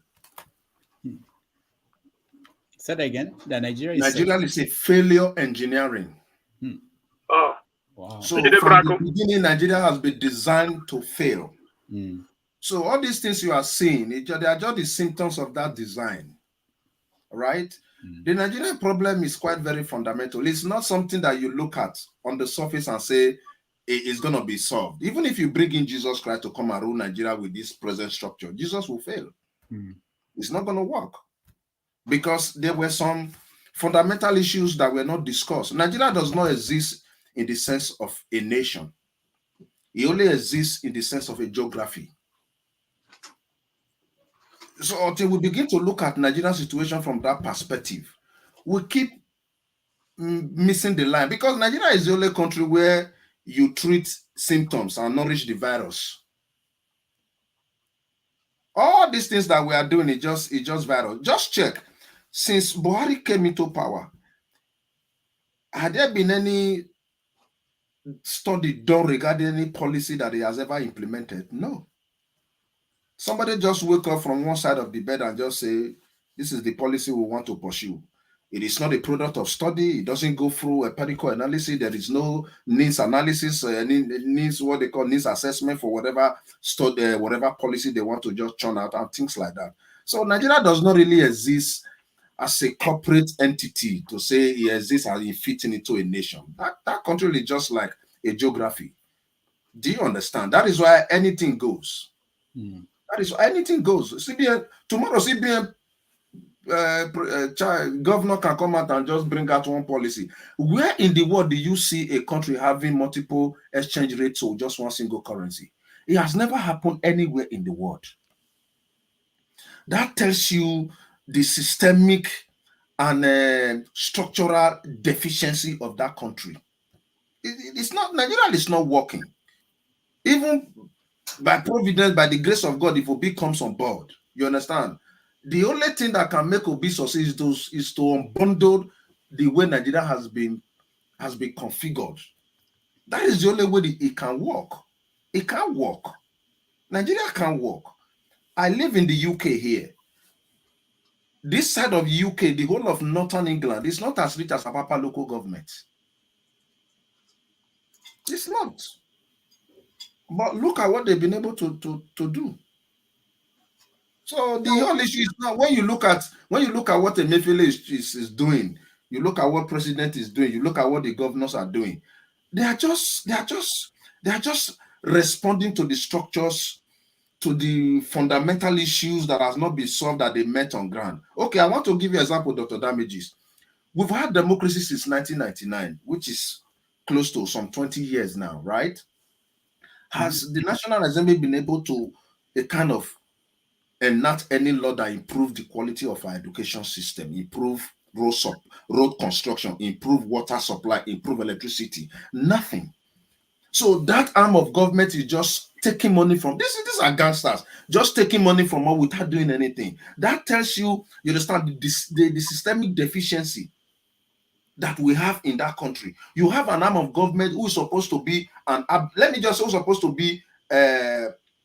who's supposed to perform an oversight function, put the executive and the legislature. Who's supposed to put the executive and the judiciary in check? They are just there folding their hands. That country is not a country. Let us know. That's why when they see us with our passport, they look at us like, you understand, improved mockings. All right. That's where we meet to them. Because we don't really, how can you just wake up from nowhere and say, you want to do this, you want to do that, you want to do this, you want to do that? Even in the Western world, before they reel out any policy, it has to go through empirical analysis. People have to sit down to see how it will affect. They have to look at trend before you can say, okay, you want to reel out whatever policy you want to reel out to improve on your economy. It's not done anywhere except in Nigeria. Except in Nigeria, somebody just wake up from nowhere and say, okay, I want to change policy. See, let me tell you something. Tinubu wants to buy votes. He will buy votes. He has the money. Even before the money, this new money was released, Tinubu was already spending it in the campaign. Yes, because there is a video where Tinubu was giving somebody money. Yes, that's a good point, Splendor. I wanted people to know that people tend so to. it's not about Tinubu or this one they want. That it has nothing to do with all of this nonsense. What we are seeing is the symptom of that failure engineering. Thank you. All right, thank you. Let me play this so that we can add it to our conversation today.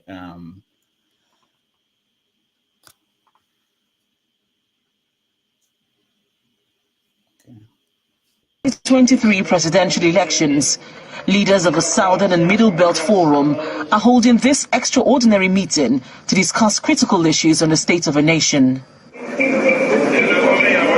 Those attending this meeting are drawn from the Middlebelt Forum, Ohaneze Ndibo, Afenifere, and Pan-Niger Delta Forum, PANDEF. The attendees resolved to endorse the presidential candidate of the Labour Party, Mr. Peter Obi, for the 2023 presidential election. Tell your people to come out and give me. Obi should not suffer because of money about this election. We are not going to bribe anybody. We don't want your money to bribe. We want your money to you to mobilize. My plea to you, henceforth, is to go out from today and fight this battle in such a relentless manner as never before. Representatives of the various groups explained their rationale for agreeing with the endorsement. Peter Obi serves our purpose not only for equity, fairness, and justice, but looking at the political terrain, he stands out as the best material out there that we can market to Nigerians and say, bring whoever you want and let's match them one-on-one. Peter Obi will stand out as the best. We have been challenged. We have come to the crunch of taking our country back into our hands. And the only way it is possible is to have a free and fair election in which the best man can come. It doesn't matter that I'm Igbo and Peter Obi is Igbo. But where do you see what is right? Speak up for it. PANDEF is standing in and saying Obi is highly endorsed because he knows what we want in PANDEF. The restructuring we have been clamoring for, he knows what to do. And for that, we are all saying that Obi is our best candidate at the moment. The regional leaders say they are committed to ensuring that Mr. Obi emerges victorious in the 2023 presidential elections and urge all Nigerians to fight for a better country with their votes. All right. So we're approaching, tomorrow will be 20 days to the election. Whatever you have to throw it in. I don't think anybody has any much time to play their best game. Can you guys hear me? Yes, we can hear you. Okay, all right. So now let's think about the other end of it. So on the 25th, there will be an election. 3 days after, there will be somebody who will lose, somebody who will win. What happens if we go through the top three candidates? If they lose, let's start with the ruling party. What do you think will happen if Tinubu loses this election? Clark, go first. Well, 1 minute. No. If Tinubu loses this election, nothing will happen. Life will go on. I don't think it's going to be a big deal. If Atiku loses, it's not going to be a big deal too. If Peter Obi loses, there's going to be disquiet in the country, because definitely the youths, the Southern youths, let me qualify it, is because it's not all youths supporting Obi. The Southern youths and many people that abandoned, the struggle for Biafra that's joining Obi, they will lose hope in Nigeria totally. So I think Peter Obi losing will be more problematic. If Tinubu loses, who cares? It's just another old guy that lost. Atiku too, same thing. So that's what I think. All right. Thank you. Jude, what do you think? Repeat the question again. That if Tinubu loses, what happened? Yeah, both all the top candidates, Tinubu, Obi, and Atiku. What do you think will happen? 1 minute. Well, whichever one that happens, if Tinubu wins, for instance. Start from if Tinubu loses, what do you think will happen? Oh, if Tinubu loses, there's going to be a massive chaos, especially in Lagos, because all his Agberu armies that he has prepared. And by the way, there is something going on brewing, which there's not been so much discussion about it, and that is Asori Dokubo. Has anybody know who is behind Asari Dokubo? All those armies of people he's been gathering, and the weapons they are always showing, about and we all know that it's in 100% in support of Tinubu. Okay, so those are part of the thing that is going on. Okay, and they are trying to use, from the intel we have, that they are trying to use them to destabilize the eastern region, to see that Obi did not get enough vote from there, and then they will target whatever is happening. Then they will target is ESN or IPOB. Okay, so these are things that is going on. Why? Okay. Dude, 1 minute is gone. You see, that's why I try to discipline. If you had stayed on the topic, when I said rant, that's when you could bring up something else that is not. It's still part of the topic. I'm telling you. Your 1 minute is gone. That's what I'm saying. It's okay. All right. Adewola, what should happen if these top three candidates start with Tinubu? Well, first and foremost, if Obi loses the election, just like Kulata said, Southeast region would witness a lot of, it will be upgraded. Let me just put it that way. The IPOB and, the agitators will increase. Now, I don't subscribe that if Tinubu will lose the election, that Southwest will not come up. They will. Remember, APC control, the assertion is Oshun and your state, and it looks likely that both states will be going in the direction of APC during the general election. If we lose the election, there will be some retaliation in the Southwest. And if the chief himself, the Wasiri himself, wins the election, let me first say that, there will be a lot of wahala, both in the Southwest, South, and the Southeast. And Nigeria will be thrown into a lot of chaos. Now, if we lose the election, we'll be dancing in the street, dancing buga, everywhere will be quiet except them in both the Northwest and the North Central. They will be dealing with their own issue, while the South and Southwest and Southeast will be having a good time. But if Tinubu wins the election, I don't know how they're going to take it in the Southeast. It's going to be a mixed feeling. But in the North, it's going to be I would say that in the North, they won't really feel it much because it's, of course, their adopted son. But then if Obi wins the election, Southwest will be relatively quiet, because I won't see the reason why the APC will want to come out, because this is a Southern president. After all, they subscribe to a Southern presidency. But I see the unrest if Wasiri wins the election.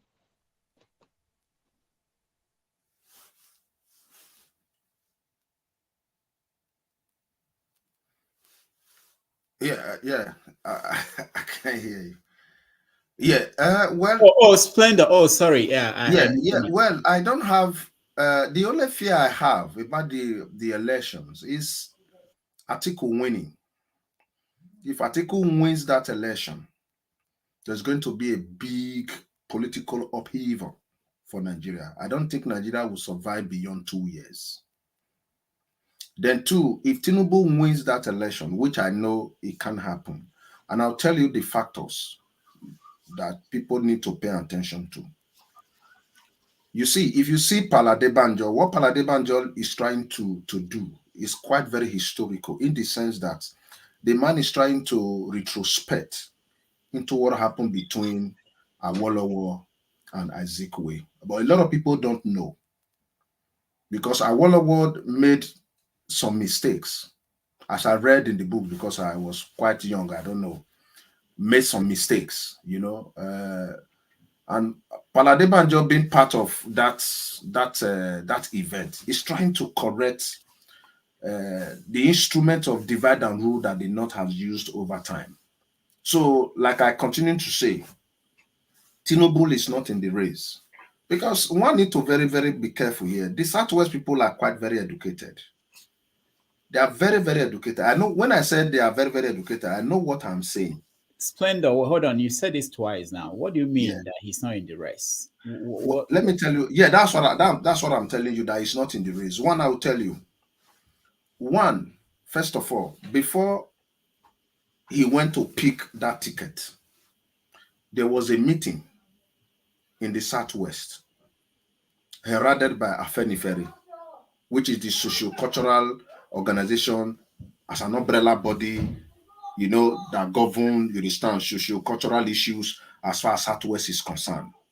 They told him, because they already saw the handwriting on the wall, you cannot go for this election. The reason is this. OBJ has done 8 years representing Southwest. In 2023, Osinbajo will be completing 8 years as the second citizen in Nigeria. So why now do you want to take the chance of the Southeast?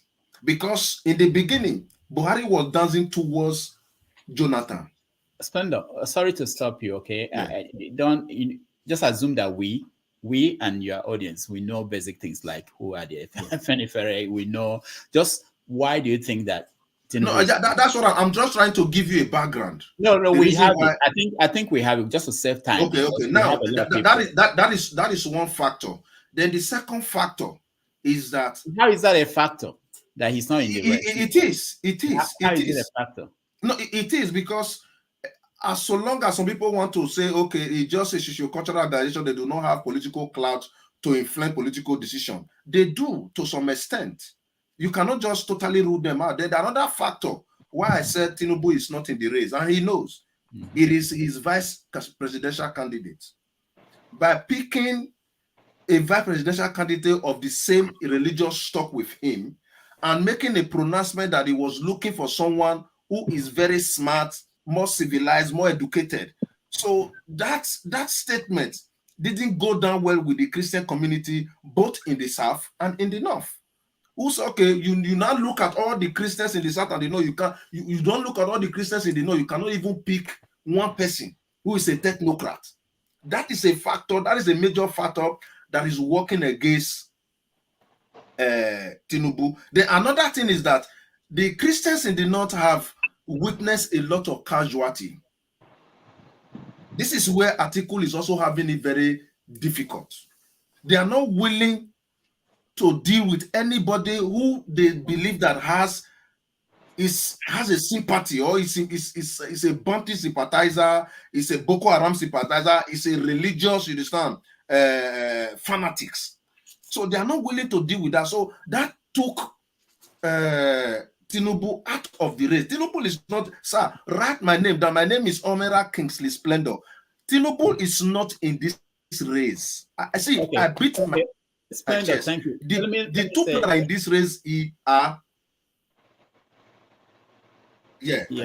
Thank you. I understand what you're saying now. When you said he's not in the race, I was thinking, I think what you're saying is that he's not going to maybe make an impact or win or something like that, or not that he's not really in the race.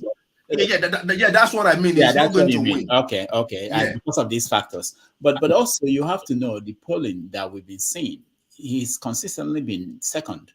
Okay, and there's another polling coming out tomorrow. It will have been announced today, but they didn't want to announce it. They wanted it to come out tomorrow. In that polling, he's doing well. I've seen some of the results of what they are going to announce tomorrow. So to say that he's not in the race, as if he's not going to be among the top 2 or top 3. If you are going to be top 3, that is what I mean. But let me tell you something. Splendor, are you saying he's not going to be on the top 3? It's not there. See, let me tell you something, sir. Let me tell you something. Yeah, it's not there. You are going to write it down. Let me tell you something, sir. You see, the Nigerian political engagement is quite very nocturnal. Very, very nocturnal. It's not a precise science. It's not something you can determine. Anybody can reel out what they call this thing. We look at the methodology that have been adopted. That is not the point. The point is that the sentiment on ground. Sentiment on ground. That is the influence now. What are the sentiments on ground? So who will be the sentiment on ground? Who will be the top? Name the top 3 based on what you believe. See, let me just tell you something. Atiku, as I'm talking to you now, Atiku has an edge over Peter Obi, which I'm supporting, and Tinubu. So name the top 3 candidates. The top 3 I'm telling you now is Atiku, Peter, and Tinubu. But the reason why I'm telling you Tinubu is not there is because Tinubu has been projected to win. He's not going to win. That's what I'm saying. But he's going to be on the top 3. Is that? He will be, but not with what is expected to say. He's going to have even in Southwest. Tinubu cannot beat his chair to say he's going to win 90%. If he has 55% vote in Southwest, that is good for him. Okay, Splendor, thank you. Now I can relax, because if you had your estimate says that the ruling party will not be on the top 3, then I will question all the other things you've been saying today.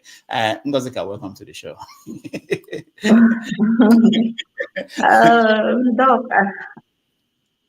Win or lose? What do you think? Win or lose for the 3 candidates? Yes. Win or lose? Ndibo will be fine. That is just it. We'll be fine. If Obi loses, if Atiku loses, or if Tinubu loses, the average Igbo person will wake up the following day, banter about the loss of the election, and go and open his shop and sell. Ngozi, allow, give us translation, please. We do not have time to come and stand around and argue about what's been done. It's done, it's done. The only time you see us actively partake in politics, it doesn't get better than this. Take it from me. After the elections, we are going to feel bad if our candidate loses, talk about it, and then go and open our shops, go to our work. The Southwest and the North, I can't speak for them. I can't speak for them. Most of them are career politicians. We are not. We are people that are daily chasing the bag. So I don't know about the rest of Nigeria, but Nnamdi will be fine, win or lose. So what if Atiku wins? What do you think will be the reaction? Well, we'll talk about it. Of course, everybody will be like, and that's it. We'll talk about it. All right, good. All right. But bottom line, what I'm trying to say is that win or lose, it's people that are saying the Southeast will blow up. The Southeast will not blow up. It will not blow up. There will be no chaos, win or lose. It's all in your head. It's all propaganda. These are people that have been trying to survive since the war. And you want them to come and start having headache about who lost or who won. Wait. When Jonathan lost, that was when the IPOB thing blew up. There was no chaos. Who is saying that IPOB started after Jonathan lost? No, not when it started. When it blew up, when it became very popular, not when it started. I don't think so. No, don't go there. Don't go there. It was 2016. I heard about and I know that it is not true. So for me, before IPOB, Mastob was. So what are you going to say about Mastob? No, I'm not talking about start. There's a difference between start and something going mainstream. Okay, look, I became aware of that in 2016. Forget about IPOB for now. Let's know what you are saying. If we are going to talk about IPOB, let's talk about agitations in general. What causes, like my principal, he said, you dialogue, you listen to them. What are they asking for? In a working society, who has time to leave his business and start agitating? No one. If things are not moving your way, you only fight back. So when you've done your well, you move on and do the best you can. And that is what I'm telling you. For those saying the Southeast will go up in flames when one person loses, so it will not happen. The Southeast will not go up in flame for anybody. Take it to the bank. All right, thank you, Gozeka. Austin, go ahead. So if you ask me, if the Waziri loses, I don't think anywhere, even in the north or in the south, there will be too much problem. If there will be a problem in the north, it will only be in the northwest. So that's what I think. But south, east, southwest will not have a problem. And even to a larger extent of the northeast, they may not have a north central too. I don't think they will have a problem with that. Now, the second case is on Tinubu. If Tinubu loses, I think the only some package of people in the southwest may have a problem with it, because it will be his maybe cronies, the Aguero people that may go on rampage and all those things. But there are some core southwest people who will not have any problem with that. Now, if Peter Obi loses in the north, in the southeast, I don't think there will be a very case of upheaval. I don't think so. But you know the funny thing? If you are not careful, instead the South will be the one to even be very more angry than the Southeast. That is what I think. The youth will feel so bad, and I feel that any little thing. Now, let's put it this way: if Peter Obi loses, and maybe any of these policies we have now goes on again, like makes life very hard, then you see a protest. And I'll tell you, the protest will not start from the Southeast. It may not. It may start from the South. So that is one thing. But for the typical Southeasterner, I don't see a case where there will be a protest from that direction. But I think there will be a lot of disappointment if Obi loses from all strata, from the southwest, southeast, south. There will be disappointment. And I feel that if there is any bad policy, it may spark a riot. That's the second part. All right, thank you. All around. Echo. Serious issue. If Obi lose, Kasala go boss. The time bomb when they never blow, it go blow. Who will blow it? Who go blow it? You know, say we don't already. My children don't sit down for time bomb before. They can't get small hope for Obi. They can't suspend the time bomb. So if they rig election, make Obi no enter, Kasala go happen. Time bomb go blow. A lot of blood will flow on the street. A lot of property will be burnt without no mercy. But for if that happen, Showore, not join them all. Tell them they give you your passport. Come see your Sherry Coco and my children that have been missing you. So that you go relax your brain.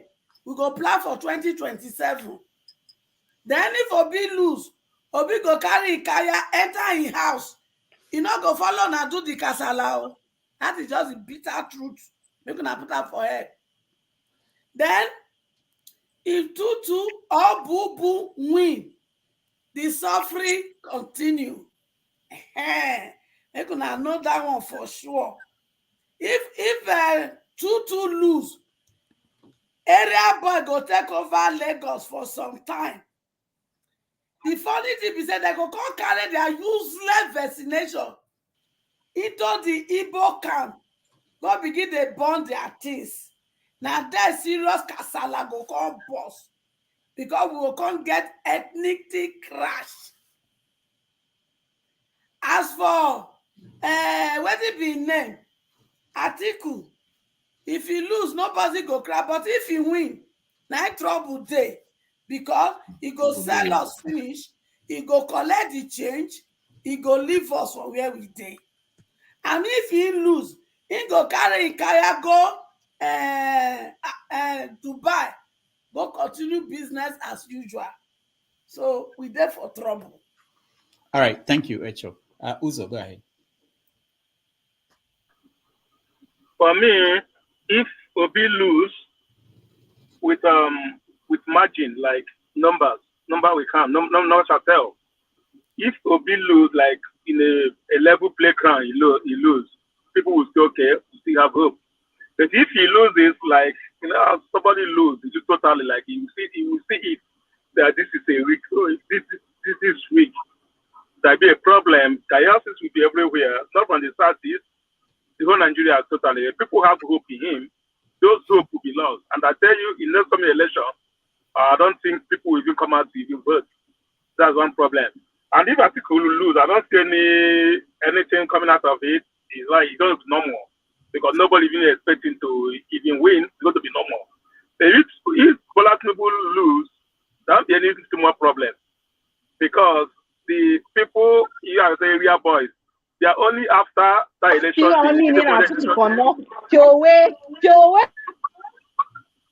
I'm sorry. The so-called area boys, they're only after that day of the election. The day of the election. They collect their money, they do the destruction, they go back to doing their book. All right? So after election, anything that comes up, they give the money again to start making problem. If you don't give the money, they go over to bus stop and start collecting the water. That's how they operate. So that's it. There won't be any more problem like that in Lagos if people lose. It will be the same thing. People will, if Obi lose, people will lose a lot of hope. Hope will be lost. So many agitation will, like some IPOB members, that follow Obi, you go back to his normal stuff. Everybody will go back to their normal level. I told you guys, it's not going to work. So that's why I say it. All right, thank you. Okay, John. Yeah, I was gonna say something, but Splendor beat me to it. Those people who are complaining about Mefele and money, and Tinubu saying that they are doing it against him. Tinubu has packed all the money. The bank, you see all those banks, they have money for Tinubu. Even Tinubu paid them, like probably, he paid maybe 50,000, he paid 25,000. They saved the money for him. He's gonna get all his money for his election. So don't worry about it. Forget about what he's saying. For the election, if Atiku, if Atiku wins, if he loses, I don't see any problem, anywhere in Nigeria.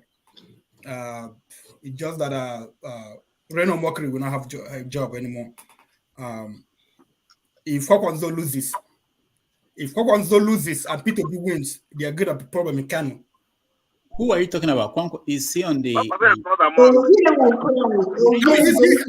going to lose, but if Peter Obi wins, there's gonna be a problem in Kanu. His supporters, because what he has said.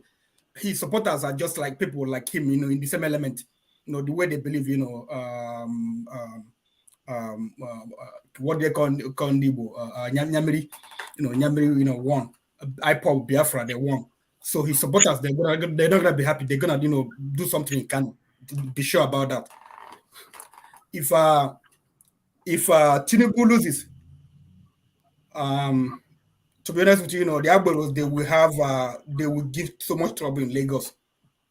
The Agberos and NURTH, whatever, TW, they're gonna be problems in Lagos. Some people will be killed. Just take that to the bank. Some markets will be closed in Lagos for some time. Mark that. If Peter Obi loses, Edo will not be happy. Edo State will not be happy. A lot of youths not gonna and SARS. Nigeria is going to boil. And I'm saying this not because Nigeria there is agitation. People are unhappy because Peter Obi is Peter Obi kind of holding down the second NSAS movement, keeping it down. But if Peter Obi loses, it's gonna just boil up. Because the police, they've started the same thing, killing people. They shot. What's the name of that woman? What's the name of that woman? Pregnant woman they killed in Lagos. Rahim Bolan. Rahim. Yeah. So it's gonna. Nigeria is going to boil. The Middlebelt is not gonna be happy. Yeah, Dr. Damaji, did you see what happened? Did you see what happened at Uniben yesterday? So Nigeria is going to boil. So anybody who's I don't know. It's not. I'm not saying because I support Peter Obi that Peter Obi must win, but anybody who wants to, except you have to make this election credible, sure that his supporters will know that he lost. But if you're going to shrouded in secrecy, we don't know who won. We don't know how he lost. Nigeria is going to boil. And also, not only Nigeria, Southeast is going to boil. There are some people, Southeastern, they were like, let's give Nigeria a chance. Let's give Nigeria a chance. If Peter Obi loses and they're not sure how he lost, they're not going to be happy. And the agitation will continue, will be amplified.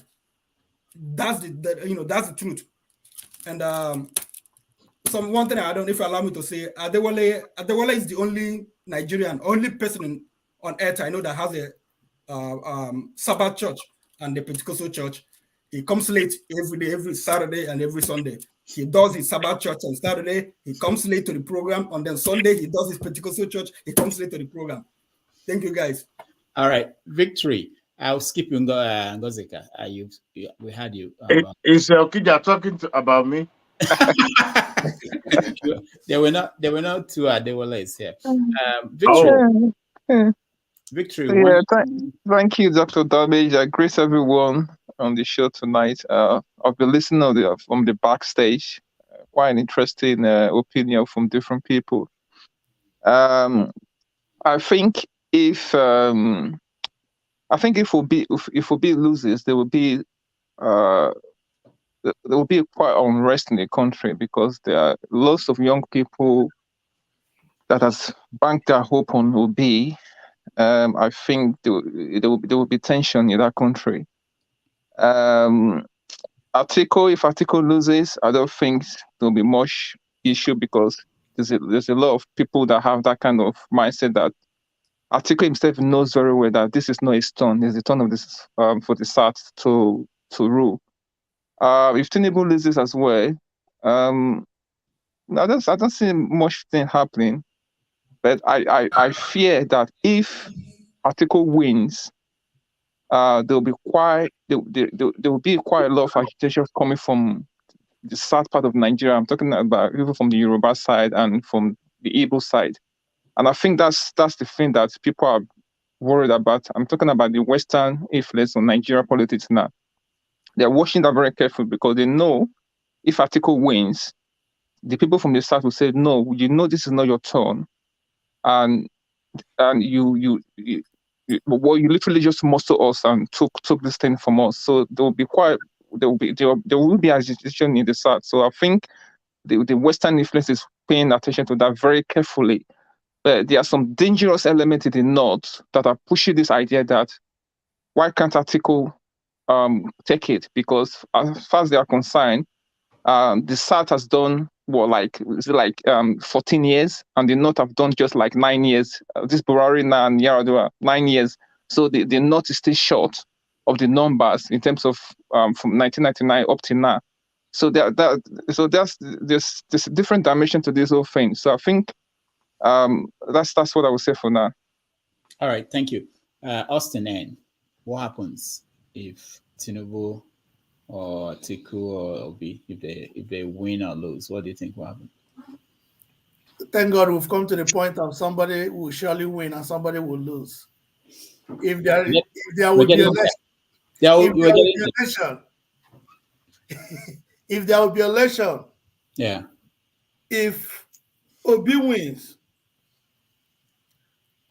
there will be relatively peace, depending on how it is handled. If Atiku wins, there will be a serious issue because Tinubu doesn't have anything personal to Obi. Atiku doesn't have anything personal to Obi, but Tinubu has something personal to Atiku. Atiku has something personal to Tinubu. So it is now a ego stuff between Atiku and the Tinubu. So if either of them wins, the other person would try to cause trouble. But look at it, a real problem will be if Obi loses, there is something APC will try to do. They might try to release Nnamdi Kanu. And if they release Nnamdi Kanu to see that if they can calm people down, the northern youths will start a riot. And when they start that riot, because the northern youth, they don't want to hear about Nnamdi Kanu. So they might try to release him, then the northern youth will pick up a riot, which will cause a problem in the country. But if we continue the way we are going, the way APC is pushing toxic politics, there may not be election. All right. Thank you. Jude, I thought we heard from you, no? I just want to make a quick comment. You see, the thing is this. The youth, like Ms. Secho, was trying to let us know, Nigerian youth, this is not actually about Peter Obi, right? And the supporters of Peter Obi cut across everywhere in Nigeria. And all those youth and all those supporters of Peter Obi, they are just hanging the little tiny hope they still have in this contraction called Nigeria is hang on Peter Obi.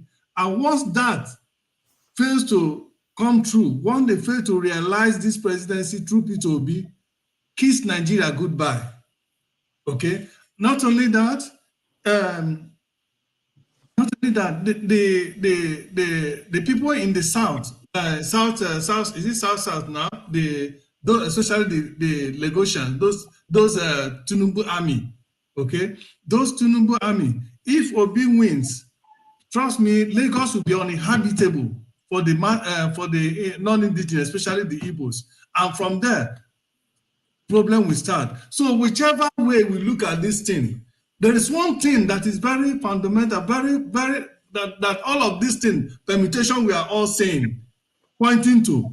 It is pointing to the reality that all of us, or many of us, have refused to acknowledge and to point to, is that Nigeria can never be one. Nigeria is just a mere contraction that was intended by those who made it, as for their both for their political and economic relevance, and then pass over onto us, and we have been managing it at the back of many innocent blood, trying to keep it as one. So this election is either going to make or mar Nigeria. Okay, right. This breakage we are all talking about, well, let's hope and see. Yeah, thank you. All right, Victor, I would like to go, Rudolph. I don't know if you have one more topic or well. Yeah, I have one more topic. One more, and then we go. But I want to play this. Freedom. It's not an ordinary election you're having. If Obi does not win, forget Nigeria. It's an elder statement, but I think we need to. There's something I read in The Economist of London sometime in the 90s, and there's Jude, you just spoke now. Why are you raising your hand? Can you play a little more of that video? Just a little, just 1 minute. A little more of that video. I don't have any more of it. I mean, I have the full one, but I can't find it easily. I know we want to, Jude, I think you need a podcast, seriously, where you can just stand and talk for a long time. People will like to watch. And people who want me to keep you talking for a long time will enjoy it. So I wanted to say that The Economist said this about, the magazine said this about Nigeria, that Nigeria is the only country in the world where the best is impossible and the worst never happens. So no matter how we think that Nigeria is the worst never happens despite everything. Eddie, are you with us, or are you fixing something? I just want to hear your view on what will happen if any of these top three candidates, if they win or lose. What do you think? Basically, nothing will happen. Okay. Sincerely, nothing will happen. Nigerians are used to, they're used to, what's the worst that could happen? They already hunger in the land. There's already insecurity in the north. There are some young ones. There are some young people who said to me that they are just waiting for Obi. If Obi does not win, they will leave the country. People are already leaving. People are already leaving the country. Yeah, but there are some who are saying they are waiting for something to change. If that does not happen, they will now have no option but to leave. Anyway, I'm just saying. I just want to hear your view. That's already. Like initially, when I listened to initially when you played that El-Rufai tape, when he was making his analysis about the percentage of northern Christians and whatnot. Remember, in the north, you still have that is it the Shiite or what they call them, the Zakzaki that is in prison. Those are Muslims. That's part of. So if we are saying you're taking out the Christians out of the question, and already in the Muslim group, you still have the Shiite people that are not even in it, that are not supporting in support of the, and you know how big those guys are, you know. But that's not saying El-Rufai is wrong or is right, but he has a point on what listening to, but it's so dicey that you can't put your hands, you can't hold any. You could make your assumptions, but it doesn't mean your assumption is the truth. All right. Or what you're saying will come to light, though. All right. Thank you. Let's let me one more topic and then we have to go. We talk about what keeps you up at night. Well, let's watch this. I don't know where they find this giant broom is made of metal, and it's always been the symbol of the APC party, Buhari's party. The symbol means nothing else than trying to sweep away corruption, but that did not happen. That did not happen. All right, I had one more of such from outsiders who are looking at Nigeria, because one thing we have to be aware of, I don't think most people are aware of it in Nigeria. The observers are already getting into Nigeria, and they are watching everything going on. You know, when you talk about money and all this trouble we're seeing, they are seeing it too. My name is Thomas Boserup. I'm the Deputy Chief Observer for the EU Election Observers. I am representing Barry Andrews, who is a member of European Parliament and working here as our Chief Observer. He was here last Friday till Monday, and this past Monday we opened the mission with a press conference. Our Chief Observer will return a week before elections, but for the time being we have 40 long-term observers deployed throughout Nigeria. All right, so that's some of the things going on. Foreign observers are in Nigeria, but this is a question that somebody posed to me. He said, and I want to ask everybody here to weigh in. You know, if I think we've talked about this in a way some other day. If Osinbajo had been the candidate of APC, considering what Tinubu, the support Tinubu is getting across the country, if it were to be Professor Yemi Osinbajo as the APC's candidate for president, I know it's not happening now, but if that were to be the case, how would that have changed this election that we are seeing now? I'll start from Kulat and then go down. How would that have changed if he had been the candidate? I mean, fundamentally, the most of the change will be in the South. Obi will not be as strong of a candidate as Obi is if Osinbajo was there, because Osinbajo will have given a credible choice amongst the enlightened youths, because I think Obi's base is enlightened youths, not all youths, just the enlightened youths. So Osinbajo could have had some stake in that voter base, but Osinbajo will have been incredibly weak in the core north, because Osinbajo will not be able to hold on like a school of governors the way Tinubu is still holding on to all the APC governors in spite of lukewarm and even antagonistic attitude from Aso Rock. So because Osinbajo will not have that financial power to get to buy the loyalty that Tinubu is buying. So Osinbajo will have lost this election against an Atiku because it will have weakened Peter Obi. Atiku will have been stronger, and Atiku will have all the opportunity to run tracks around Osinbajo. So there was no way Osinbajo will have it would have been too tough for him to win the election. And also one other area, it will be very difficult for Osinbajo to distance himself from a government he was actively participating in. Because you can say Tinubu brought Buhari, but Tinubu can still argue that I never governed in Buhari's government. Yes, you can say I put him there, sure, but I don't have a role. But Osinbajo cannot tell me he did not chair the Economic Council, he did not advise on this, he did not do trader money, he did not do all these failed policies. He was actively involved.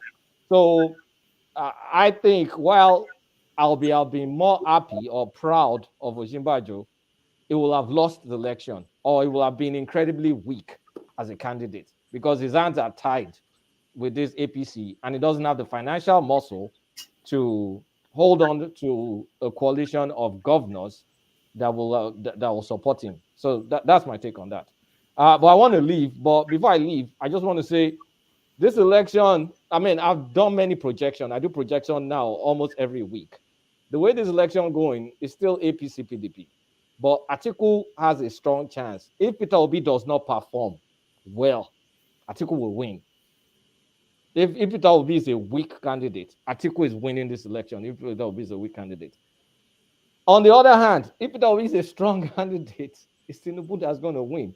That's just how the math goes. It's not me. It's just And Clot, I think if we won, there will be runoff or no runoff. I don't know. There's no runoff. There's no runoff. Okay. No runoff. I don't think there's a runoff. But I'd like to everybody do an exercise.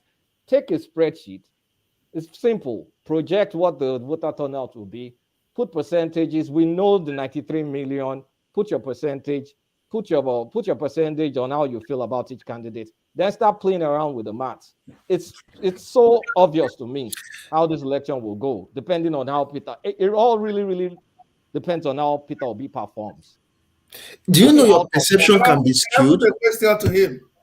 It's fine. I've done it so many times. Austin, go ahead. So when you talk about that, have you walked in the streets of? I do not even have to walk in the streets. No, you need to walk in the streets because this is not the politics. Sorry, the challenge is that this is not the politics of sitting in the room. Don't worry about that. One man, one vote. I get it. I understand where. No, but if you say I shouldn't worry about what I'm saying, but I should worry about what you're saying, because Austin, you see, this is my own opinion, my own calculation. It's not the fact. I'm not stating facts. I'm stating my own views. That is beautiful. My views may be wrong, but it's my own views. It's how I see things. That's why I'm saying you do your own and tell me what you get. I've done mine multiple times, and I'm getting something consistent. And that's the pattern I'm getting. Coletta, one more question. Did you factor in the polling numbers that are coming out, even though they are not perfect? Did you factor it in your calculation? I factored. This is what I factored. I factored that. I factored the country is upset with APC. I factored that the APC governors are still with Tinubu. So the country being upset with APC, Tinubu is losing Buhari numbers in the Northwest by like 50-40%. Is losing those numbers massively. Then I factored Obi is a strong contender. Obi is winning the Southeast. He's super strong in the South-South. He's strong in the Middlebelt. He's going to like win states. I mean, Abuja is going to win places like Abuja. Is almost going to win like Benue and Plateau. I factored all those things in. And at the same time, I'm still running the same numbers, and I've done it so many times. Because you can't tell me Obi is strong in the Northwest. It's not. You can't tell me Obi is strong in the core Northeast, the Borno State, I know. It's not. His strength ends in the North Central. And I factored everything in. And when you look at it, it's more like if Obi gets stronger, it affects Atiku. If Obi gets weaker, Atiku gets stronger. It's just the way it is. But that's why I said, don't listen to me. Don't use emotions. Just whatever take you want to do. It's a simple exercise. It won't take you more than 30 minutes. So, just get your own Excel, project, tell me what you find. So this is mine, do yours. So don't attack me. I don't think this is an attack, but there's one thing I always say. Statistics deals with random variable. You need to keep your emotions away from everything. My emotions out. My emotions are totally out.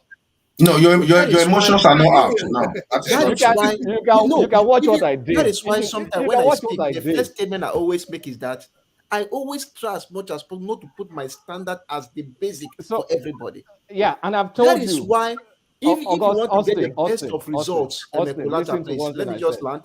If you want to get the best of results, even if you don't want to go out, find people who you don't know, you don't have affiliate with, you don't know their minds. Even if it's 20, just 20, Austin, let me Kulata, the reason for your opinion is because you want to drive a point. Let us settle that one. The reason for your opinion is because you want to drive a point. Wait, you guys. That's the reason for your opinion. You cannot say your opinion is just your opinion. No, you are driving a point with your opinion. So not just say your opinion. No, you are driving a point with your opinion. So your opinion is to drive a point. Jesus Christ. So the point you are driving.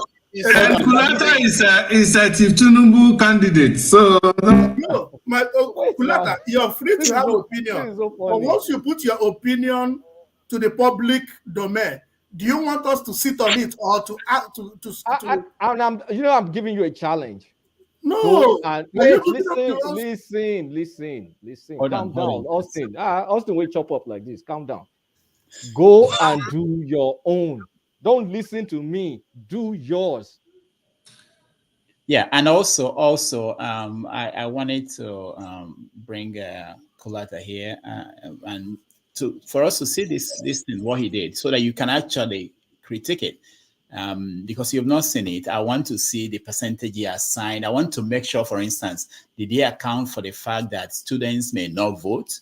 University students may not vote in this, because if I were thinking about doing what he's telling us to do, I may factor in that, okay, this number of students registered to vote, maybe 50% of them will vote, but maybe now we're looking at less than that, because most of them are not at home or won't be able to get there. So these are the kind of things we could discuss, and maybe he may see something that he didn't think about, and he may have to adjust what he did, but go ahead, Austin. Yeah. No. Also, can an obedient also do their own? So, because I like this data, because emotions are involved now. But when we start looking at numbers, then we remove emotions. So if someone can do one, and then we can just play around, it's just an academic exercise.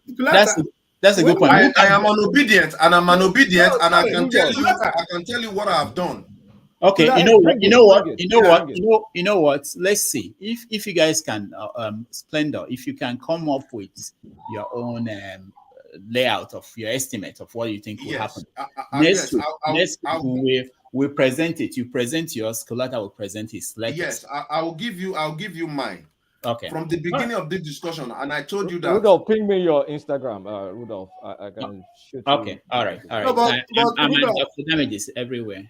So so the question I have for Kulata, because if you are bringing your personal opinion to the public, and you don't want to attack your opinion, it's not an attack. Oh yeah, attack. It is. I'm messing with you. I'm just messing with you. Okay, thank you. And you should be open for us to critique it, because the first question I wanted to ask you is that did you factor in that this is the first time we are using BVAS, and BVAS is time bound?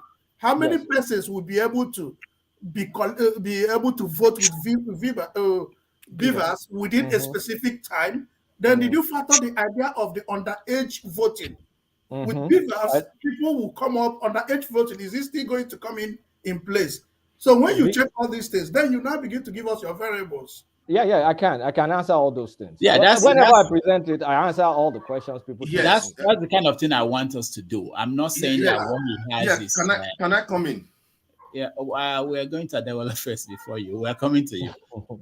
All right, guys, go do your own. Let's talk. There's no fight in this matter. We'll look at that. Election will come and go. We'll still be eating powder and yam and still be saying Nigeria is better. I like your. Why are you always hiding yourself? I don't want Jews to be my friend. That's why. Why are you always hiding yourself? Because I don't want Jews to know me. So, all right, Adewola, you're next. Go ahead. What is the question again?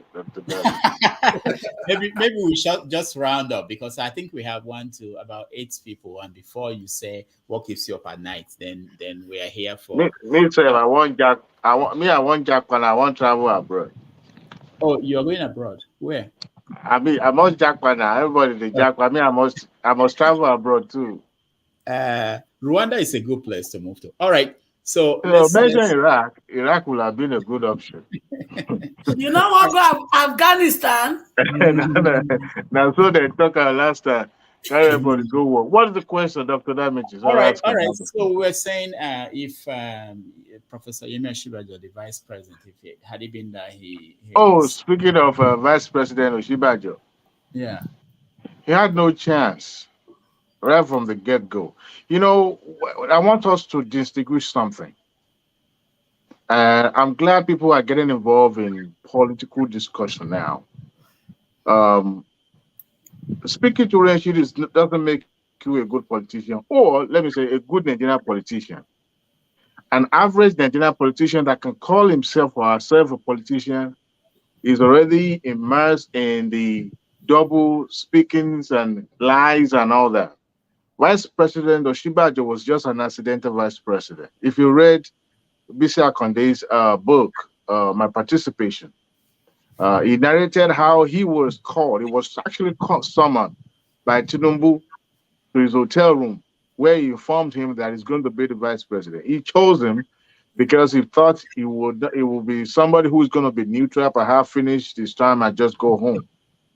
There's no way the APC would have given him that platform. There's no way. Sorry, but that's not what I read. Okay, I didn't read the book, but someone that reviewed. Go ahead, Dr. David. Someone that reviewed the book had a different story to tell what's happened in the book, what the book said. But now that you said this, I'll probably find the book and read myself. What I had was that, anyway, it's a long story. Go ahead. Let's not. But I had a different story. Tinubu himself said it in Abeokuta now that he had 3 names. He was asked to bring 3 names, and he submitted his name only, so that he won't give them the chance to select, pick somebody that is not, And now the Lagosian kind of like when he picked the phone, they were kind of like telling Tinubu that, look at you now, see, the person that you thought is going to be have your back doesn't. However, the platform itself, the APC wouldn't have given him that platform. People are not really they don't really know the in-depth of what goes on in the politics, the national politics, because these folks, they build bridges. What do I mean by bridges? It is a known fact that Tinubu had sponsored some governors from another political parties in the past.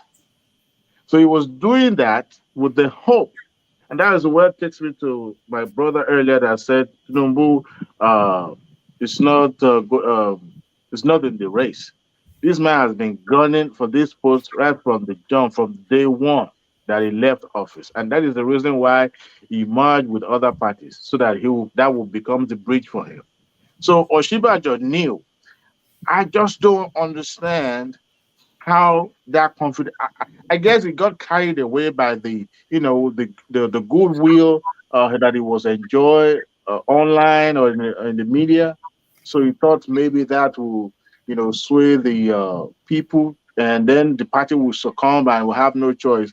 But just like Kulata said, I just didn't see how him would have become the candidate of APC, because number one, the people will use that argument against him that you are part and parcel of this administration. So tell us how you would have done things different. Of course, he will say that, well, when Buhari was not in charge, I was in charge and I make a difference. But would that be enough? Remember, he's still going to be relating with politicians. And if he doesn't speak the same language, the quote unquote, the same language like the regular politician, there's no way they would trust him. And that was the reason why he lost out. And he knew from the beginning that there's no way that the APC would have given him that. But for people saying that he should have been the person that will be given the ticket, well, they just don't know how things play out when it comes to party politics in Nigeria. Because even Tinubu himself, who has been a national leader of the party, was having a tough time getting a ticket. So that tells you how this thing play out when it comes to party politics. However, with Tinubu side by side with Osinbajo, I wouldn't know how that would have played out, because the same thing that is happening right now with Tinubu candidacy will have been times 10 of that if that is Osinbajo is the candidate of the APC. Because number one, they wouldn't have trusted the fact that he went to pick the phone after his principal in court, Tinubu, he contested for the post. So they probably wouldn't have, trust him. But how that would have played out, I don't know. Maybe the direction would have been different for what we have now. Maybe that would have, helped with these candidates this is, I'm not sure of that. But I just know the fact that there's no way APC would have given him that party. But also that also speaks to what happens in the party politics. We see a lot of things, but the more we look, the less we see.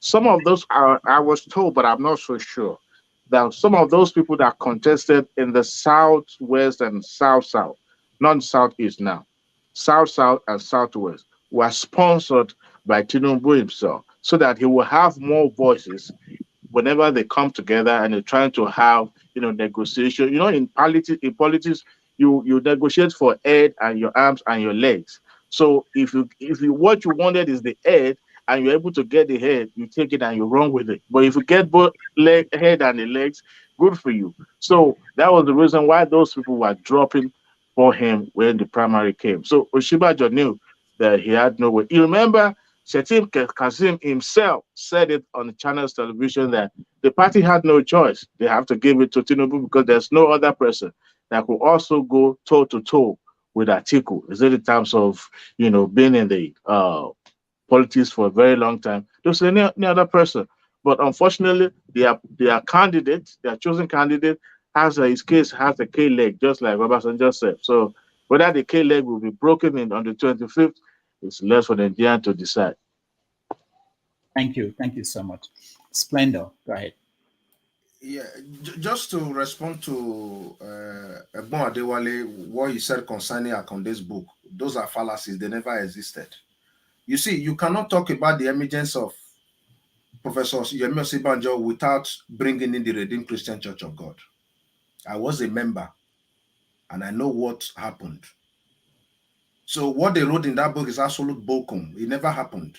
What happened was that in 2012, some politicians in the south and in the north, they sat down to look at political trend, how Buhari has fared over the time that he has contested. It's discovered that Buhari has constantly maintained above 10 million votes. He has constantly maintained above. Anytime he contests, he has already scored 12 million votes. So they were now looking at, okay, if this guy has this natural 12 million vote over time, this guy could be an instrument to, to dislodge PDP. So they brought in Buhari into the equation. So who was not going to be the vice candidate? That was where the problem started. Tinubu said he was going to be the vice candidate. And people said, no, you cannot feed Muslim ticket. Nigerians won't buy it. Even Buhari is, at this point, is not sellable to the Christian because of his ideas concerning Islam. So that was what brought the issue of Osinbajo to the calculation to say, okay, let us bring in Osinbajo into this calculation to whip up sentiment among the Christians. Remember, if you watch that election, prior to that election, if you watch the campaign period, you see that notable Christians, notable pastors who have large congregation were supporting APC. That was the factor that Osinbajo played. Forget about that book that you are reading. That never happened.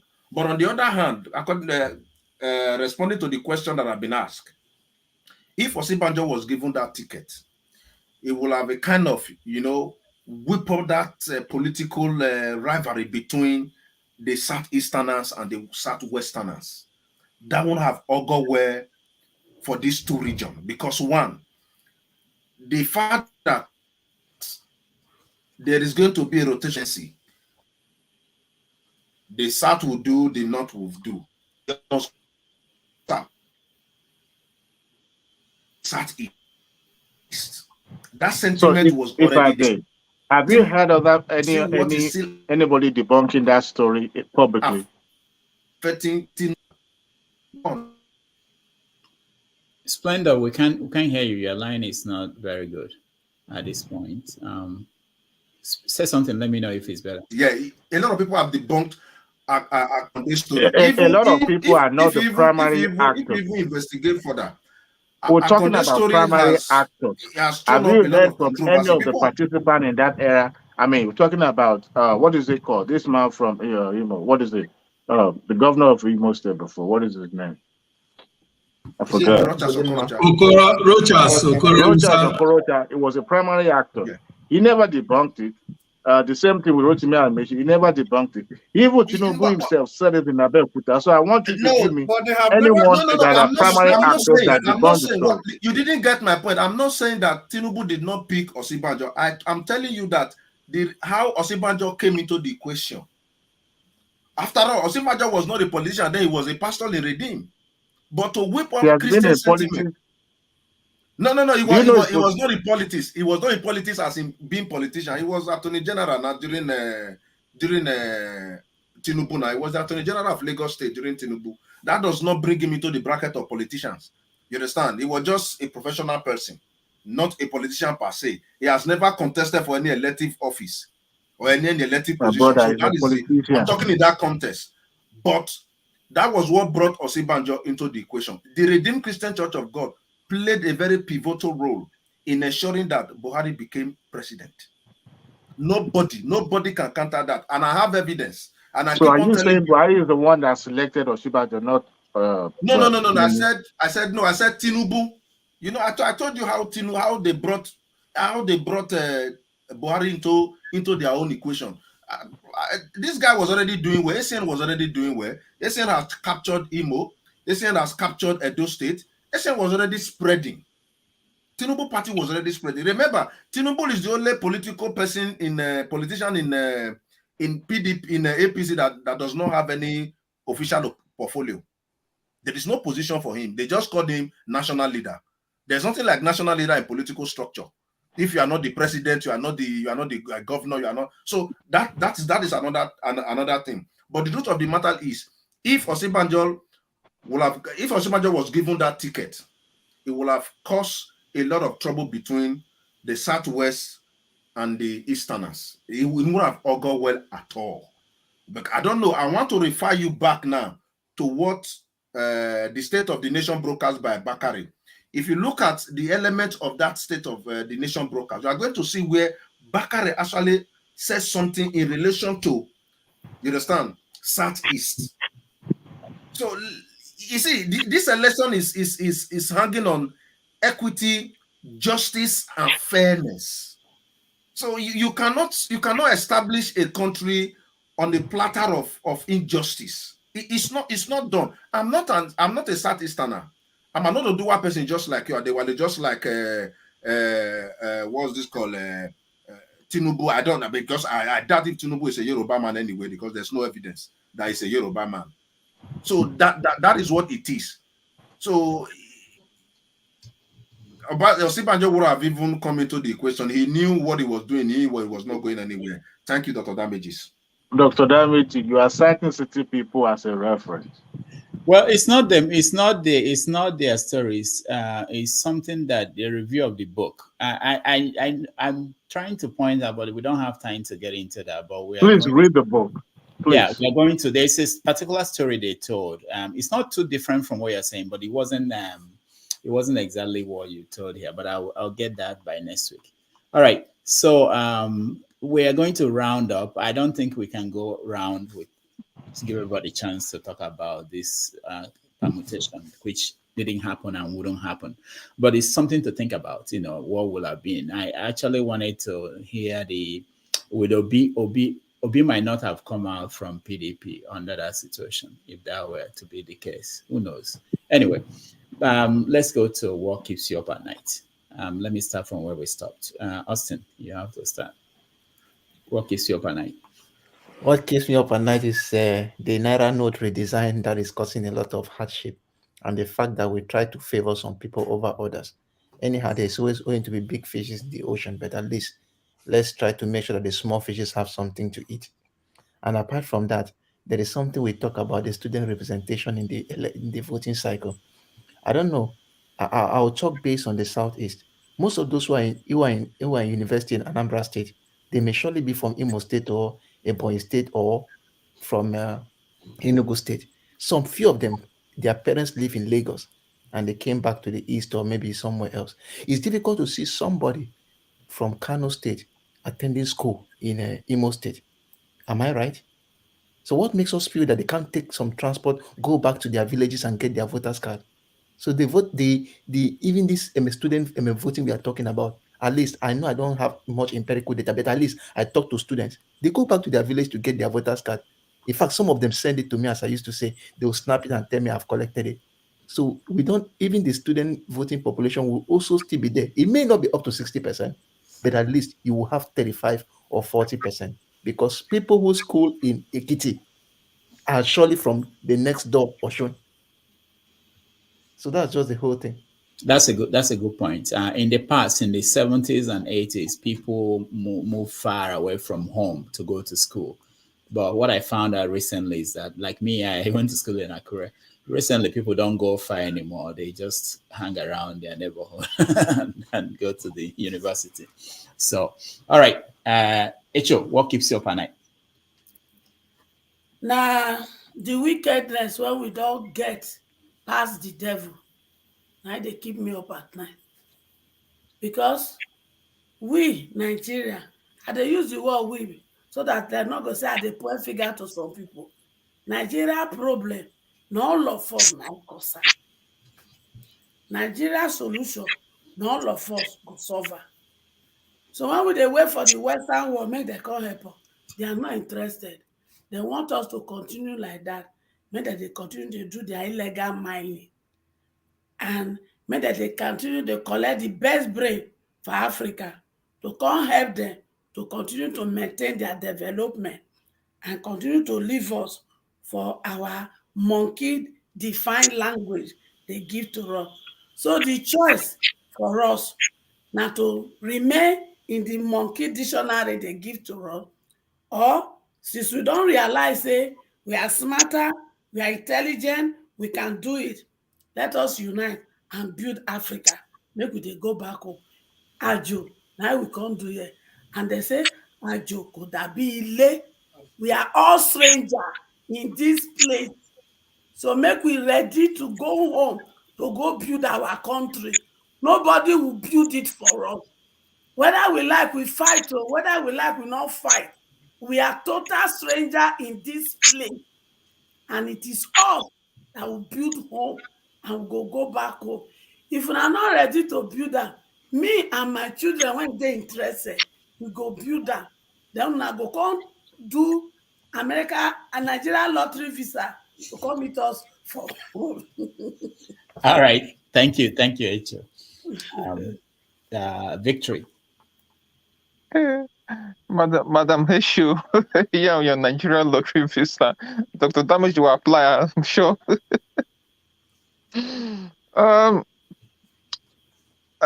mean, currently now, I heard the lady speaking earlier on. I can't remember her name, the lady from Enugu State. Yeah, Ugozika, because I was actually speaking with my auntie. She's currently in Nigeria right now. She told me that Nigeria is hell, that there's no money. You can't get money from anywhere. There's no petrol. That, I mean, she can't believe what she's actually witnessing in Nigeria. That if I was the one telling her this, that she was in London, I was not calling her, telling her that, oh, there's no money in Nigeria, she will say to me that I'm talking rubbish, that I'm lying. That she's the one witnessing herself. That the place is so messed up that there's no leadership. So I really fear for that country that this election, I don't even know. I'm just hoping that they will not postpone it. I don't know if it's even going to hold. And the result of the election, if it doesn't go according to what the youths that are banking on Peter Obi to win, I really fear for that country. I'm serious. I'm really worried for that country, because there will be a serious unrest in that country, because I see people coming out to say enough is enough. That's my fear. All right, thank you, Austin. Yeah, so what keeps me up at night is the grossly and deep-rooted tribalism that exists among us. I wish we can be able to get somebody from the north to be part of this panel. Why am I saying this? I have listened to every one of us, and I'm sorry that I'm joining this panel when Obi is the candidate. On the level of equity, on the level of justice, it should be not northeast and the southeast. But just because the current president is coming out is from the north, so on the level of justice, it should be southeast. Now come to the candidates we have. Look at the three front candidates: Obi, Atiku, Tinubu. I heard somebody today telling me that Obi is least educated among them. Obi have done programs in all the Ivy universities in the whole world. One of the programs Obi did in Michigan, he paid $40,000 for 6 weeks to do a program. And you're telling me that he's least educated. My CEO in the office I work, he did only masters. He's receiving 2.something million annually. And people are here saying that the programs are more qualitative in the Western world than even the certificates we carry about. Now, why are we supporting Tinubu? Kingsley will tell you that we worship little gods because of money, ill-gotten money. And I thought Nigerian politics was moving somewhere, because if Osinbajo had become the candidate of APC and Rochas is the candidate from the southeast, will I be supporting Rochas or Okorocha? That's the question I should ask myself. And this is the question every other person that is not an Igbo should be asking himself or herself. Imagine Rochas being a candidate from Igbo, Osinbajo from the west, then we have Okonkwaso from the north. Who would the person be supporting? So and we want Nigeria to be fair. We want Nigeria to develop. It hurts me, it pains me when those of us in the Western world are thinking like this. I have shared this with you before, Doctor. Before I came to the United States, I was involved in politics. But when I came to the United States and saw how the system was, I cried. My cousin is a core politician. We don't cross paths. I called him over the phone. I said, you guys are wicked. You guys have been going to the Western world and you've been seeing how these things operate, and you keep people down. Well, I'm ashamed that full-grown men living in the Western world are supporting these groups, knowing fully well where they're taking us to. If you give me another chance, I'll say, Obi should go and sit down. Let it be worse. Let's see who will suffer it most. As if when you are fighting for things to be better, people feel that it is to your own advantage. I'm not coming back to take any political position for Obi. And I don't think any of us from the East here will be going to do that. If Nigeria gets better, people will land first in Lagos before they come to the East. And it is going to, all of us get the check. Somebody in my office brought out a check to say, I want to give money to your foundation. I have given 2 people that left 10,000. When he heard that I'm a Nigerian, he took back his check. He said he was defrauded by Nigerians. My problem is not that money, I don't need it, but the shame that you go with.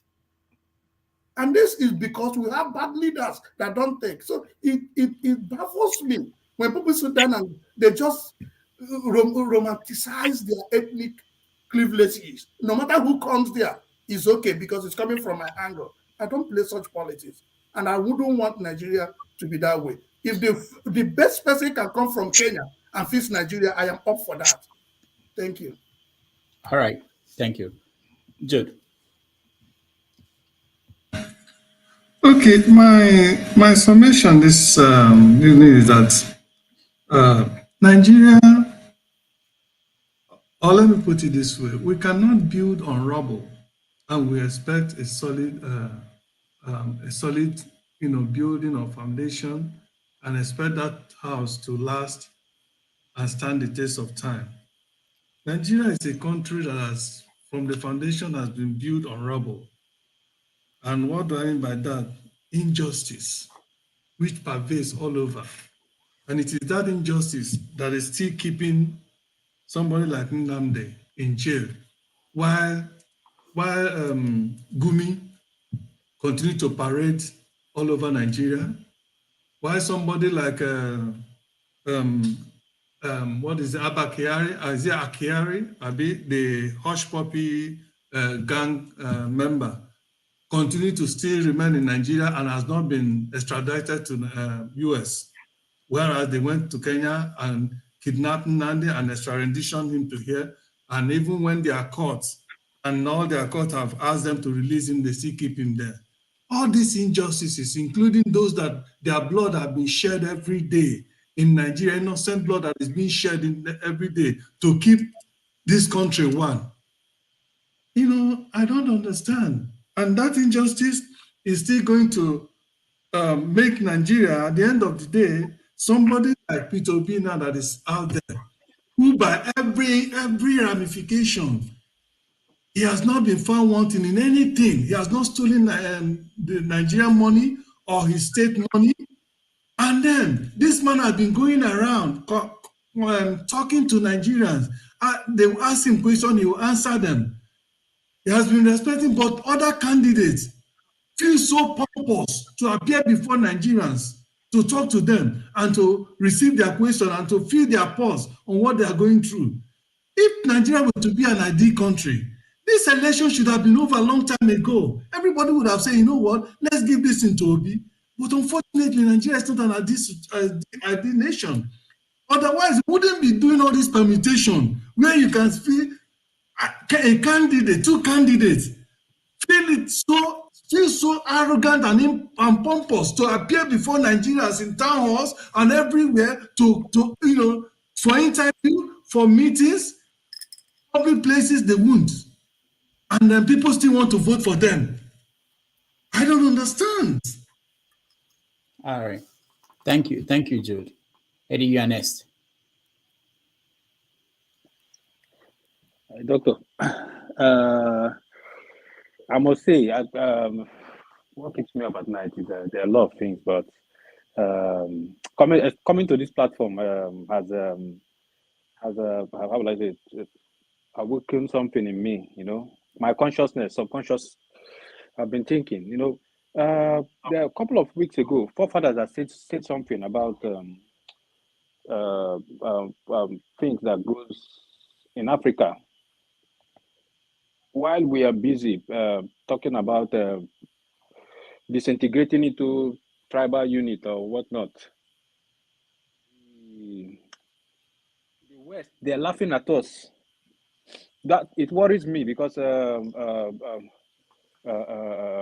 gone back to look at videos of Nkrumah and the rest where they're talking about Pan-Africanism, while today in Nigeria we're busy talking how to divide ourselves into small little units, using giving stats from the West that doesn't even hold water. It fills me with pity because Africa as a whole is at the back, is the worst continent in the world currently. We produce what we don't consume, we consume what we don't produce. So we shouldn't be talking about, when I see people talk about disintegration, I feel really bad. So those are the things that prick my mind constantly. Since ever I heard about the deep, how will I say, what the West thinks about Africa, you know, and we're struggling for crops in Nigeria. Whatever happens, whoever wins the election currently, or whoever loses, it won't change anything. We will not. Nigeria won't become. We won't be invited into G7. So those are the things that bother me. So yeah. All right. Thank you, Eddie. Forefathers next.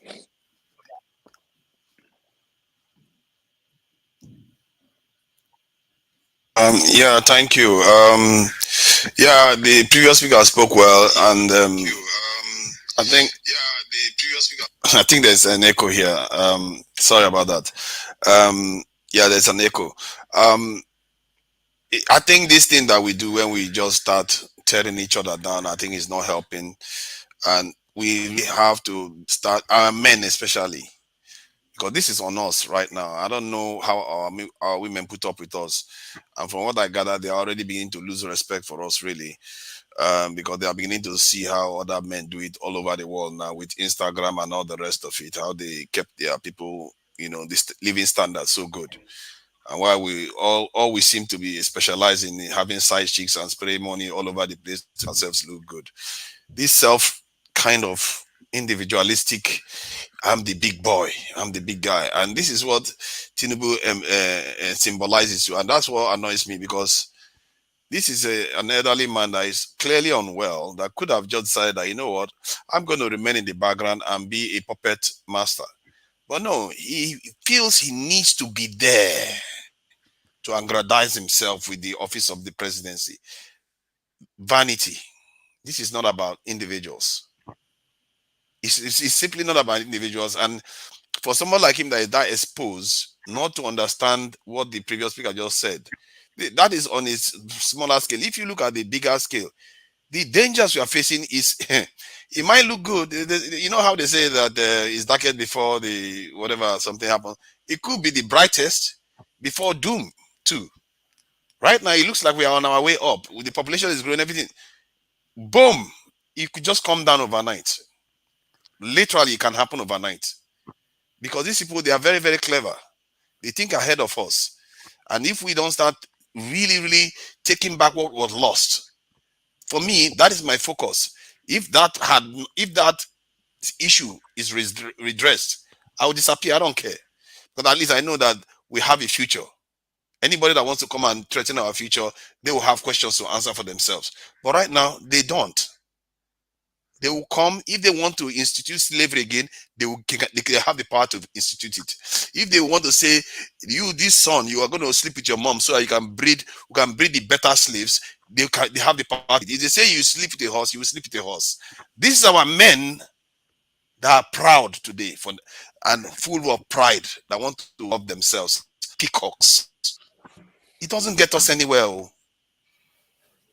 We don't have anything to be proud of other than the fact that some good people on the ground are keeping the roof up. Let's not make that mistake. There are Nigerians out there doing a lot of good work that nobody recognizes. Instead, they carry these stupid, useless ones that don't have much to offer us other than failure. That don't even understand pride. Maybe for whatever reason, maybe it's not their fault. Maybe that's how they were brainwashed. Maybe that's how they grew up.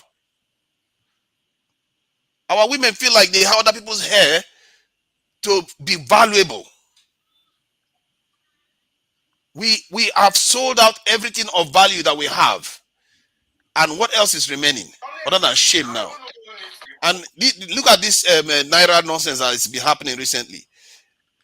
Nigerians are going crazy. Look at let me just read what Emefiele said. He says, the struggles and actual, let me see what he wrote. He was basically begging Nigerians. He said he's on his knees, begging Nigerians to calm down, that all this stuff is going to be resolved.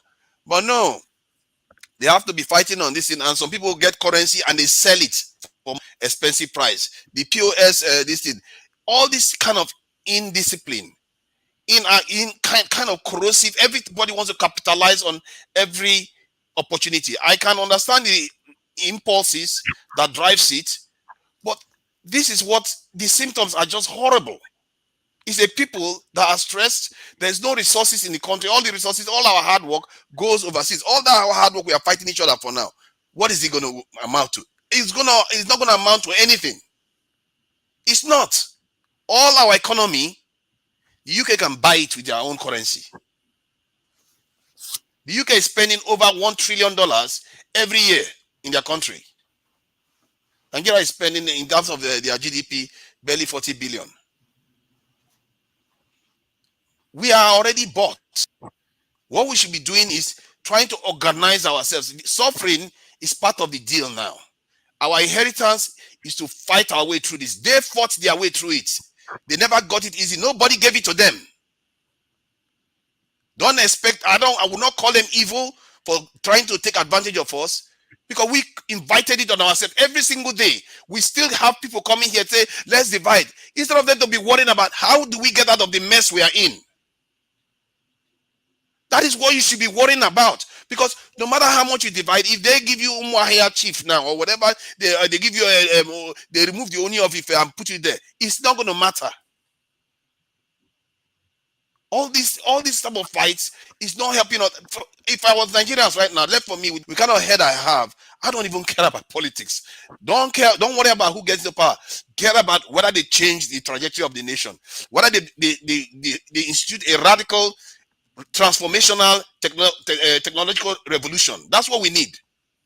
We are far behind the technology, and we are falling behind every single day.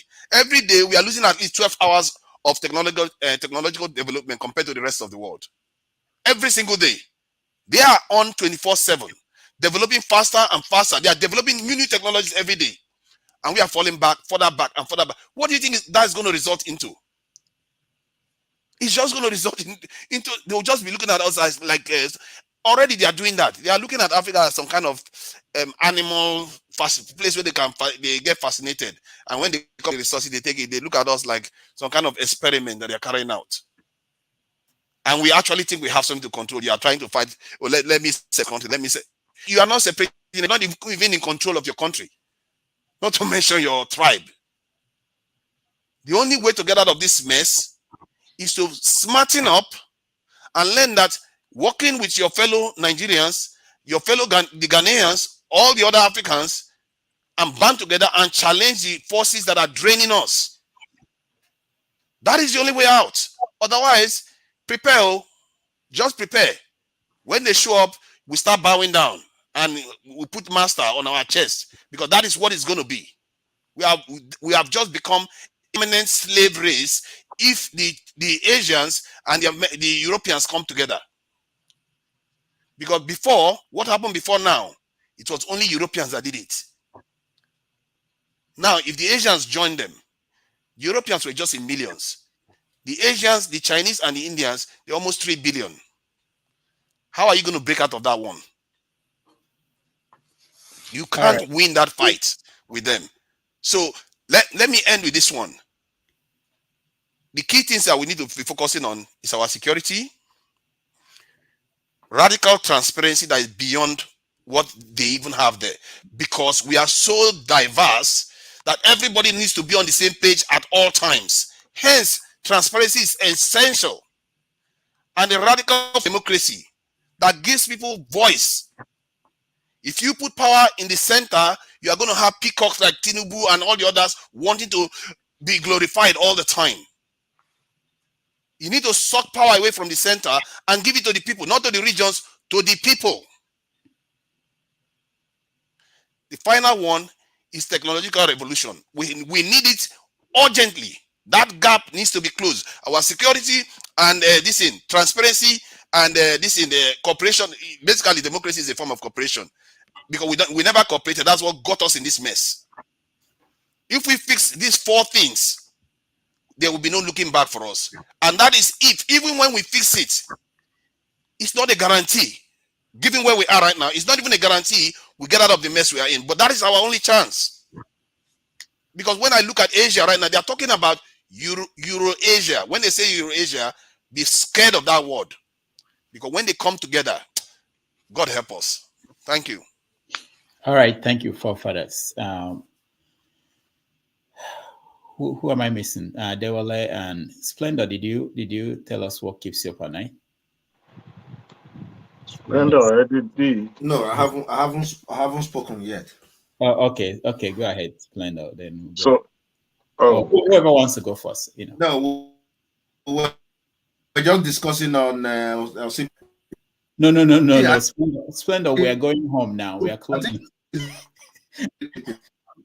We are closing. We are talking about what keeps you up at night. You want me to go? All right, Splendor, we can hear you. Yeah, for me, I think it's the rogue leadership we have in Nigeria. Can you guys hear him? Oh, is it only me? No, we can't hear him. All right, Splendor, you are breaking up. We can hear you. Can I go? Okay, can you hear me now? Can I go real quick? Okay, Splendor, hold on. Let's go. Can you hear me? No, hold on, Splendor. Somewhere go. So, Dr. Damages, let me just make it a continuum from the last point I made. And what keeps me up at night is how that I'm scared of my own permutation.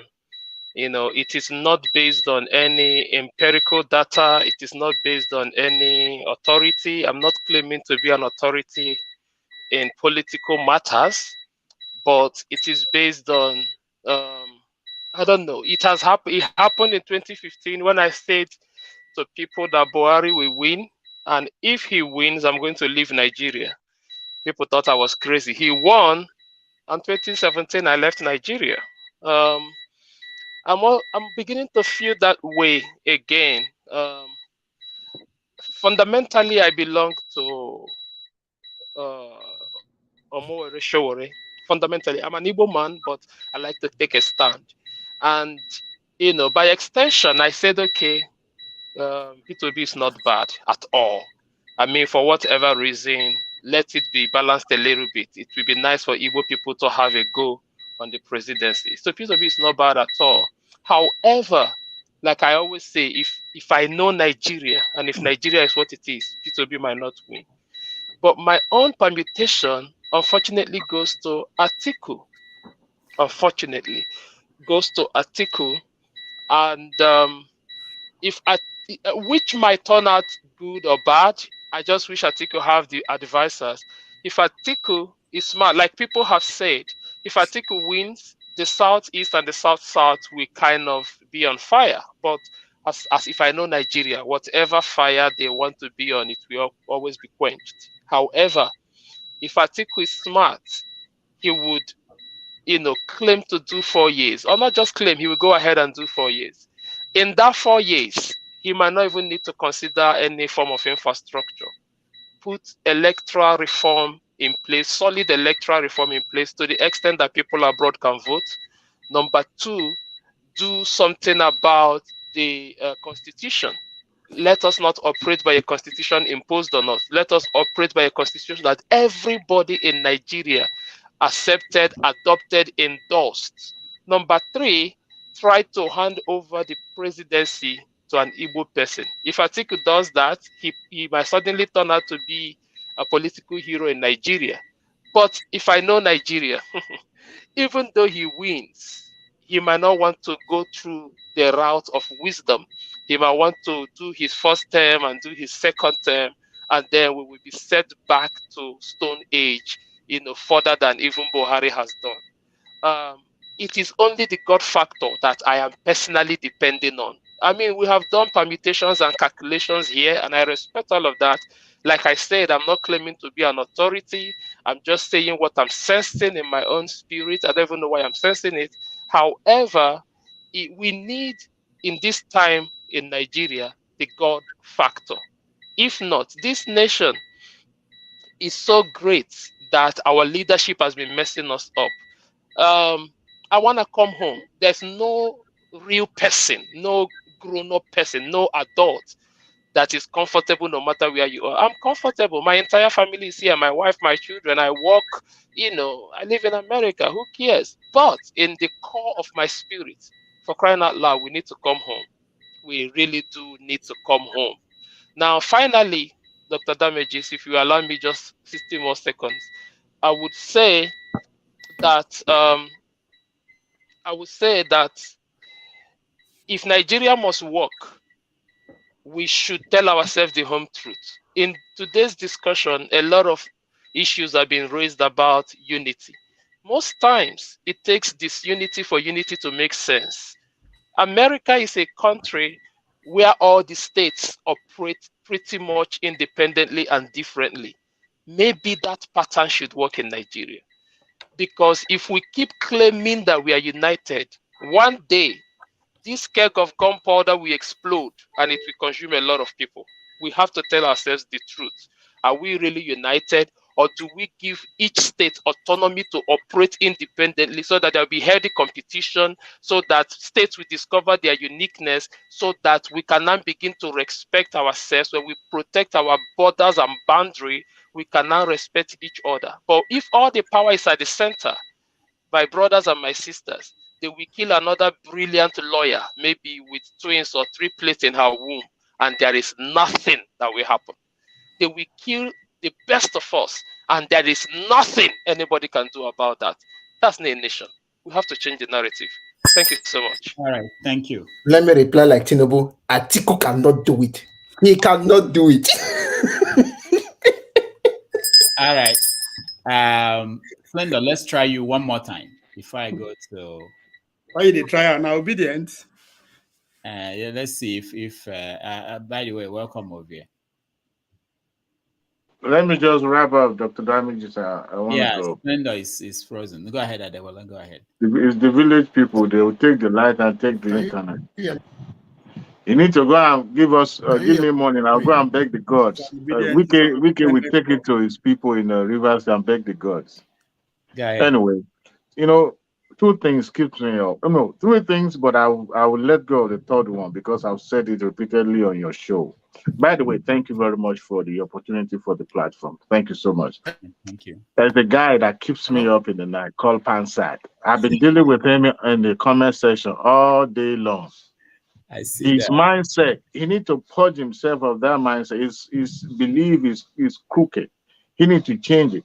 And if people like him has that kind of belief, then it keeps me worried because that is the kind of mindset that kind of like narrow, and it's to me is myopic because you only see it through this prison. It has to be only this way, this one way, no other ways. And it keeps me worried if people buy into that kind of ideologies. And secondly, in 2019, up to this year, Lebanon, they suffered economic crisis. They had cash crunch, and it was tough to the point that there was a video circulating, I think as of last year, when the lady went into a bank and couldn't get her money, and she needed, I think one of her family members needed the medical services, and she couldn't pay, and they have money. And that tells you, a pointer to the failed state. And I'm hoping Nigeria doesn't become that kind of a state where people will start going to the bankers. And if you see the video circulating in the media now, it's fast becoming that. And Nigerians need to pay attention to that. We shouldn't let the politician. There was this quote that I read in the office yesterday. Ronald Reagan in 1986 he said, the nine most terrifying words in the English language are, I'm from the government and I'm here to help you. Government is full of politicians and they're there for their own interest. They're not there because of you and I. So beware of somebody selling a snake oil to you, Nigerians that are watching this show. Majority in the studios are living abroad. But you that are watching the show, you're in Nigeria. Be watchful, be careful. Politicians will come and tell you this. What you're having now is an artificial made problem for you. So ask questions. If you need to protest, protest, because the politicians are the one making what you are going through now. And God help, maybe it's just a cover for a failed nation, a failed economy. Maybe, I don't know. But you can have political problem. But when you start having economic problem that is going to result into, having cash crisis, now that terrifies me because people will start eating human flesh if it comes to that. And I hope it won't result into that. Thank you very much, Dr. Damages. Thank you, Adewale. Thank you so much. Splendor, let's hear you. Yeah, hello, can you hear me now? Okay, good. Yeah. Yeah, I think what keeps me awake is the rogue leadership we have in Nigeria. Then you look at Africa. There was this particular two events that has happened in Africa with African president. One from South Sudan, the other one from Cameroon. When the South Sudan president was just urinating on himself in a public function that was televised worldwide. That was very unsightly. Then too, the Cameroonian president went to a conference and he didn't realize that he was in a conference. He was not aware of where he was.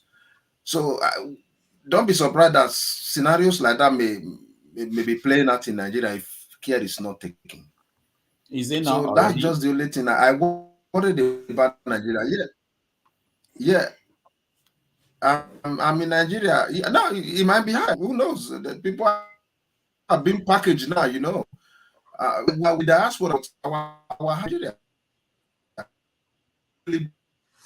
doing here in the first place. All right. Thank you, Splendor. Yeah, we're losing you again. This place becomes special because of the rogue leadership that we have back home. That's what he said. That's what he said. All right. Thank you. Thank you so much. Ovie, you're the last person. I'm the last person. Yeah. I mean, they always confess. Welcome to the show. So Obi go take hand. Now, if I start a 1 million man march, hopefully get 1 million votes on the 25th of February. Hopefully. If not for your dream, now you get that dream, now you go continue to dream. You not go wake up. Talking of dream, sometime last year I had a dream, and I think, and inside that dream I questioned myself, why can't I go on vacation twice a year, 6 months each? So I said, make I try. I tried it. I only survived 7 months. Now I'm back, even working on Sunday. This life, no balance. Anyway, I think I started listening when you were asking everybody what will happen if those 3 candidate lost. That's Atiku, Tinubu, and Obi, which that's a very spot on question because the 3 of them are going to lose. Dr. Rabi Musa Kongo is the president. So, Rudolph, you're ahead of your time. That your dream when you dream, you not go mature, lie. No, that is not a dream. I'm just interpreting what Dr. Rudolph had seen ahead of all of us. That kind of thing in 2030, 47, after my speaking, so we don't do it. We'll give him a chance. Now, I think, John, that when you started telling them to tell you that story, and it's sad. It's sad in the sense that everybody here, at that time was there, everybody was a diaspora except Blessing. Why everybody they draw gun, Nigeria go burn, this go happen. It's just so sad that person where they on ground, we actually have PVC, where we go vote. Say as something exactly what I've been saying all this while. I don't think the average Igbo man is stupid. Say because Obi lose election, they won't burn their own property. Because that's the only thing you succeeded in doing. I know guys where you won't burn. You won't burn Tinubu by will be a landlord. Burn Atikwadi will be a landlord. Any of these.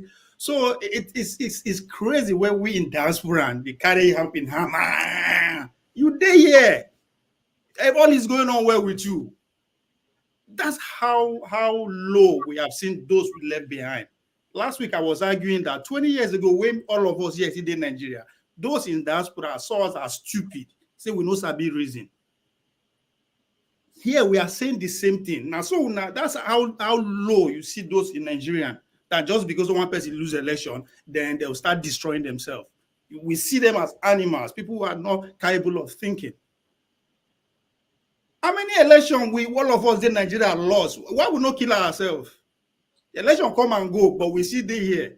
But we don't come because we have access to internet. Nigeria go born Nigeria. How? How you want to born? Just because one person lose the election. The election is going to be very peaceful. And guess what? On the 26th, there's going to be mixed reaction. Some people will take to the street and celebrate. They'll pump champagne. They'll go do party. They'll go do Owambe. Why some people will cry? That's life. That's the worst you can do. But if you want to say you won't burn anything, you are not going to succeed in burning these people that you're angry at. You burn your own brother, your auntie, your uncle, your mother, your father, somebody, your neighbor. That's what you're going to put in distress. Guess what? These men will still and their family will live happily. More than me and you were there in diaspora. I mean, it's so sad when others they listen to us, how they go think, if Tinubu win, this one will happen. If Obi will, like, no. Somebody who is on the ground, blessing, says nothing is going to happen, and that's what I believe. Nigeria is not going to end on your time. Now you go end, you go die, leave Nigeria. Nigeria will continue. That's a fact.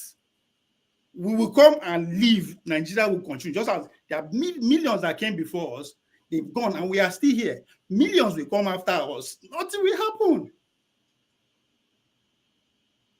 Now, what did they keep me away with that? We the diaspora alarmists. We just sit down because we get access to internet. Nigeria go. How many streets you burn away before you leave Nigeria? I mean, people not lose and win election during your own time.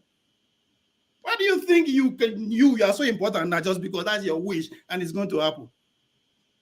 I trust my government. I trust them. Who do anyhow? Who see anyhow? They have not lost that capability. That's one thing I understand about the Nigerian government. If you do any other day, you see anyhow, and nothing is going to happen. Nothing. Nigeria, there will be 26, 27, 30. Nigeria will continue. So the idea is that because one person will lose or win, anything will happen. It's just something that is beyond my comprehension. It's hard. because we they look those people as animals. It is sad. That's what we are thinking. Not be say it go happen. That's what we wish. Tunaja said something. Where you won't go? If we do too much, they will enslave us again. Now, not you will follow suit. After all, now what people they enslave can't do for abroad. Now they can't do voluntarily. There's no difference. Matter of fact, we they pay safe. Those people no pay, even if they don't get paid. So if Nigeria go going nothing. Nigeria is not going anywhere. You will come and leave. So that's what keep me awake. We the diasporans, we are the problem. Because as far as I'm concerned, if you go to Dombua local government, there's Igbo man, there's Yoruba man, there's Afula man, living side by side, doing trade by barter, living happily. If you go to Olu, if you go to Oka Ititi, you will see Aboki, everybody just living happily. They don't have an idea what we are talking about. But just as somebody advised the listeners, we're not going to listen to everybody there. We don't get PVC. We don't get nothing gomos. Now noise we will make. That if we want bust out for Nigeria, now so go concept they analyze them. Who died there? Who they shoot there? Who see the men? That's how we do nothing. No, we're not going to do anything. we can't do anything. So those who are listening, please don't do your normal duty. Vote. Anybody lose, you don't lose. Oh, just like Dr. Damages, good night. Yeah, bye-bye. All right, good night, Linda. Another speaker said. Bye-bye. Hey, Joe, bye-bye. Yeah. All right. It's going to be live. There's going to be Nigeria after 25th of February. And Kokoso will be declared as the winner. Okay. Why do I get the feeling that you're talking to the people of the Southeast? Anybody? No. Anybody who believes in Nigeria go do whatever. Nothing. Nigeria is bigger than one person, is bigger than one tribe, is bigger than one region. I get where you're coming from. Okay. Nigeria is bigger than anybody. Nothing will happen for that country. The country could stand.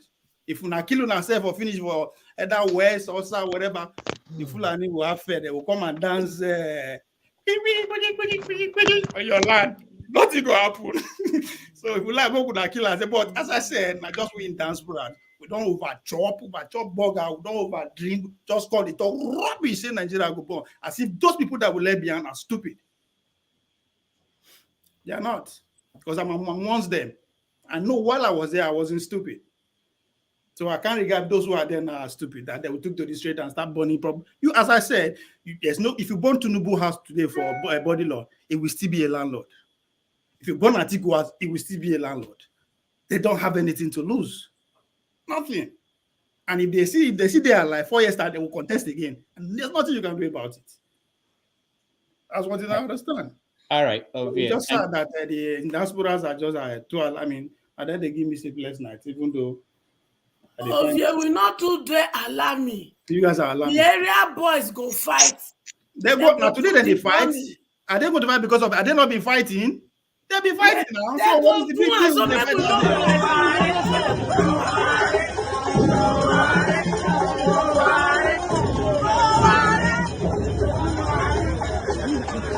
Those people they shoot. So Buhari go the job, they do dance that day. More than the burn on a property. Inside go they dance with your family. More than the burn on a property, you go they celebrate, they throw toothpick, they enjoy. Una go they destroy on ourselves. As if it go affect them. It's not going to affect these people. All right. Lawrence, welcome to the show, and thank you so much for joining us. Oh, thank you, Dr. Damages. Thank you for having me.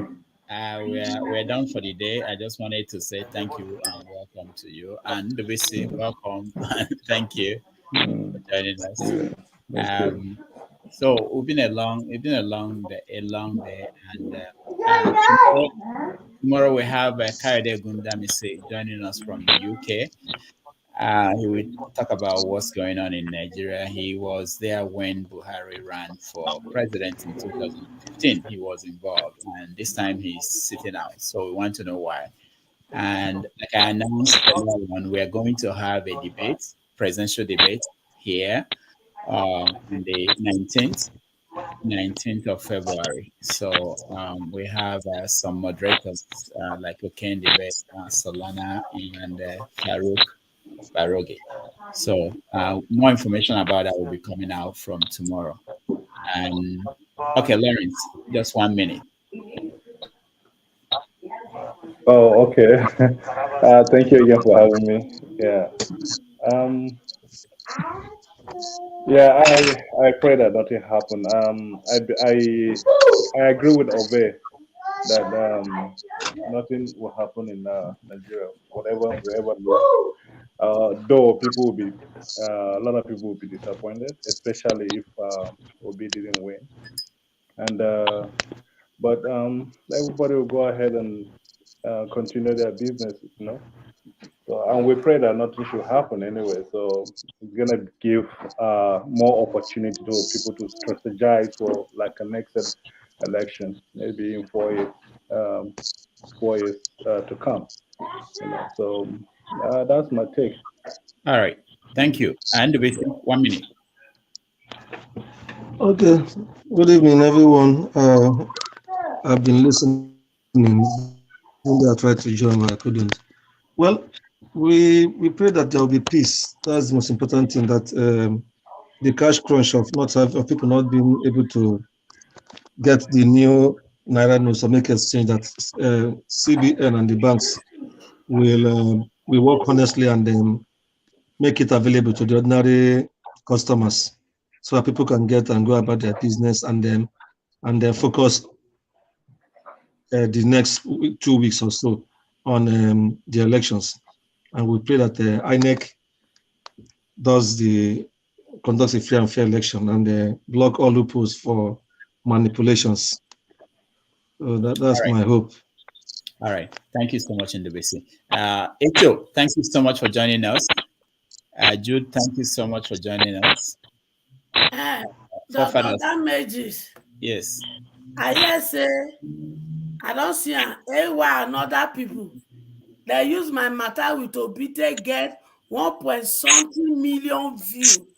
Tell them, say, the pay from YouTube, 20% of it. Now for Diamond Go Charitable Organization. Okay. Everyone na 1.something view. Another person na 1.something view. Only me, all of them take a cash view. May they give me money for my children, no. All right. Thank you. Jude, thank you so much for joining us today. Forefathers, thank you so much for joining us. Arifia, thank you so much for joining us. Lawrence, thank you so much for joining us. And Ndubisi, thank you so much for joining us.